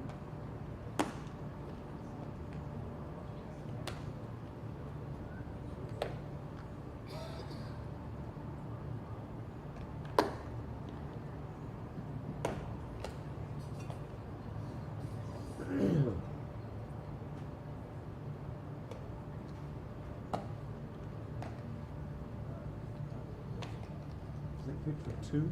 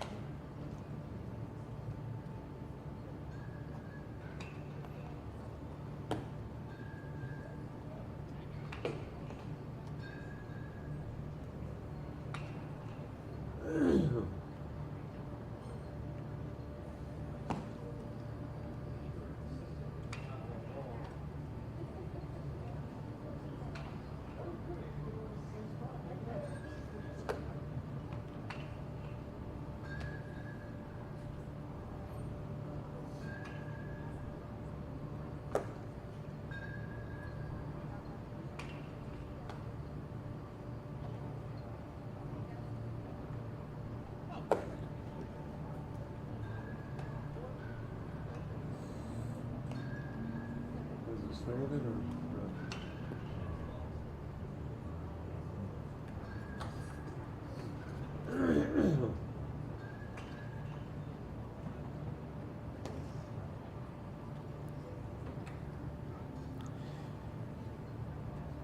We head to the bottom of the third. Clay Chapman will start it off. Well, there's some debate in the box. We've got 3 different scores. Scoreboard here says 1-0. My scorebook says 3-0. And James's says 2-1. So we're trying to find out through research, and James is on it and will not let it go. He will come up with the correct answer. And the question lies in Yates. Did he score or did he not? I've got him as stranded at third. Clay Chapman with a base hit up the middle.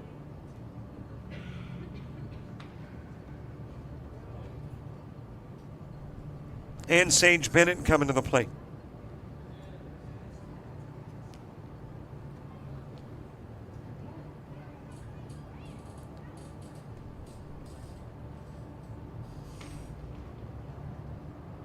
So when we get through in the bottom of the third, we will have seen every hitter once. When we've seen them twice, we'll close out the game.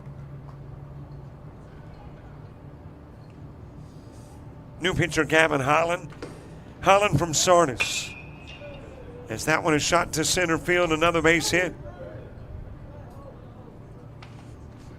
Back-to-back singles and a couple of base runners on.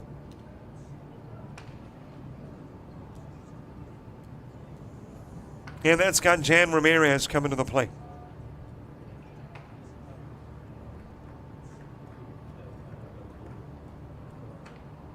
Well, what has your research revealed, Grasshopper? Let me savor the moment, please, because it happens so seldom. It is a 3-zip game. Jan Ramirez coming to the plate. James Clemens product. Got a couple of base runners on. And Team Forest threatening to play their first runs.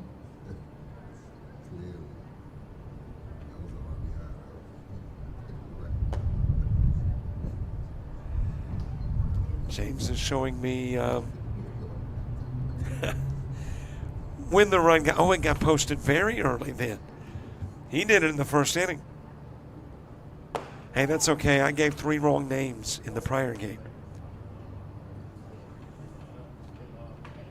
I, through the magic of ink, made William Grimes, Matthew Wilson, Luke Greenhill, Jarrett Brown, and Justin Henderson, Garrett Whitaker, or vice versa.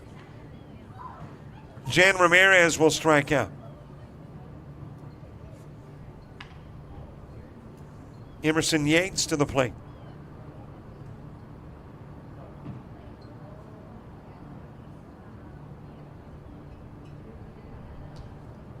Hitter number 4 in the bottom of the third with a couple of base runners on. Team Forest trying to get rid of that goose egg.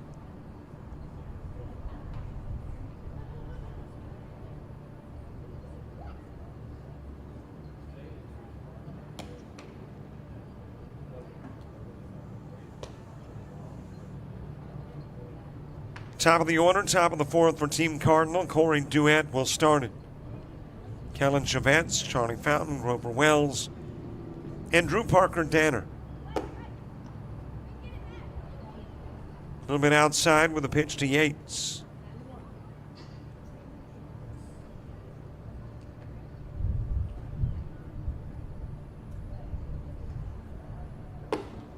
High and away with the offering. Jacob Sasser, predecessor to Holland, on the bump, worked 2 innings and faced 10. 2 strikeouts, no walks, no hits, no runs. Hands it over to Holland, and Holland wide with the pitch to Yates.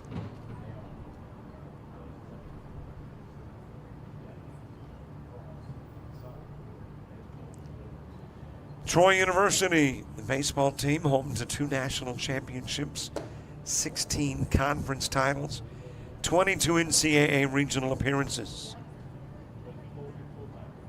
They've had some pretty good baseball here, and a lot of it under Coach Chase Riddle.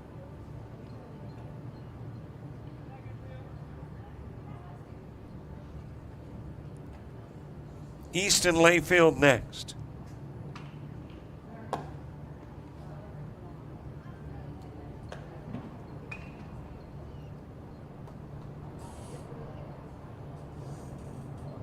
Bases loaded, last at bat, bottom of the third.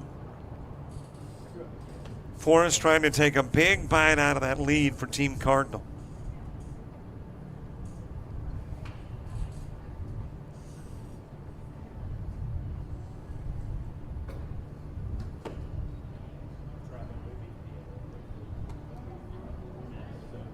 Count goes to 2-1. Underclassmen All-Star event, Troy University. A big thanks to Barry Dean, Johnny Johnson, all the members of the ALABCA for the opportunity to cover for, I think, the 4th year. Baseball here at Troy. There was the 1 year that construction was going on here, and we ran extension cords about 300 or 400 feet to give a semi-home plate look, and then did the rest of the work out in center field behind the wall. And I think that was the same year. It was about 115 degrees as far as the heat index. Layfield striking out, leaving 3 on. Halfway through the game, and Cardinals up by 3.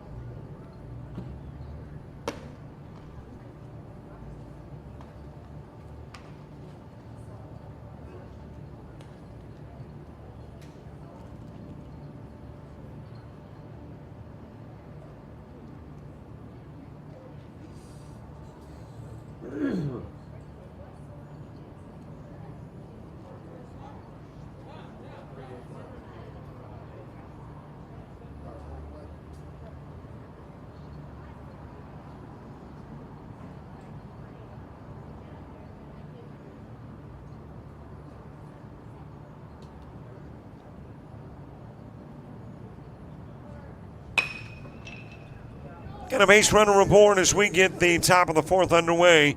And that runner is Jacob Sasser, who will wind up at third after the Corey Duet base hit. 4th hit of the game for Team Cardinal.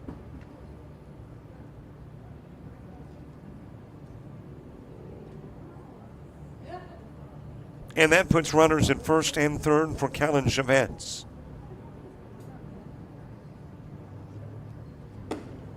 High inside offering to Chavez.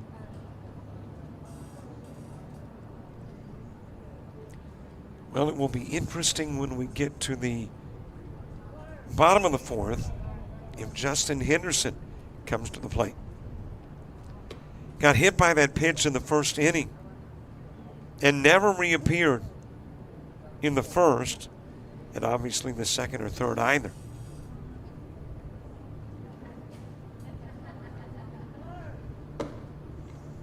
Running is Duet. He'll be in with a stolen base. Throw winds up in center.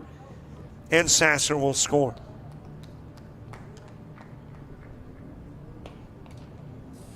Team Cardinal by 4. Kellen Chavetz with the pop out to short, 0 for 1 in the game. I didn't finish with the scores, did I? As that one is lifted to right field.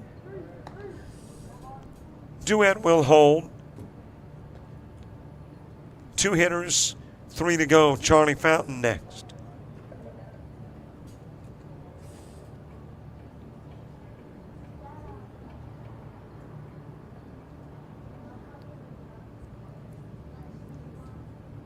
Rays with a 4-1 lead over the Yankees, bottom of the 3rd. Reds 1-0 over the Rockies, bottom of 2. Red Sox 3-2. Edge got a stolen base for Pruitt, or Duet.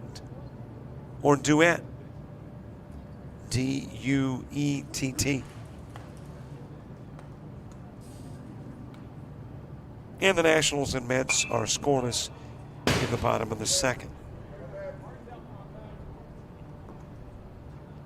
Braves have got the Diamondbacks in Arizona with an 8:40 start.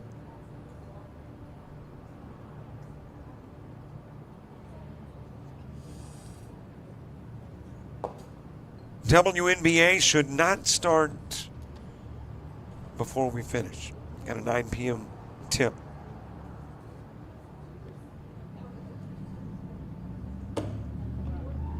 And preseason football gets underway in August. Starts with the Hall of Fame Bowl in Canton, Ohio. Texans and Bears. And that is on August 1.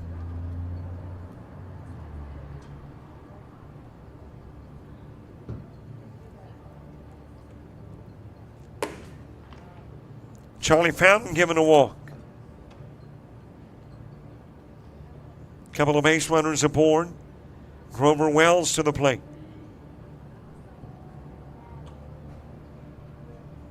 Wells singled, came in as a runner in the 2nd, scored a run. He has stolen 2 bases. Speaking of stolen bases, Fountain on his way to 2nd, in safely.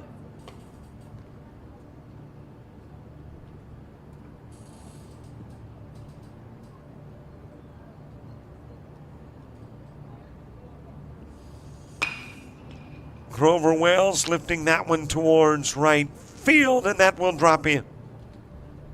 Diving, trying to get there by Clay Chapman.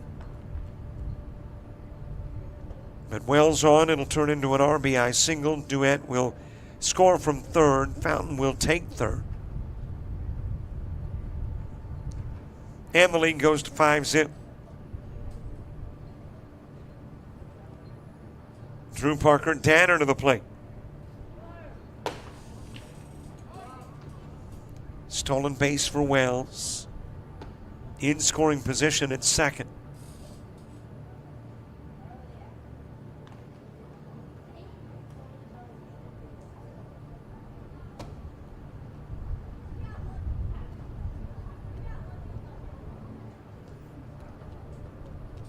Tomorrow's forecast says nothing about rain. Sunshine, high of 91.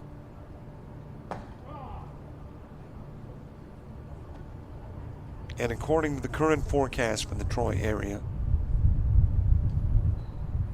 there is absolutely no mention of rain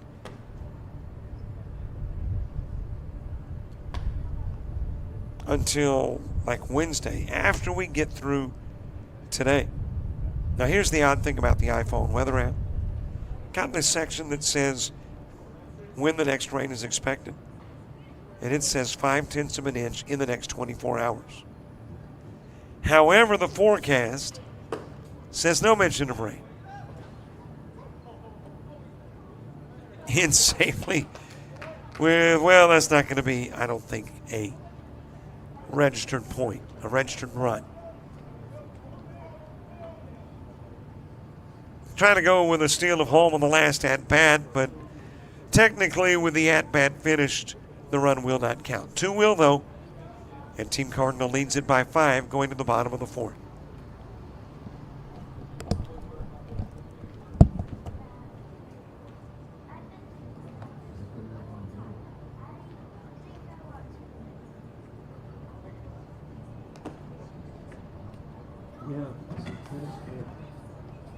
finish the at bat. Slow it down. That point. Maybe it was a one. Just like we have to do some research again. But even if it's well, you have less until we got the first. Yeah. All right, I'm going to go back. I'll research this.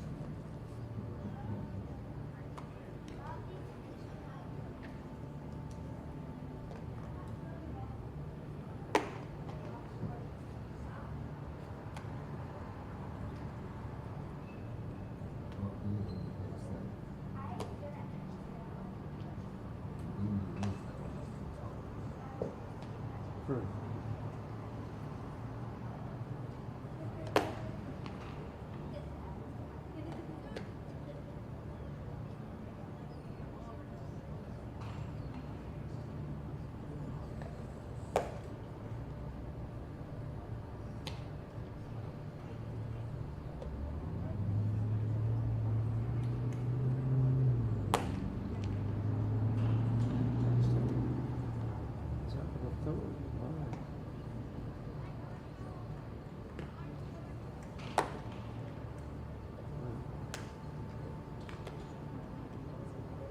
Yeah, we have another one of those.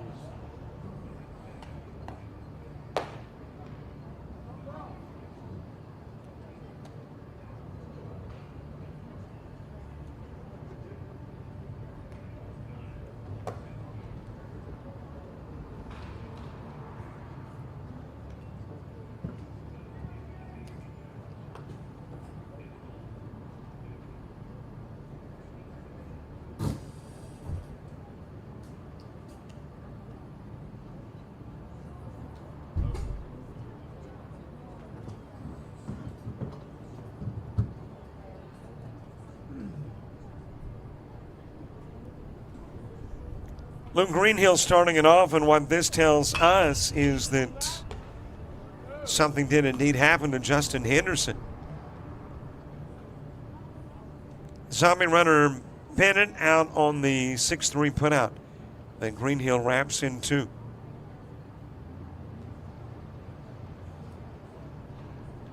Justin Henderson hit by the pitch, did not finish an at-bat in the first. And we don't see when his at-bat resurfaces in the fourth.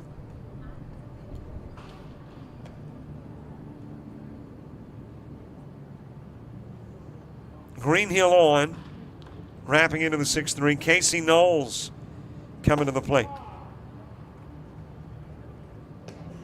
William Grimes moving to the on-deck circle.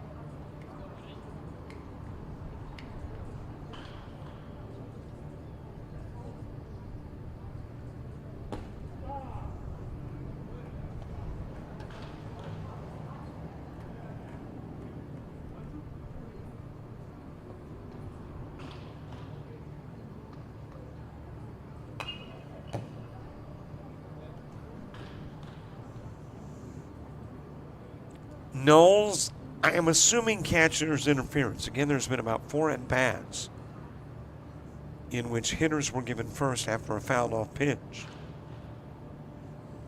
2 in this game, 2 in the preceding game. Popped up out of play by Knowles.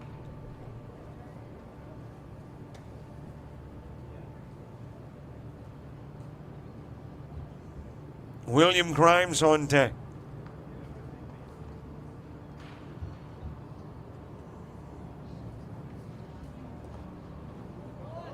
Into the dirt, Greenhill will take off for second, and he is there safely.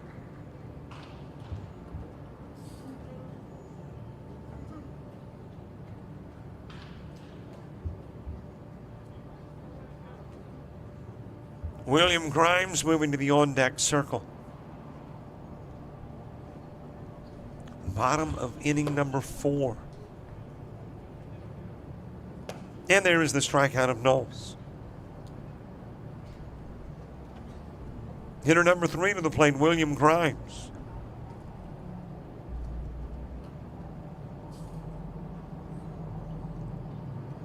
Grimes ground into a 6-3.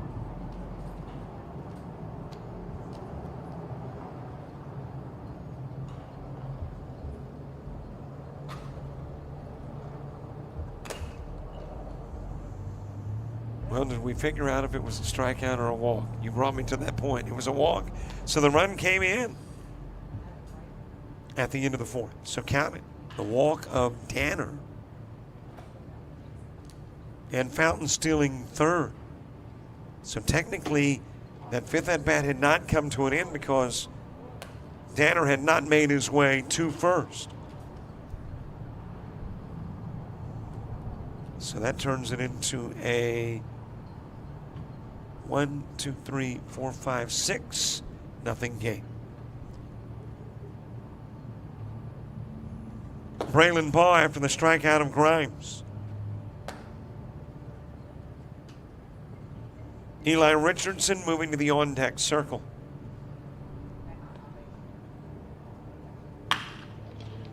Into center field, base hit.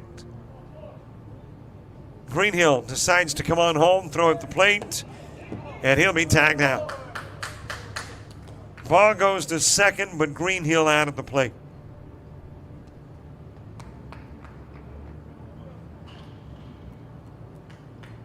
And that's the fourth hitter, but we are honoring that first spot, Justin Henderson, who was hit by the pitch back in the first and did not come to the plate in the fourth. Still marking that as an at-bat. So we will wrap up the fourth, go to the fifth in a 6-zip game.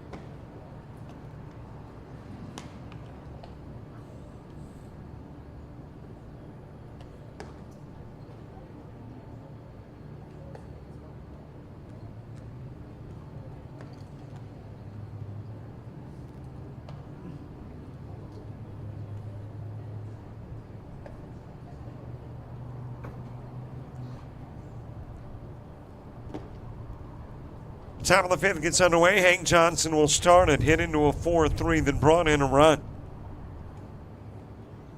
Facing a new guy on the hill. The new guy is Eli Richardson from Enterprise. Graduates in 27. Infielder, 5'8".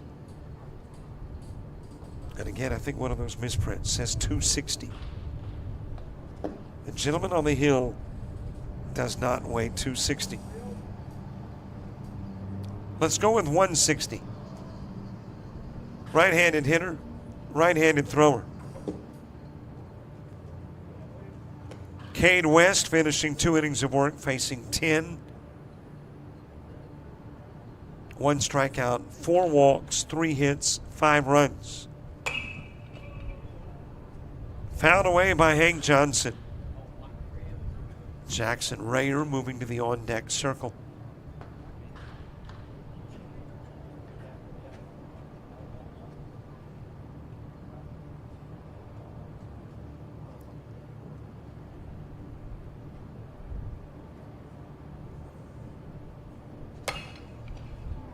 Kind of handcuffed him. Pops it up on the infield, coming off the bump to make the catch. Richardson, and Johnson is out number 1.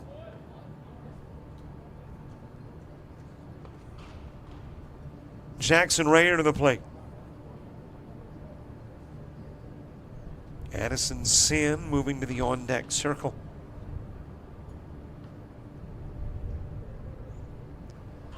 Rayer popped out the second. 0 for 1 in the game.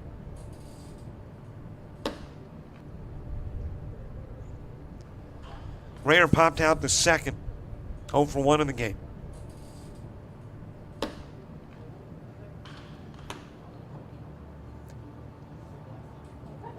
Day 2 of our coverage tomorrow. Starting at 9 a.m., 3 games. Columbia Navy, Navy Cardinal, Forest, and Columbia. Don't forget, too, the premium channel. That is what gives you access to the game after the fact. And not just these games, any game on our website, which over the course of a year is about 900 different games, your $25 will give you access to. So 12 months, $25. What's that? 2 and some change per month. Unlimited downloads.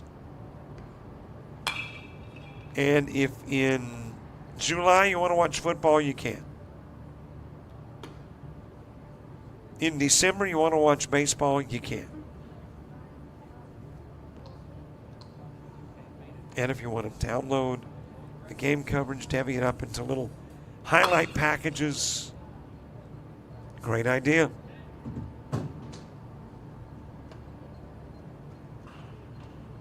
Jackson Rayer, Addison Sin, Colton Boyd, KJ Henderson. Still due up in the 5th.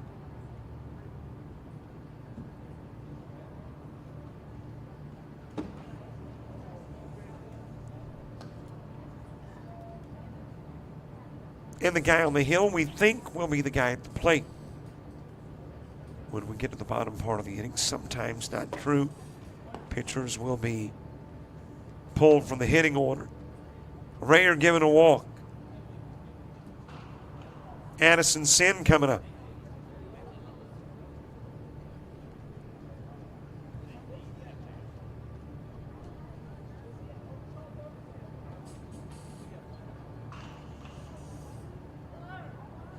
Outside with the offering, Rayer down to second. He'll be in with a stolen base.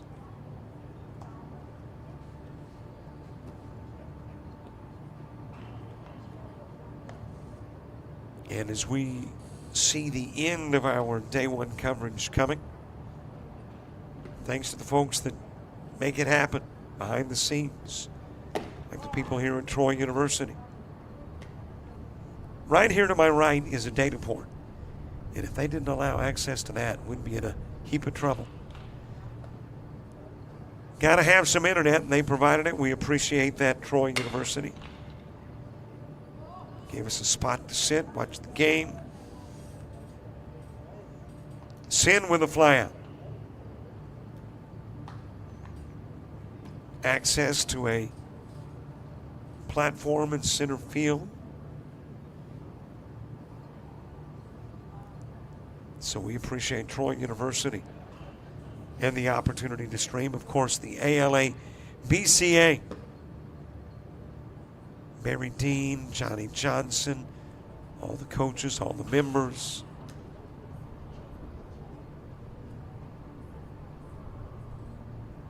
A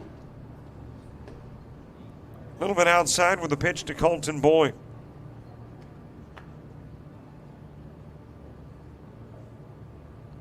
And of course, you, the viewer. Sure wouldn't be any point in us being here if you weren't there.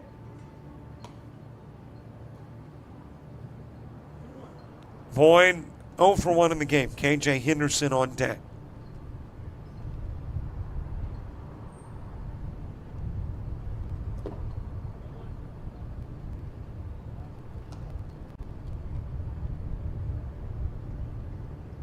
A little breezy on a Tuesday evening here in Troy. A little less than an hour away from sunset. Boyd fouling off the pitch.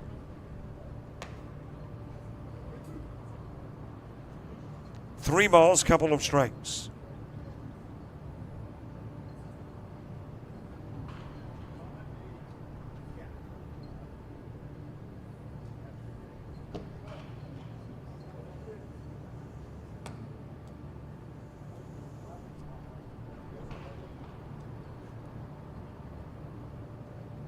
Richardson, West, King, Rice, Hatley, all in the bottom part of the inning. There's a walk given to Boyd. Second Richardson walk, couple of base runners on. And KJ Henderson, who had a double in the second, back to the plate in the fifth.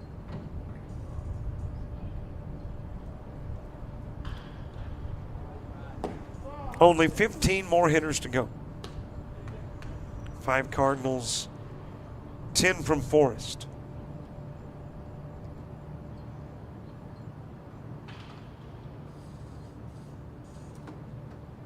Low and away with the pitch to Henderson. 5 Team Cardinal hits, 3 Team Forest. Both teams leaving on about the same number of runners. 6 for Team Cardinal, 5 for Team Forest.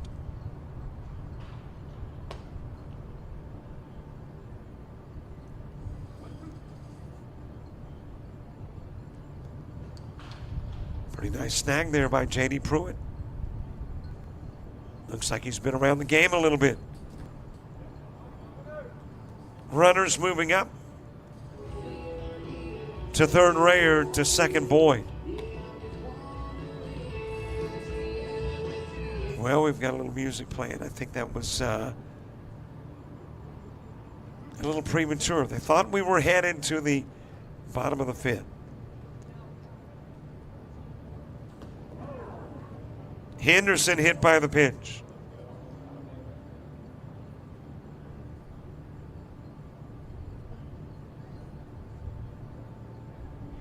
Speaking of country music, the largest attended ticketed event just happened in, where do they do that at? Was it Texas? Where George Strait had 110,000 paying fans.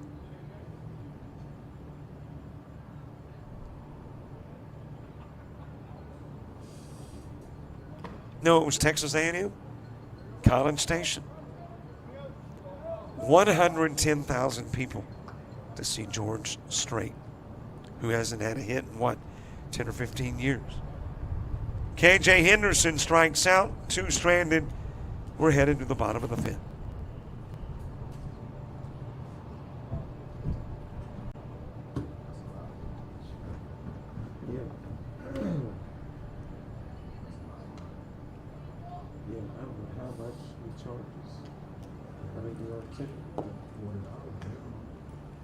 It's probably more like 100 average.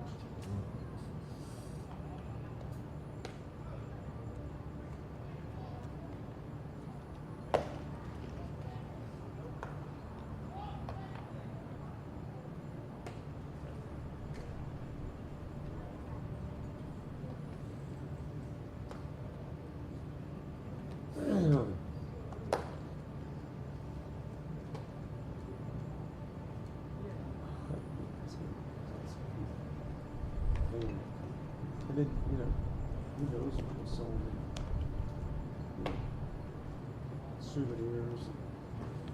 Yeah. Yeah.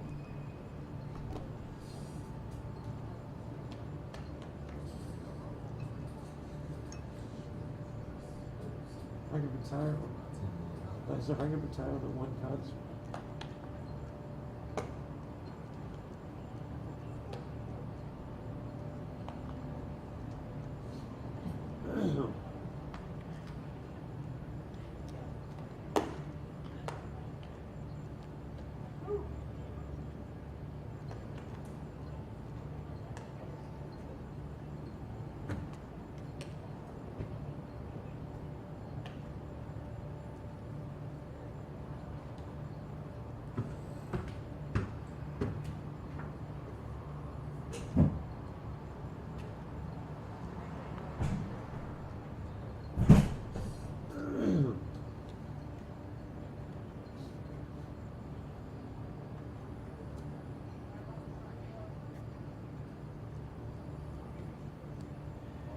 We get the bottom of the fifth underway.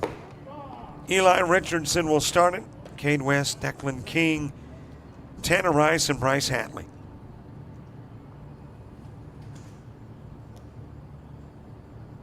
One more inning to go.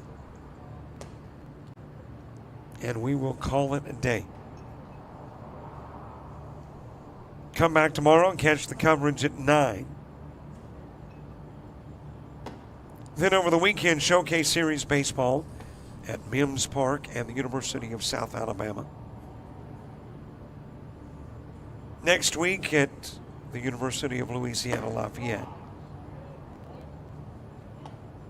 Also starting next weekend, Dixie Youth Softball World Series in Virginia. That'll run a couple of weeks. Strikeout of Richardson. Last weekend of the month, Showcase Series Baseball at Orange Beach. And if you want to run into James Crenshaw, where's it at in Birmingham? The what? The Winfrey Hotel for the Gulf South Conference Media Day on the 26th. And that's if you've got a Flow Sports subscription. And if you don't, they probably wouldn't mind you getting one. 2-1 the count on Cade West.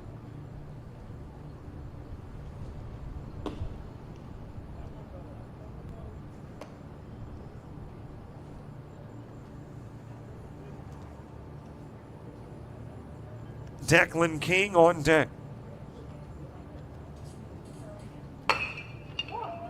Ground over towards second. Put out goes 4-3. Implemented by your second baseman, Jake Weathersby.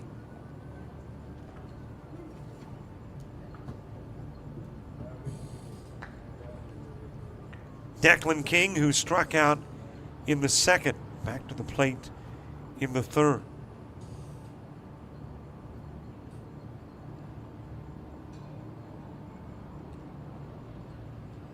Winfrey, by the way, is also where the ALABCA has their annual convention.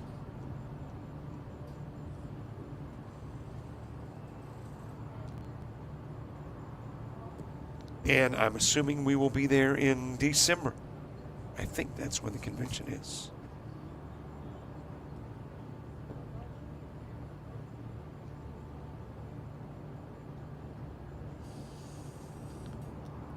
Tanner Rice on deck. Popped up on the infield. Catch at short for out number 3. Gavin Holland at short. 2 more hitters away from the 6th.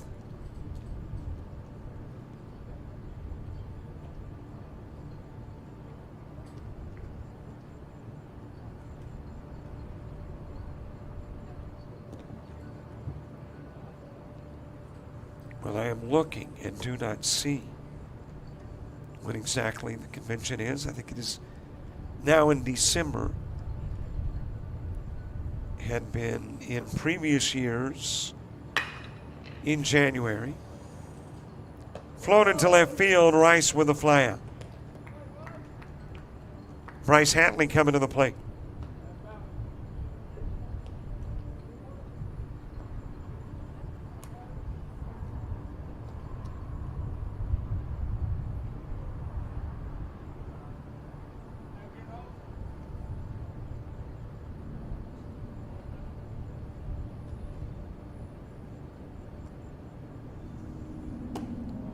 A little bit outside with the offering.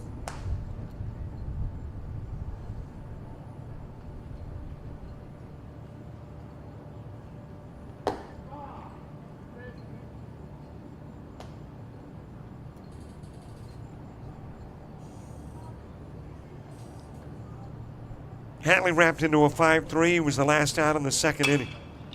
Drives this one towards left field, and that will drop in for extra bases. Let's see how far Hatley gets. Headed to third, only 2 backs. Of course, only is pretty darn good.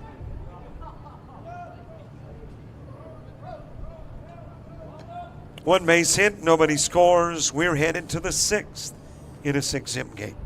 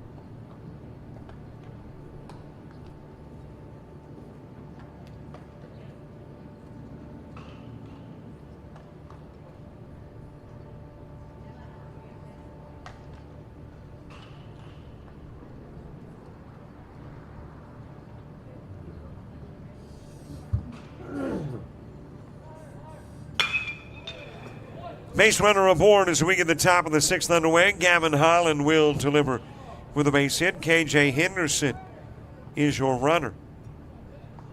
Jake Weathersby, Bryce Odom, Kevin Freeman, Caleb Harper, all due up in the inning 2.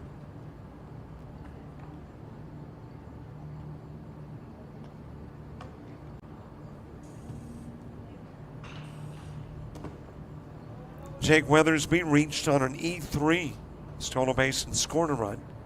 One of the 6 belongs to Weathersby. And of course, if you are the Cardinals and you plate a run, there's no way Forrest can catch you in the bottom part of the inning, even with your zombie runner.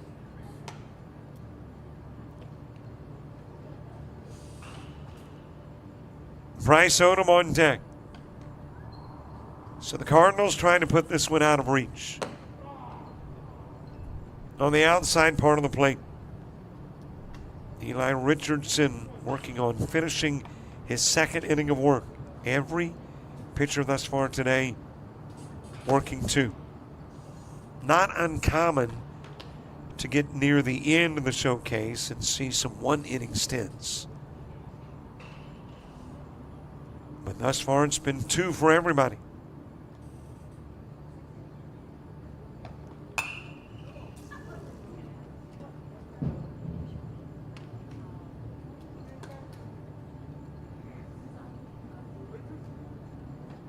Cardinals with a run in the second, 2 runs in the third, 3 runs in the fourth.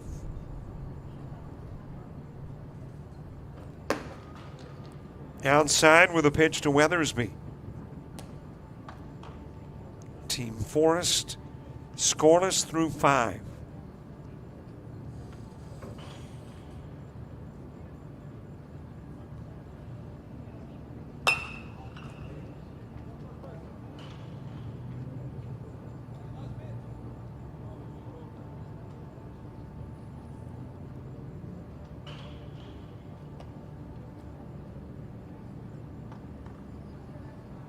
Total of 6 hits now in the game.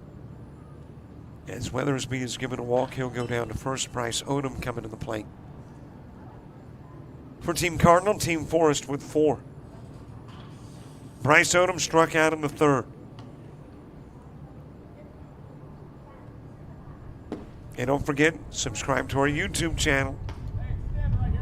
And thank you very much for those who have. I see that we are making our way towards 4,400. Follow us on Facebook, Twitter, Instagram, TikTok, and Threads. Seen some new friends, some new followers today. We appreciate that. What a take-home game footage as this one is wrapped to second. A little problem getting it out of the mid for Easton Layfield, but still able to get the out at second. Got the tag out at the plate. Henderson will come in. Highland tagged out at the plate. Weathersby was out on the 4-6. So in essence, it turns into a 4-6-2 that got the double play.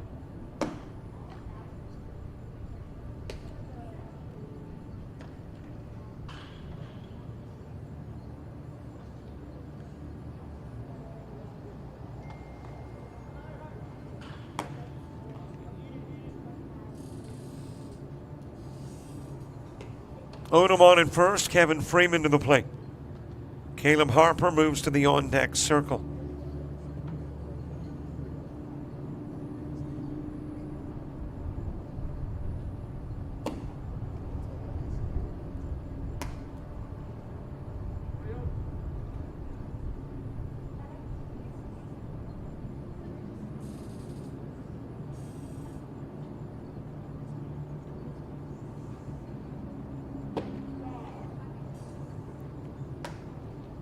Freeman an RBI on a single in the third.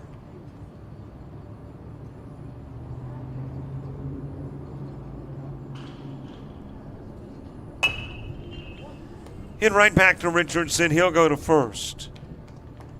Odom will go to third. Freeman out on the 1-3. Caleb Harper, the last Team Cardinal hitter, coming to the plate. Harper with a walk in the third.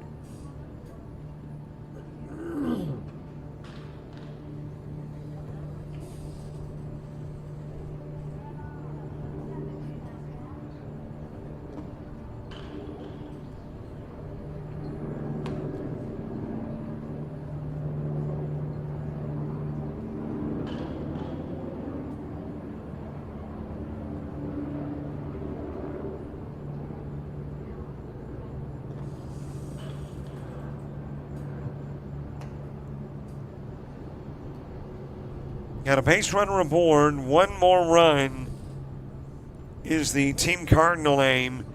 Team Forest now with no opportunity to win it, but will try to make it close and hopes to strand Odom and get Harper. Harper with a walk in the third.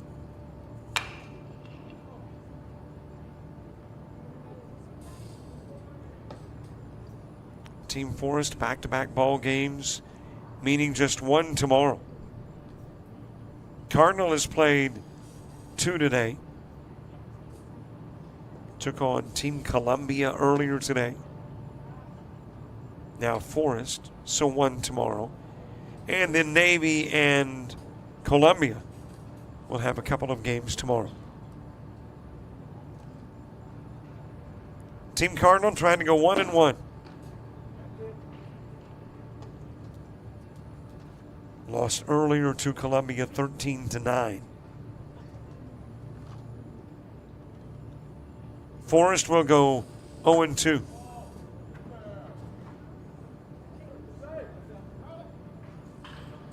Well, the runner apparently safe, and that run will count. Done again on the last at-bat.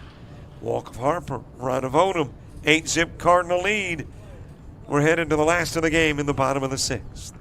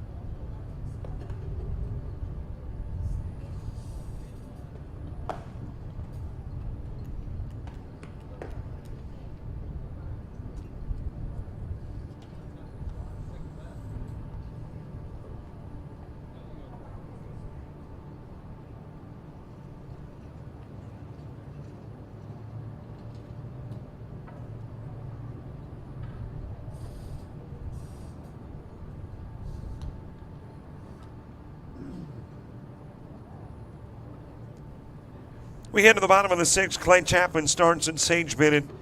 Jan Ramirez, Emerson Yates, and Easton Layfield due up to the inning 2. Charlie Fountain getting his 2nd inning of work in from Pike Liberal Arts. 27 grad infielder and right-handed pitcher. 5'9" and 160. And a zombie runner, and that runner is Tanner Rice. Rice will make his way to 2nd. But if Forrest got every runner in, the 5 that come to the plate and the runner that's aboard, still would wind up 2 short. 8-zip Team Cardinal lead.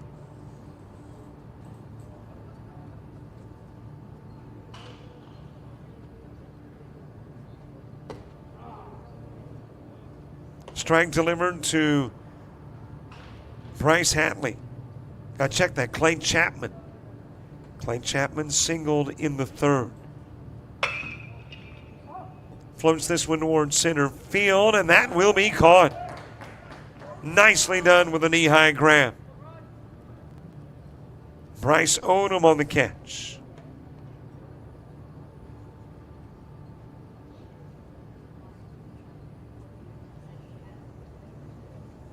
And one away for Sage Bennett.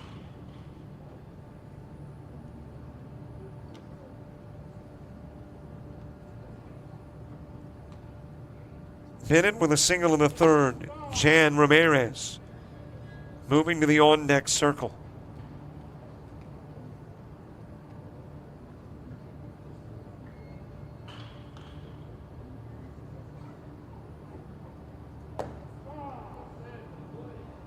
Into the strike zone to Bennett. Bennett thought that was about to dinking duck to get out of the way. Yet he caught the inside part of the plate. Eli Richardson finishing his 2 innings of work for Team Forest in the top of the 6th. And of course faced 10. Had a single strikeout, walked 4. Gave up a total of 1 hit. And allowed a couple of runs. Another opportunity in center field. This one off the mitt of Bryce Odom. And the ball rolls around on the infield, giving Rice an opportunity to score.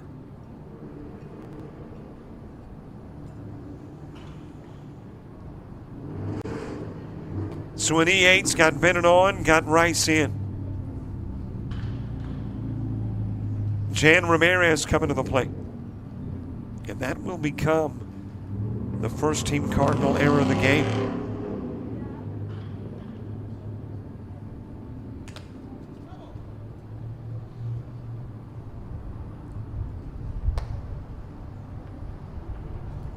Ramirez struck out in the third.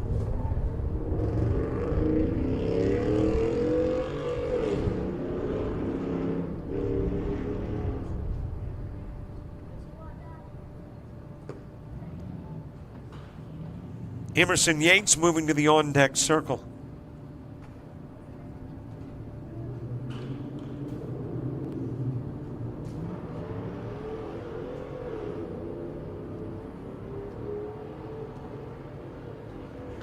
My, what a difference a few years makes. I had those glass packs on my Trans Am when I was a teenager. And I'm sure there were people going, one day, you'll say, no, that is just way too loud.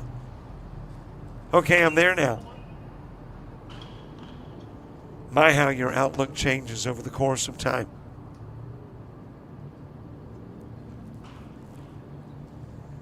Jan Ramirez struck out in the third. And I'm assuming you could hear the rather loud muffler hit by the pitch is Ramirez, but that is a ball. And he'll stay at the plate.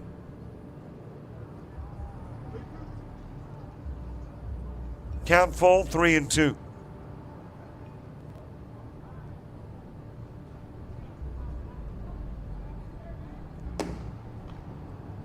A little bit outside. Apparently you're not walked on a 3-ball count. It must be 5 pitches outside of the strike zone that puts you on. There's the 5th, there's the walk.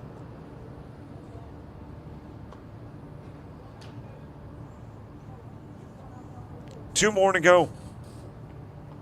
Emerson Yates, Easton Layfield.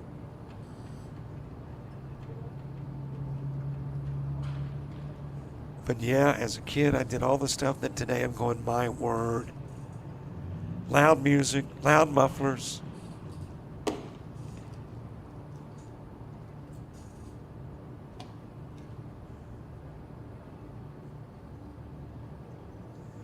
Emerson Yates with a walk in the third.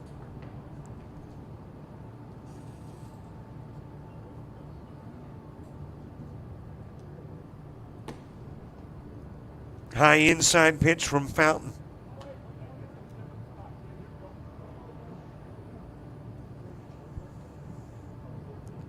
Six hits, 9 stranded. Currently the error total stands at 1 for Team Cardinal. 1 run in the first, 2 runs in the second, 3 in the third, and 2 in the sixth.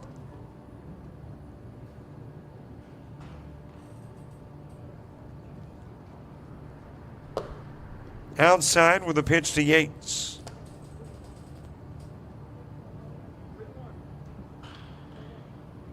Three and 1, but we've learned over the course of the day. You're not walked on a 3-ball count.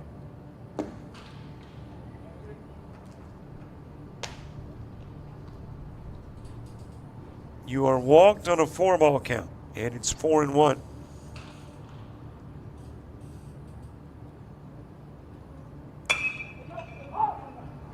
Popped up, foul territory.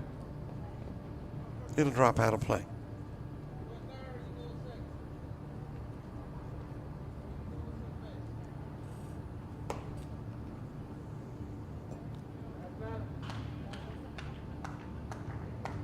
And Yates is on.